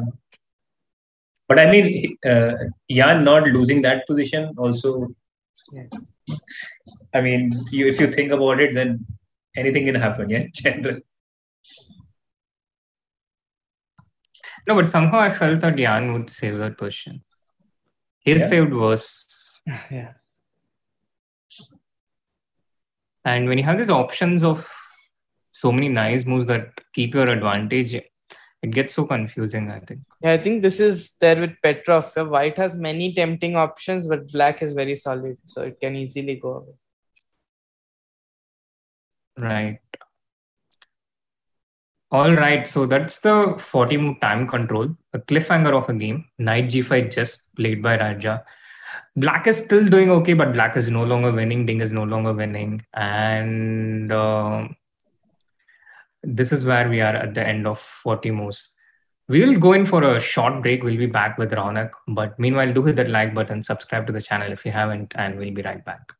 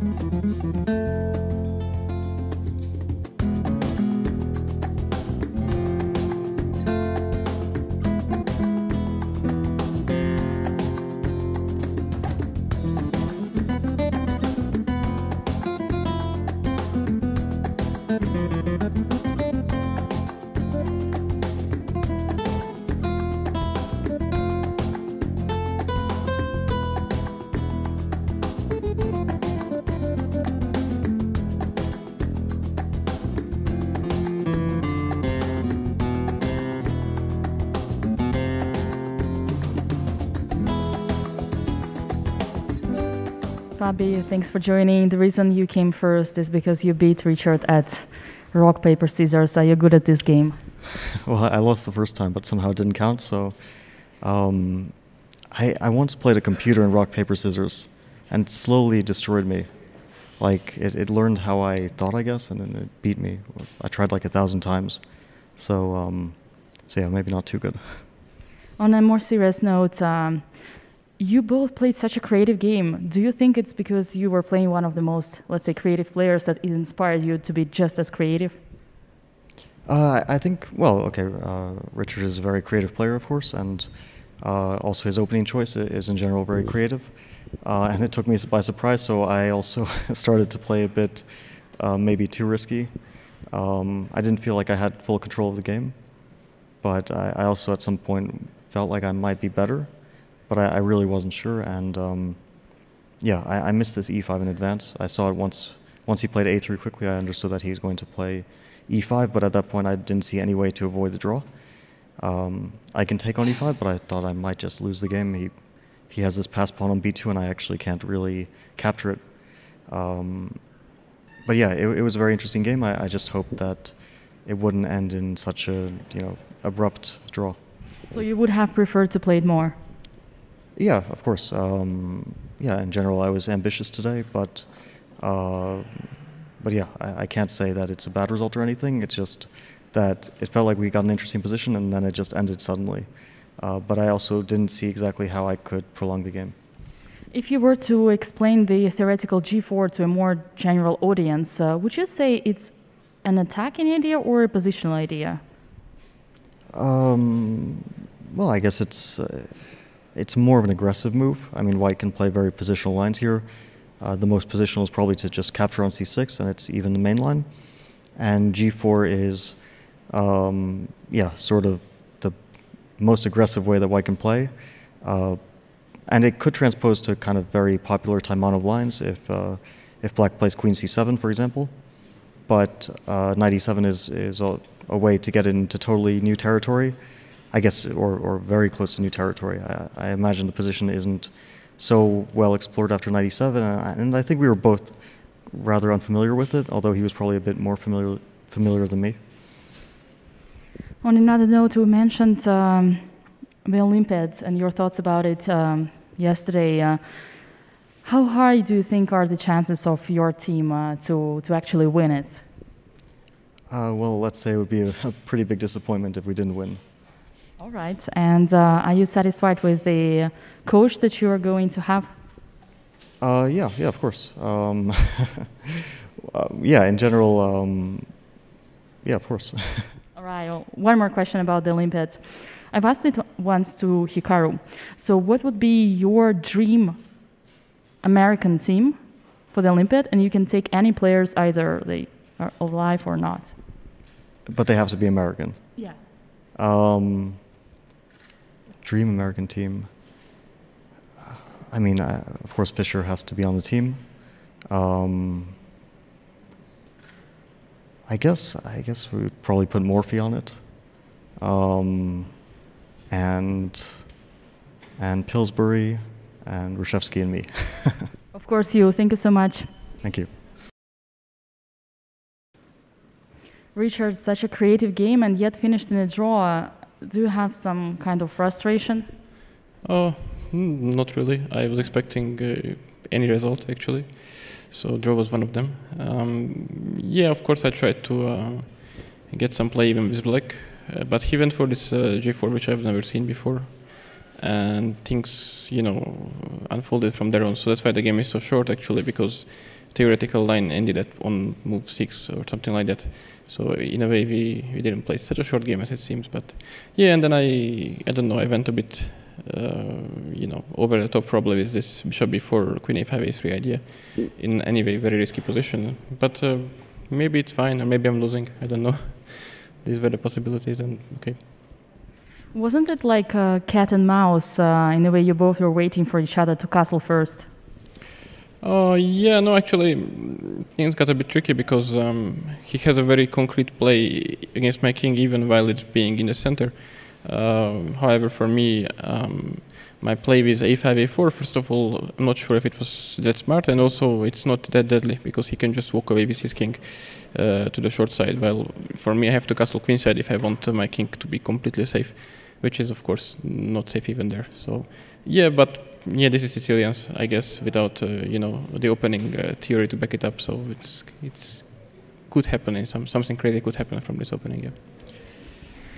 You're one of the most creative players, so mentioned it so many times, and here you didn't seem to change your style. Do you think once you qualify to the World Championship match, you would have to tame your creativity a little bit? Yeah, but my so-called creativity, right, comes from the fact that I mean, I am out of book on move 6 already. So if I qualified by some miracle to the match, of course, I would try to avoid such mistakes, and then I would, you know, probably play much more principled. Yeah. Well, let me wish you that in any case. Thanks.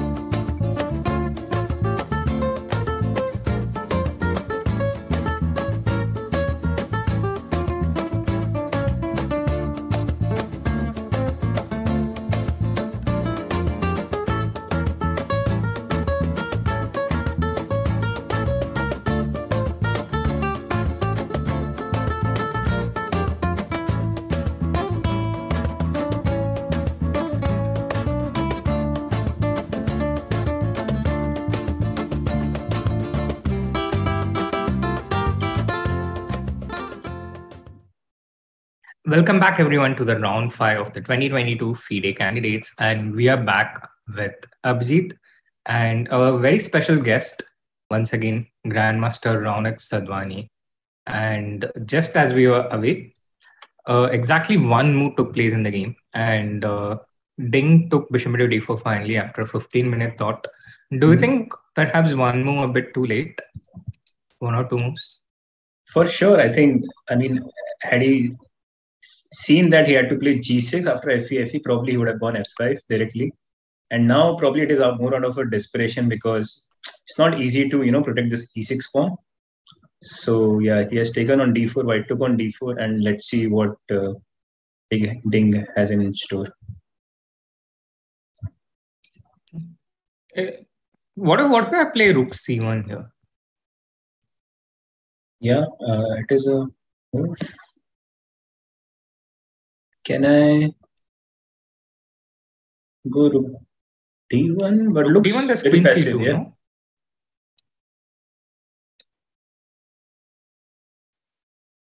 And if I simply take, you take back with the bishop rook g1. and yeah. Or knight f3. Yeah, but bishop g1 looks more to the point. You attack the e6 pawn, rook d8 is coming.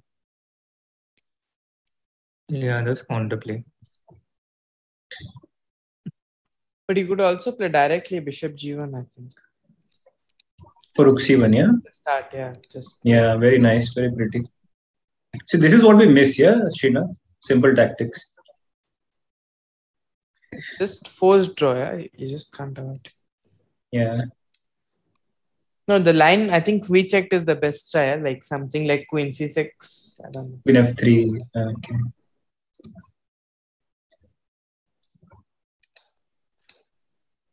With Queen E8, yeah? Or C6, doesn't really matter. Takes, yeah. And some Knight C6, yeah. But also I like this Bishop C5 actually more than Bishop B2, because Bishop B2 I've just felt like once I put King to E7, maybe it's still completely drawn, but maybe black can play on at least for a while. White gets passive. Yeah, yeah. Yeah. So according to you, like right now, I mean, we know that Fabiano and Hikaru are the ones whom we are rooting for, but like based on current form, whom do you think is likely to win? Still, I would think the same, but yeah, maybe Nepo Really? has Not some yet? chance. But sorry, not Nepo. Yeah, I think Nepo at one point towards the end he'll start playing some bluff. That's what I'm hoping for. Okay, that's very. So if you had to put money on somebody, you would still put on Fabiano and Hikaru, yes? Yeah. And let's say last round Fabiano and Hikaru are playing and one of them will qualify. So then I'm happy in any case. Because you have only one money, yeah? Because both are... Right. So now that we are talking about this torch relay and the Olympiad, how is your preparation generally for Olympiad? And in general, can you also tell us like what is the general method, how you prepare in general for any tournament, also how you're preparing for Olympiad especially? Yeah, I'm not going to prepare much. I will mostly play some tournaments. So I'm playing 2 tournaments before Olympiad and 2 tournaments after Olympiad. So I think that's my main preparation, to be in some shape and play. Right. Gone were the old days, when Botvinnik used to say that after every tournament, you have to work at least the number of hours you have played on the board. So let's say if it's a 9-round event and if you are playing for, let's say, 4 or 5 hours every day, so you need to work at least 45 hours. Oh, no, actually his method was just double the number of hours you have played on the board. You have to work that and then you play the next event. With that logic, I would have to rest for 2 years. No, but actually, Vishy was talking about this, I think, in somewhere recently, about how times have changed. And for example, one fundamental difference is if you know an idea or a concept, there is a very short time in which you can actually use it. And if you actually took so many months to play your next tournament, chances are that it gets played in 10 games by then, if you have a new idea or concept. So I think it's just different rules and different circumstances. Yeah. Also, I wanted to ask another thing from Raunak, that since you play reasonable amount of tournament in a year, and we have here Radjabov, who has probably played couple of tournaments since 2020. So do you think that has some sort of impact of how he's playing, or you think it doesn't matter in general? Yeah, I think playing more helps. Like all of these guys had some practice before the candidates. Even Raja had, but not as much as these guys did. Yeah, I mean, Raja only played this Norway one, and they sort of skipped it because they were already playing so many tournaments beforehand. Yeah. All of them were also playing some CCT, GCT, everywhere they were playing, but he didn't really play that much. Right. Talking about that, what is your favorite time control to play in? 10 seconds plus 1 second? Time control, yeah. That's what I was Really? I remember long back, I don't know whether Raunak, you remember it. We were coming back from Asian, I think it was in 2016. China. Yeah. And the Continental, yeah. Yeah, Asian Continental. I think 2019 or 18, I don't remember exactly. 19. 19, yeah. So you Arjun, Nihal. There was also Harshit, I guess. Yeah. Harshit Raja.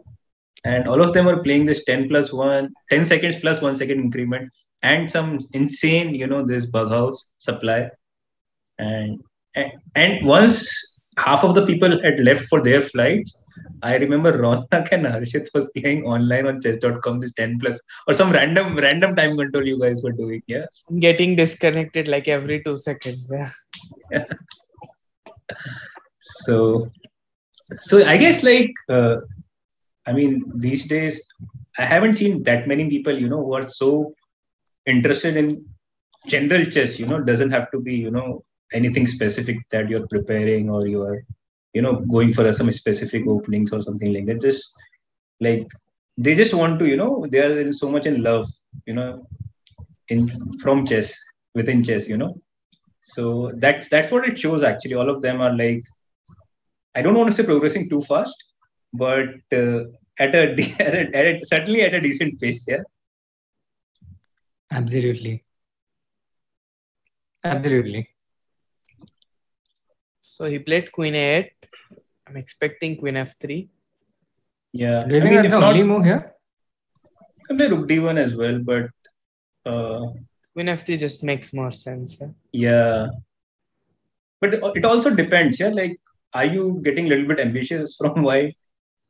So maybe you may want to play Rook D1, but generally, like, I don't think Temur is the one who will be like, after defending for so long, I think he'll just go Queen F3 and probably draw very quickly. I wanted to say this, but then I was hesitating a bit. No, this is chilled stream. You can say whatever you want to say.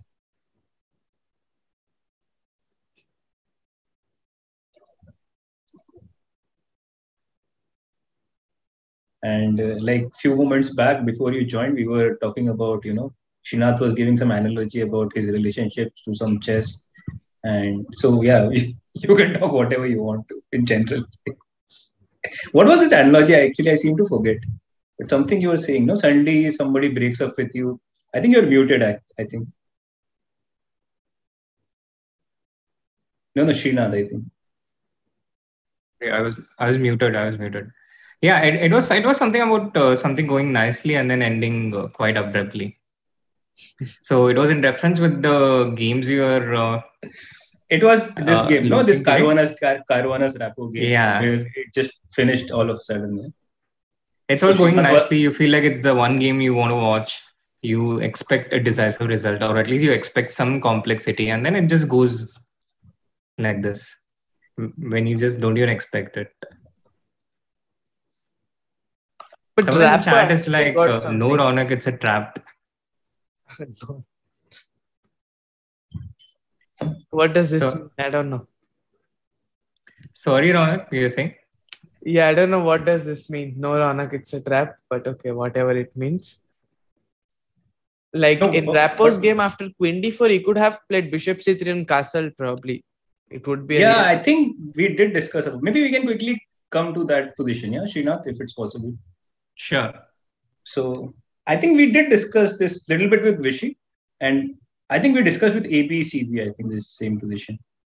And we thought like just Bishop C3, Queen C3 or something to C3 and then castles. And we sort of felt that I think it's white who is in more of a danger than black.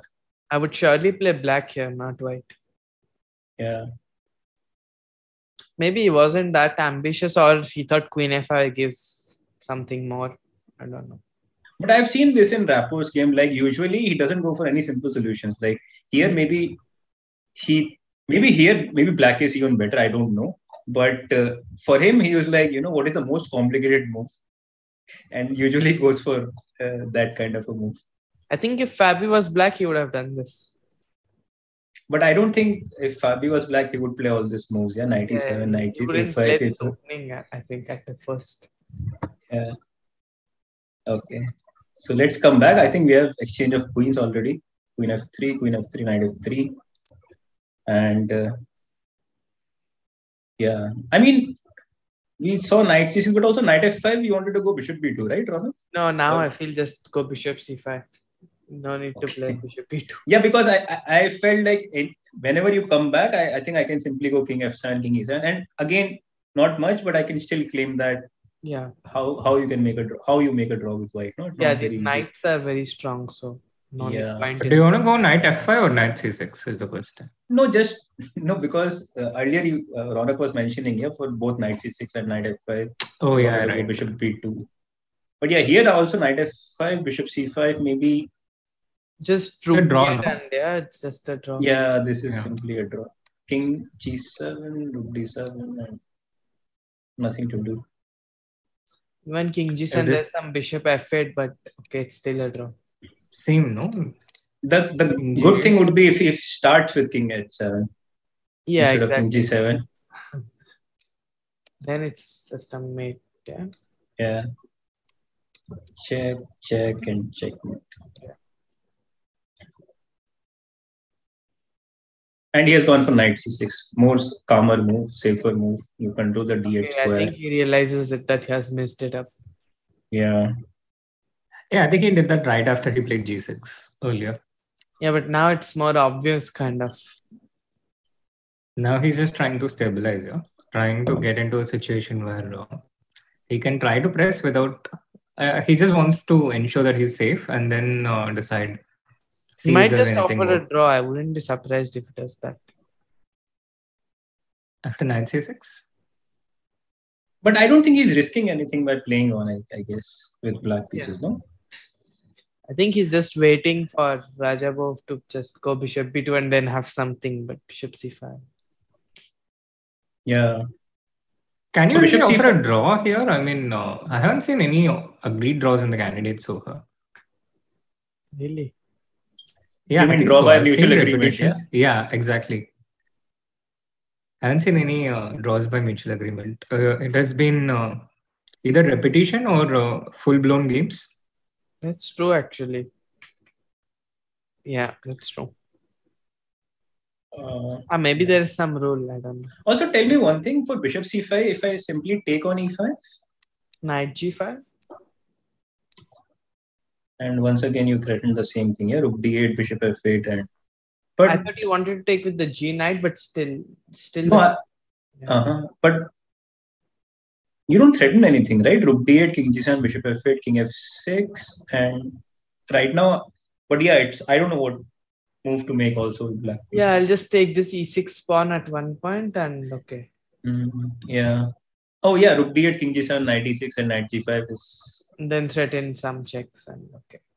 Let's say I go rook d1. Sorry, rook c1. Okay, rook d8. So king g7, knight e6. I think I have a concrete solution. Yeah, just bishop f8, knight e4. And knight d6, yes? Yeah. It's a draw, yeah. True. But even knight e6, okay, feels like a draw, but then there's some rook c2 tricks, which I don't want to give. So. Yeah, also rook h1, rook h2, and all of a sudden... Some checks are coming, so... Yeah, and with white, you're not really trapping my king in the corner, so... Yeah. Yeah, I guess then bishop c5 is the cleanest among all. And if I don't take on e5, I'm not really doing anything, yeah? Yeah, I don't see him doing anything else, yeah? Rook c3? I wanted to ask this. Knight g5? And let's say I'm being very greedy and I'll take the a3 pawn. Yeah, which makes sense. I mean, I would never do during the game, but I mean, I'm not playing this game, so... Exactly. No, but it's this thing, I don't know, you told this or someone else, that the knights are protecting d8 and d7. Yeah. So knight e6, probably you go knight g5 and you have this two squares covered, so you cannot give a check right away. And if you cannot make a draw right away, then it becomes a little bit tricky for white. Maybe after rook c3, I should try to find something direct. Otherwise, you go here. But if you see something direct, that's better. Yeah. This also, I think it's impossible to win it. Yeah. Well, I don't know. Yeah. Like, how do you play? The game goes on. Yeah. I mean, that's what probably black wants, because I don't think black is again risking much here. Yeah. And yeah.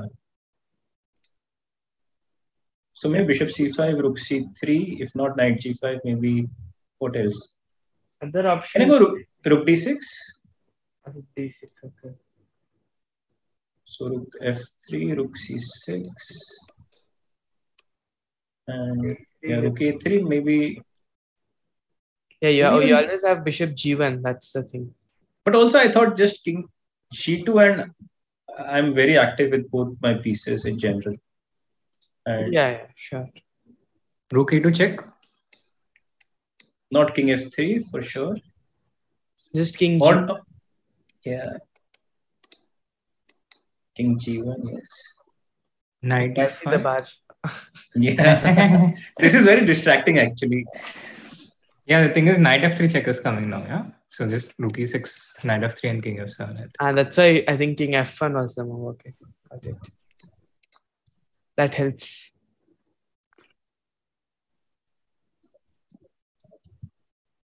No, I think it really kind of blocks your mind when you see anything related to computer on your screen. Yeah. But I feel there should be something easier. Yeah, just go back a little bit. I mean, even this position with king on h3, we played king g2, yeah, after rook a3. Yeah, so rook f3, rook c6, rook a3. No, rook e6, the problem is he'll go rook a2 and... No, I'll give first checks, actually. I'll give checks. I'll bring your king to e8, because that's how you can play for a win, yes? Otherwise, it's... And then take on e6. Then take on e6, and probably when you play rook a2, I'll come bishop g1. And now... Now I think, okay, it's just a draw, yeah? Even maybe white can play on. Yeah, exactly. Maybe white can also play on. Yeah. This is how... And bishop c5... Yeah, and bishop c5 was played. Yeah. No, now the body language has also shifted. Yeah, Raja is so totally comfortable, and also the time, is like regretting. And I guess if Ding can find a way to. Sorry, the draw doesn't help both of them in the standings. Yeah, yes. I mean, I was even asking Vishy about this. Like, so now Ding is on -1 after 4 games, and he has played 3 whites. So remaining 10 games, he'll have 4 white. So is this the time where you start, pushing with both the colors? Because I guess you need +3, I guess +2, +3 to win the event. +2, yeah.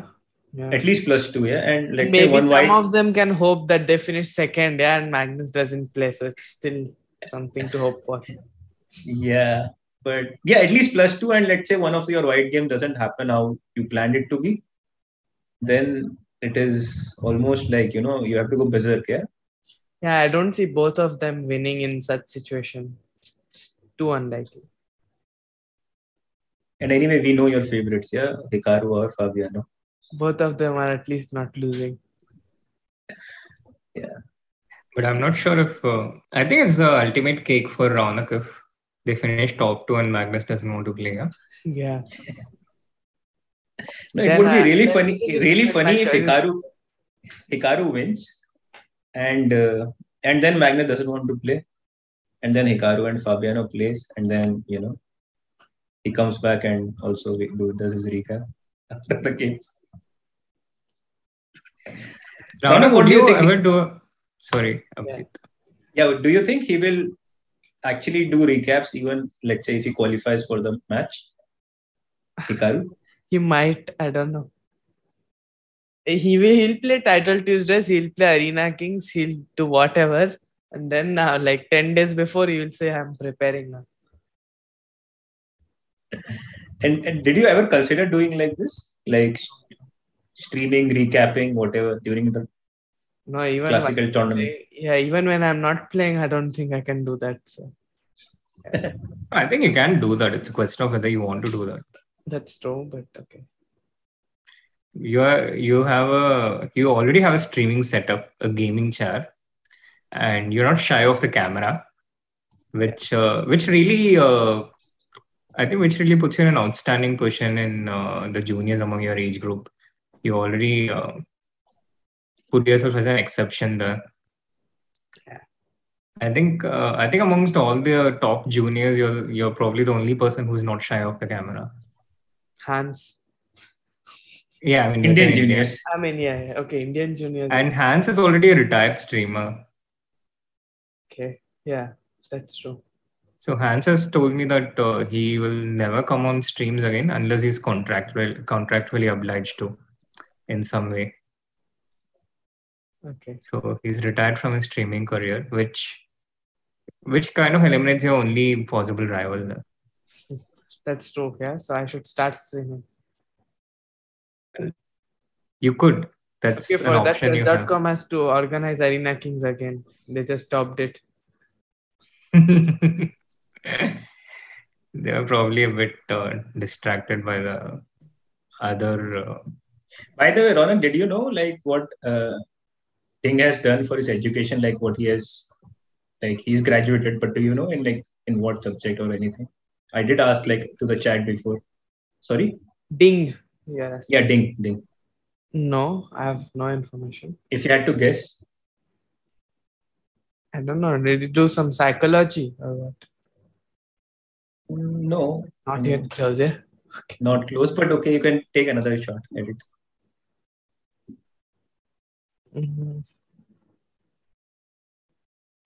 Such a tough guess. So many subjects.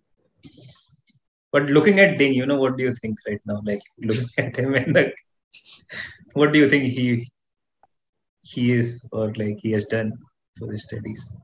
It's definitely not mathematics. That's for sure. Why? Okay. He's not like someone like MVL who just calculates and plays. Yeah, he's more of a feeling kind of guy who has a feel for the game. He's theoretically quite well prepared and strong. Yeah. Yeah. He knows his theory. It's true. So what he studies is also into trouble for no reason. Yeah, what he studies is also kind of in line with that. Yeah. Soumya has also studied the same. How would I know? Oh, you don't know that. Dude, Soumya is just double his age. Right. When she was studying, I think Raunak was not yet born. Or no. I remember she studied law, yeah? Yeah. Okay, that was a good hint. Ding has also studied law. Really, but he doesn't look like that somehow. He looks exactly like that black coat. Actually, Ding looks like right now, if you just had to make a guess just by his appearance, you would definitely not think of him as a doctor, engineer, or, But okay, if you see only one guess I can make, yeah? That's it. Gangster. You can't do that with education, can you? You don't learn that in a school, no? Or maybe where Raunak is studying, maybe there is a subject like that. School of Gangsterhood. Bachelor of Gangster. Speaking of bachelors, there are two people in this candidate who are married. Radjabov got married recently, and also Richard, who has been married for a while. It is not a correct question for Raunak. The people whose names start with RA, they have been married in the candidates. Not hinting at any other person named with RA, but I'm just saying.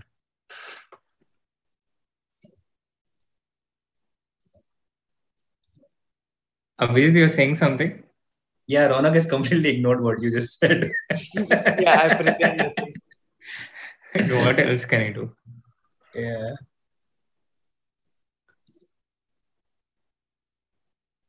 So does it help in general? What do you think? What are your thoughts in general? Like being married or being, in a relationship, does it help you to focus better on chess or? You're asking that to Raunak? No, to both of you. The one asking. To both of you. To both of you. I'll let Raunak take this one.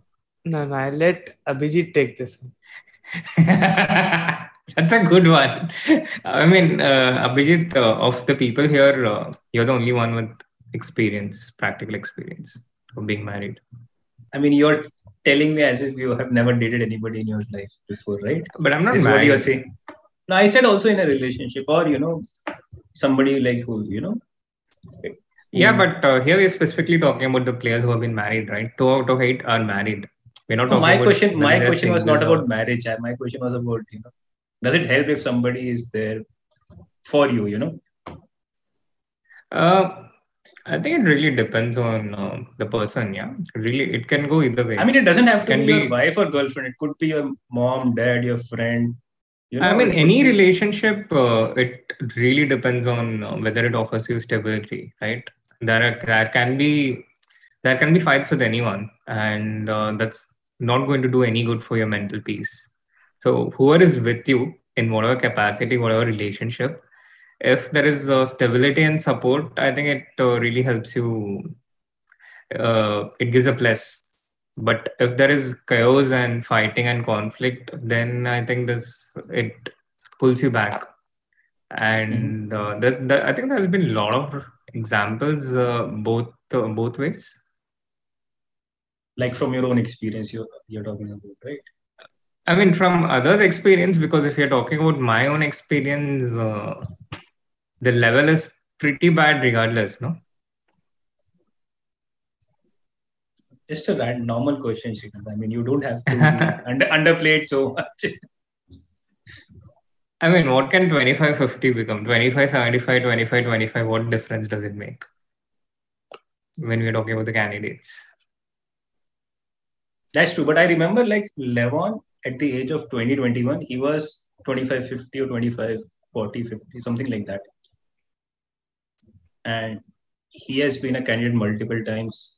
He has been world number 2 for a very long time. So you never know. Raunak is nodding so seriously to that. Yeah. I was nodding to something else, but okay. In the chat, people are saying Raunak is blushing. Okay. Yeah. When Raunak was invited to the candidates commentary panel, I don't think he was expecting. Yeah. This is the topic of discussion. But what to do? Yeah, like what move to make here? Actually, some moves on the game. Knight into e5, knight into e5, rook e2 has happened. But any move he would have made, it's just equal, no? Like knight g5, knight e5. I just checked the computer, it says 4 moves which were drawn. Now knight d3, knight d7 would be natural, right? If you want to just kill the game. I don't know whether he wants to kill the game, like as black. He wants to maybe have some sort of chance, but it's difficult to create a chance right now. No, but he will also be a bit demoralized, no? After looking at the position he had and what he has now. No, that's true. But in general, I feel black doesn't risk anything. So why not? I mean... So how do you continue? How do you try?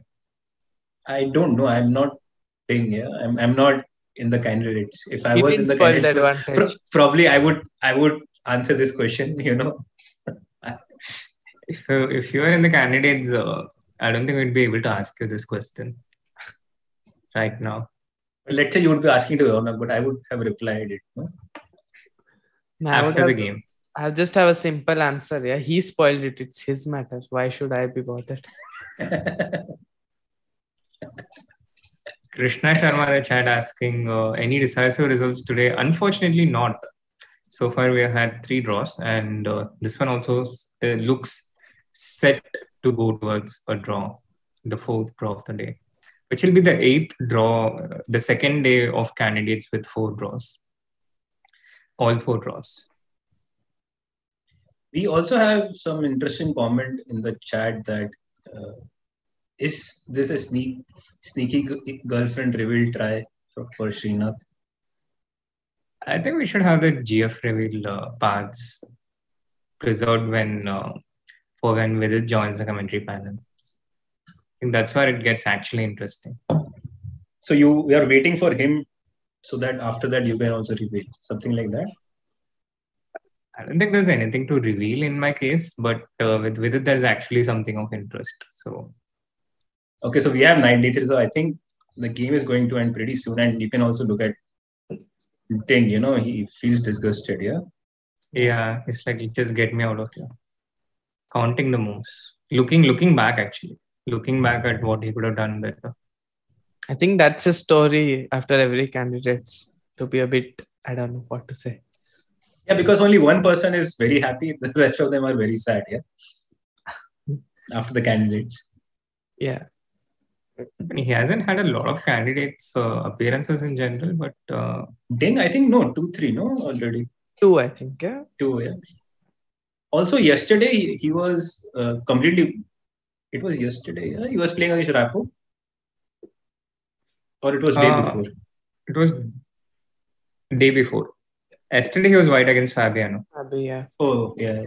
So yeah, against even Rapport, he had a big chance which he sort of spoiled. So, even against Fabi, he had some chances. If he would have played very precisely, I think he could have posed some more problems. Yeah.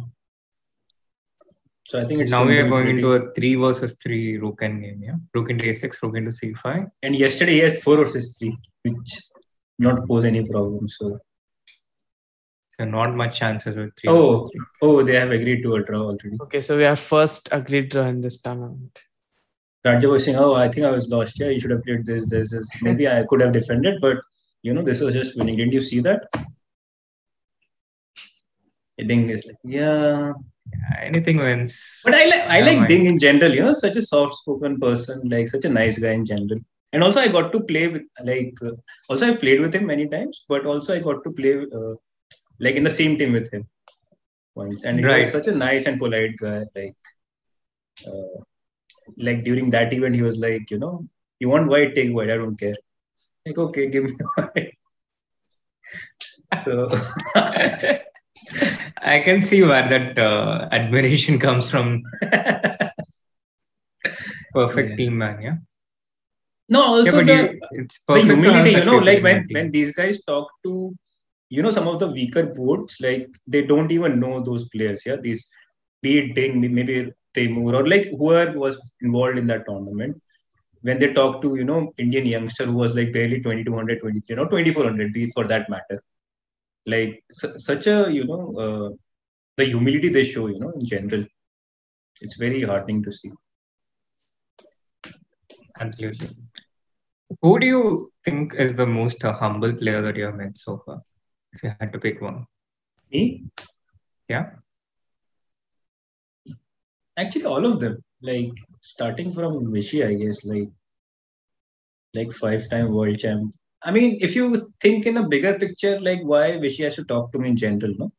Like, in what regard am I improving his life, if he's talking to me? But yeah, he understands, like in the sense that if he speaks like 5 minutes to me, that 5 minutes I'm going to cherish for next 5 months.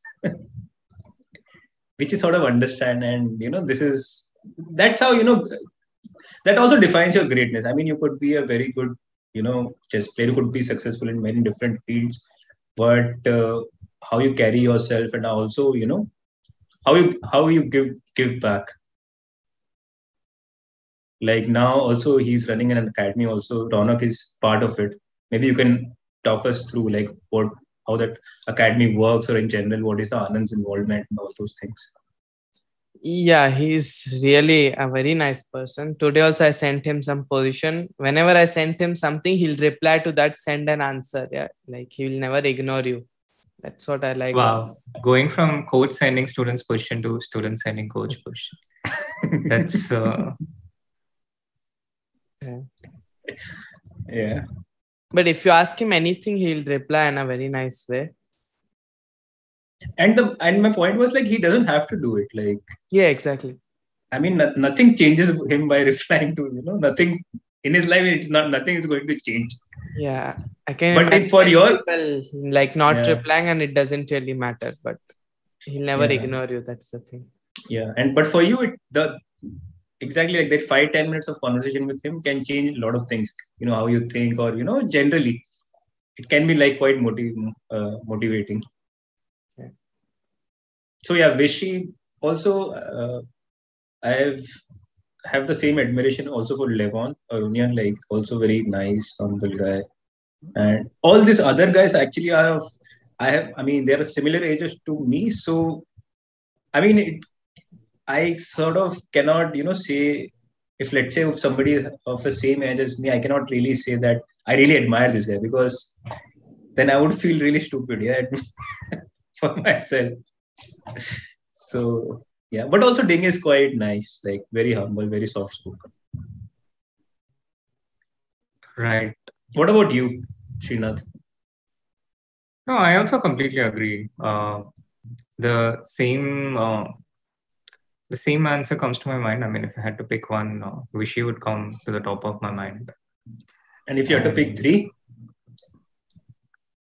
If I had to pick three, and the people I met recently, Vishy, Boris Gelfand was incredibly humble when he came here. He was very, very nice. He was so friendly. He was so good at explaining things. He was so good at connecting with people, and he was so approachable. It was so easy to just talk with him and get his insights, get his answers on anything anyone required. And I haven't actually interacted a lot personally with a lot of people in out there in the talk. So I guess these two people who I've most recently interacted with, they just come to the top of my mind. So I guess with that is the end of round 5. A day which looked like it's going to excite. It's like it was still a bit like the rain though. predictions, many times there's a forecast that there's going to be heavy rains and thunderstorms and there's a cyclone formation, and then you wake up and see that it has passed on to another state. And you mean rain prediction in Chennai, yeah? Exactly. And then you wake up and you find that it has moved to Orissa or Vijayawada, Vishakhapatnam. So I think Rapport Caruana was something very similar. And even Vishy was predicting that there will be at least 2 decisive games today. But it turned out that there was none. And we had 4 draws, 4 exciting draws. But still, it's 4 draws. And let us quickly see the standings. And I also have a question for you guys. Do you think there will be one guy to make 14 draws? Or it's just impossible to break that record? I don't think, like, it can only happen once. Such kind of amazing feat can only happen once. It can. I mean, it could. If it could happen every time, then we would not call that feat amazing, no? Yeah, but last candidates it didn't happen. So this one I actually see some chance. So who is a candidate? Possible. 2 people are there who can do that, Rapport and Duda, but both of them are so unorthodox. So yeah. But not a... Duda, at least I can think that maybe he can, because he is quite solid actually. If you think his style and all, but Rapport, yeah, for sure. Like every game you see of his, like especially here, he's trying either he's winning, he's losing. Not able to do that, Yeah. So the standing looks still the same. Jan is still leading with +2 with 3.5, followed by Caruana on 3, Hikaru on 2.5 with Richard, Rapport and Duda, and then followed by Ding, Liren, Temur and Alireza on 2 points, but it's all to play for. And let's have tomorrow's pairing maybe. So we have Radjabov versus Rapport. Radjabov is white again. And how do you predict, Raunak? How do you predict all 4 games here for tomorrow? The very safe bet is to just say all 4 draws.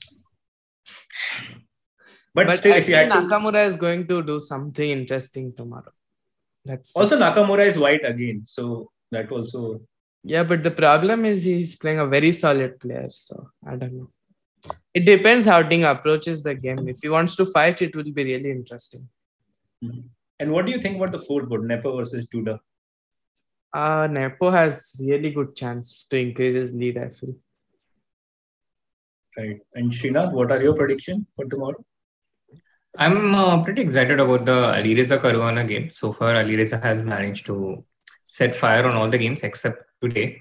Yeah. But in general, the match between Alireza and Caruana, they have always been interesting. It's a clash of generations. Alireza representing the latest generation, Fabi with a completely different approach, a much more classical player. So that's one game, one matchup I'm really looking forward to.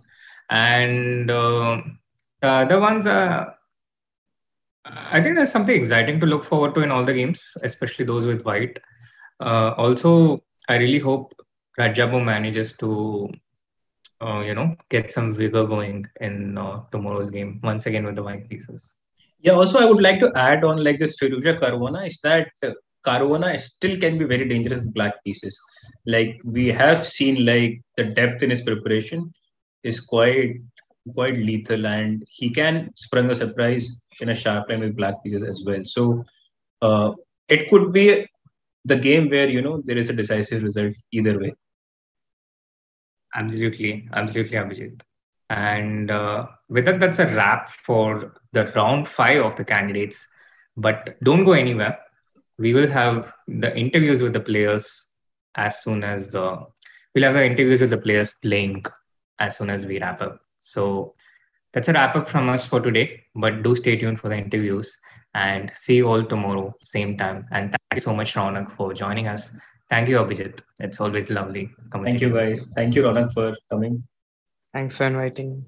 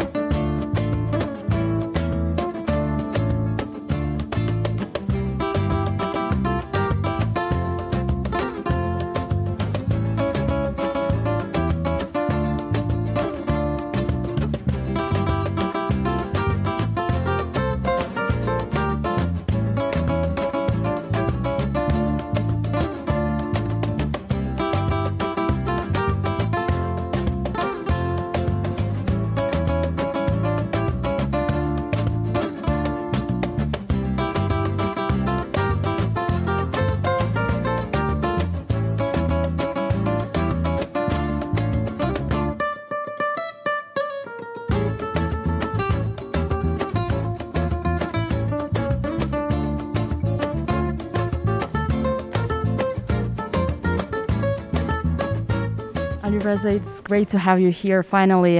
Thanks for coming. How do you feel about today's game? Yes, it was a very interesting game. My opponent played a very solid line, and the game was very drawish, and I couldn't really press him a lot. So, in general, how do you like being here in Madrid so far? Yes, it's okay. It's a good city, and I'm happy to be here and play. Yes. You had your birthday recently. How did you celebrate? I didn't have much time to celebrate. It was a very tough game against Richard, so nothing, just sleeping. But wasn't that a great birthday present to save that game against Richard? Yes, you can put it that way. I don't know. How big is your team here, if it's not a secret? Sorry? How big is your team here, if it's not a secret? Seconds, coaches, family? No, I just came here with my family. That's it. One more question, perhaps. Do you feel like you're the leader of the next chess generation? I didn't think about that. I should think about it next time. Now I'm just playing this tournament. All right, thank you so much, and good luck for the next games. Thank you. Jan Krzysztof, was there any moments where you could have made the game more dynamic?